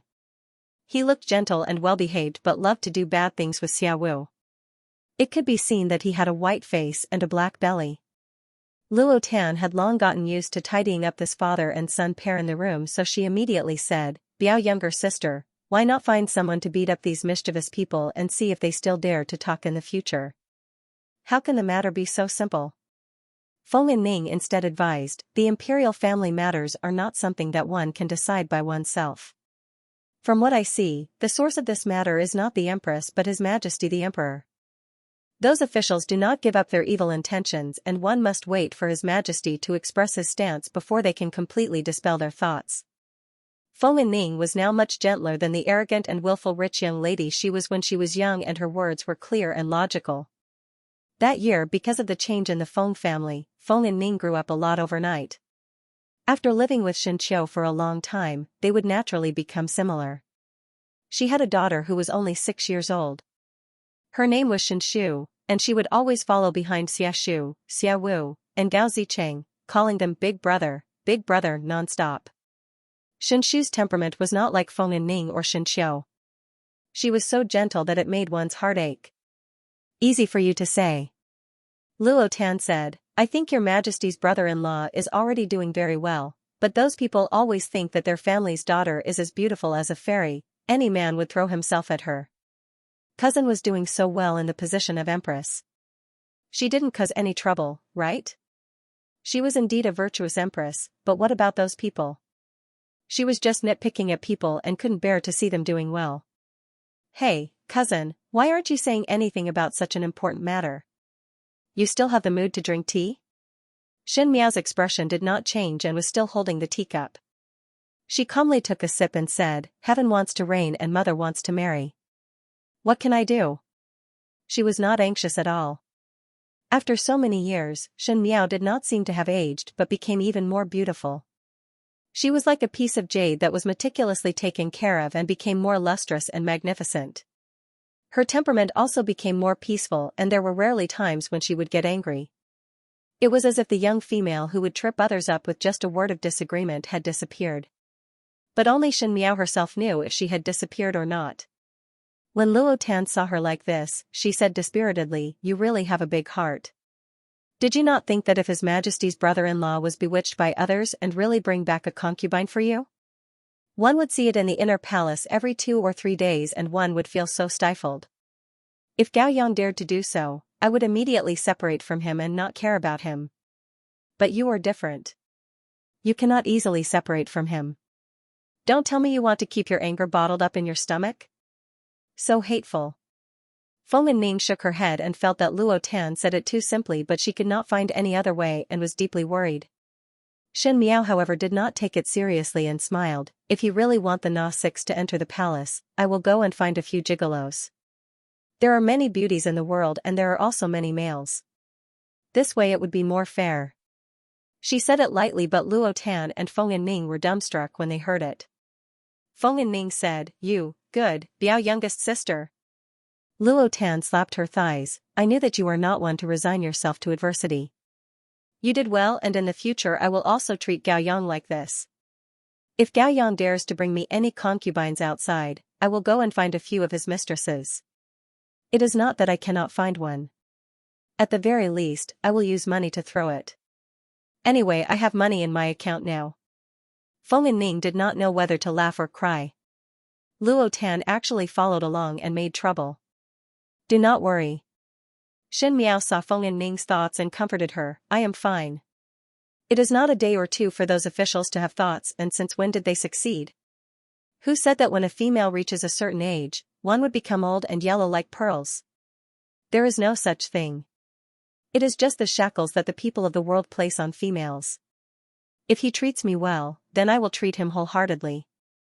If he does not treat me well, then I am not a living bodhisattva that is willing to dedicate myself. That is true. Luo Tan nodded her head. Both of them chatted with Xin Miao for a while, and seeing that Xin Miao really did not put this matter in her heart, they then felt relieved. After Luo Tan and Feng and Ning left, Xiaxu and Xiaowu came to look for Xin Miao. Imperial Mother, Yumu and Jimu are looking for you. Is it because of the matter of this official recruiting new people for father's inner palace? Xiaowu went straight to her face the moment he entered the hall. His character was jumpy, and at such a young age, he had already learned all of Xie Jingxing's bad tricks. Xiaxu reprimanded, Second younger brother, do not speak nonsense. Xiaxu was much more steady than Xiaowu. Xin Miao asked Xiaowu, so what if it is? What crooked ideas do you have? Xiaowu said, Imperial Mother is wrongly accused. This son only want to share Imperial Mother's worries. Imperial Mother cannot agree to Imperial Father to let people enter the inner palace. Xin Miao was simply amused by him and asked, I have never heard of a son managing the father's backyard. But we are the Imperial family. If those strange women were to enter the palace, not to mention other things, this son would not worry about Imperial Mother. Imperial Mother is so powerful and those women are not Imperial Mother's opponent. But if those women use some underhanded means to get a son, in the future they would have thoughts that they should not have. What if they have evil intentions towards eldest brother and frame eldest brother? Imperial Mother also know that eldest brother has an upright temperament and disdains such schemes. At that time when he suffers a loss, it would not be a small matter. Xianxia was extremely helpless. Second younger brother, do not speak nonsense anymore. Xiaowu was the younger brother and at this moment he was seriously lecturing Xianxia. If one did not know, one would think that he was the eldest brother. You really think long-term for your eldest brother? Xin Miao smiled, Xiu herself has not said anything. Imperial Mother. Xianxia said, even though second younger brother speaks nonsense, but this son also think that if it is possible, it is better not to let people enter the palace. It is not for myself. In the past, Imperial Mother had suffered a lot in order to be with Imperial Father. Imperial Father also promised Imperial Mother to only have 2 people in this lifetime. If others were to interfere, would it not be a violation of the vow? This son does not wish for Imperial Mother to be sad. Xin Miao looked at her 2 sons and saw that they already had the spirit of handsome youths and could not help but feel sentimental. In the past after giving birth to Xiaoxu and Xiaowu, she slept for a year and it was most likely because of this reason that Xiaoxu and Xiaowu became more intimate with her after she woke up. No matter what happened, they would always stand by her side. I know. I will handle this matter. Xin Miao smiled, you all do not have to worry. It will be fine very soon. But Imperial Father has not clearly expressed that he is not willing to accept people. Xiaowu said, Imperial Mother, are you not worried at all? Wooer, I will tell your Imperial Father about the matter that you do not believe in your Imperial Father.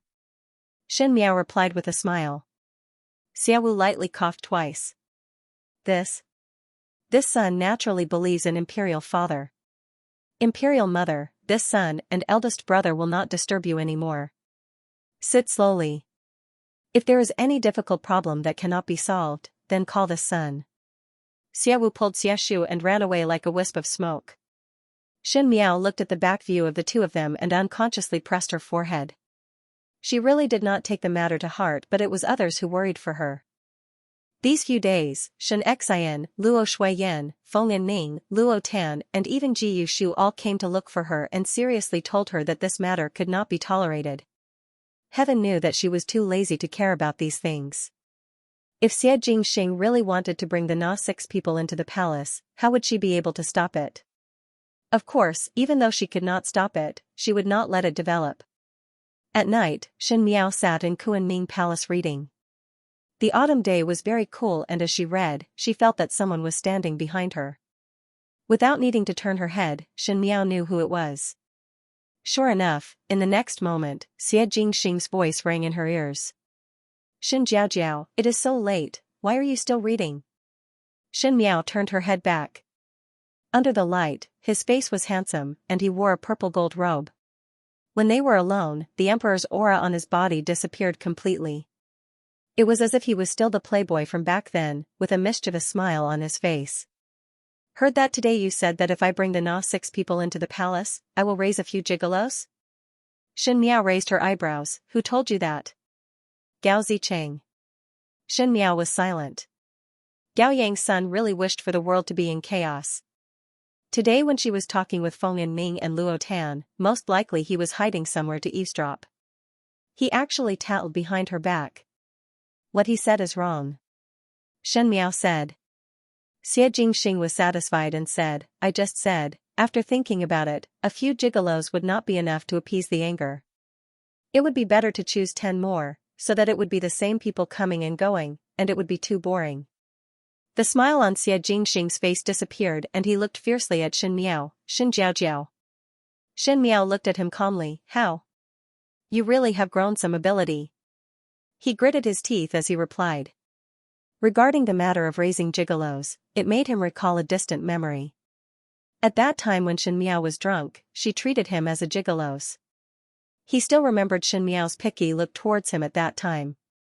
Could it be that there was a gigolos hidden in her heart and when the time came, she could not wait to drill out?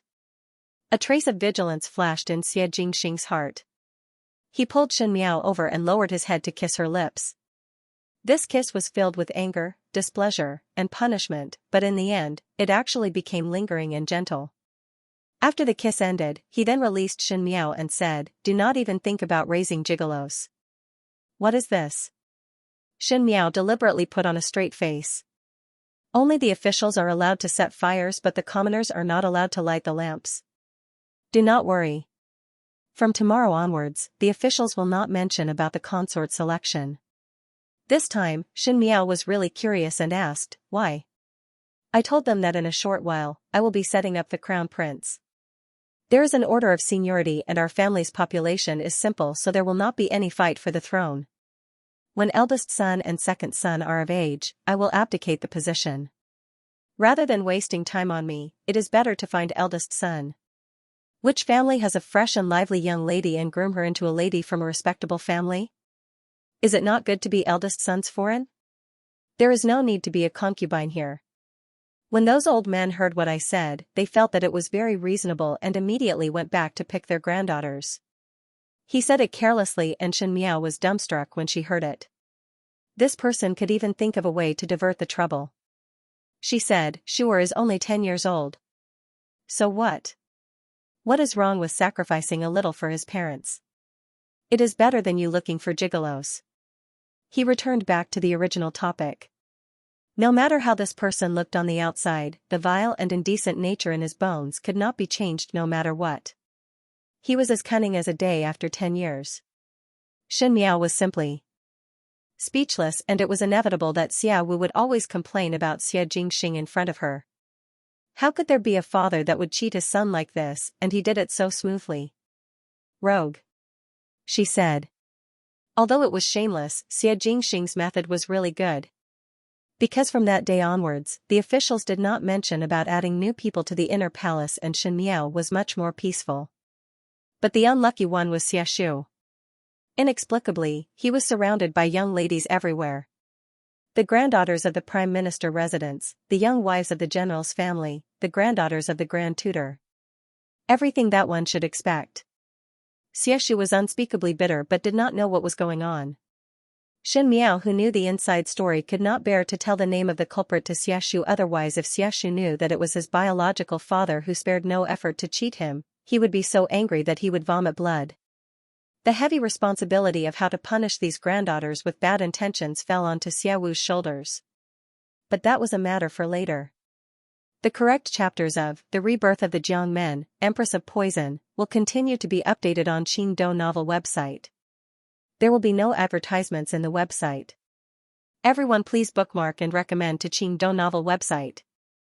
End of chapter 1160. Don't forget to subscribe, like, and share the video to support the channel.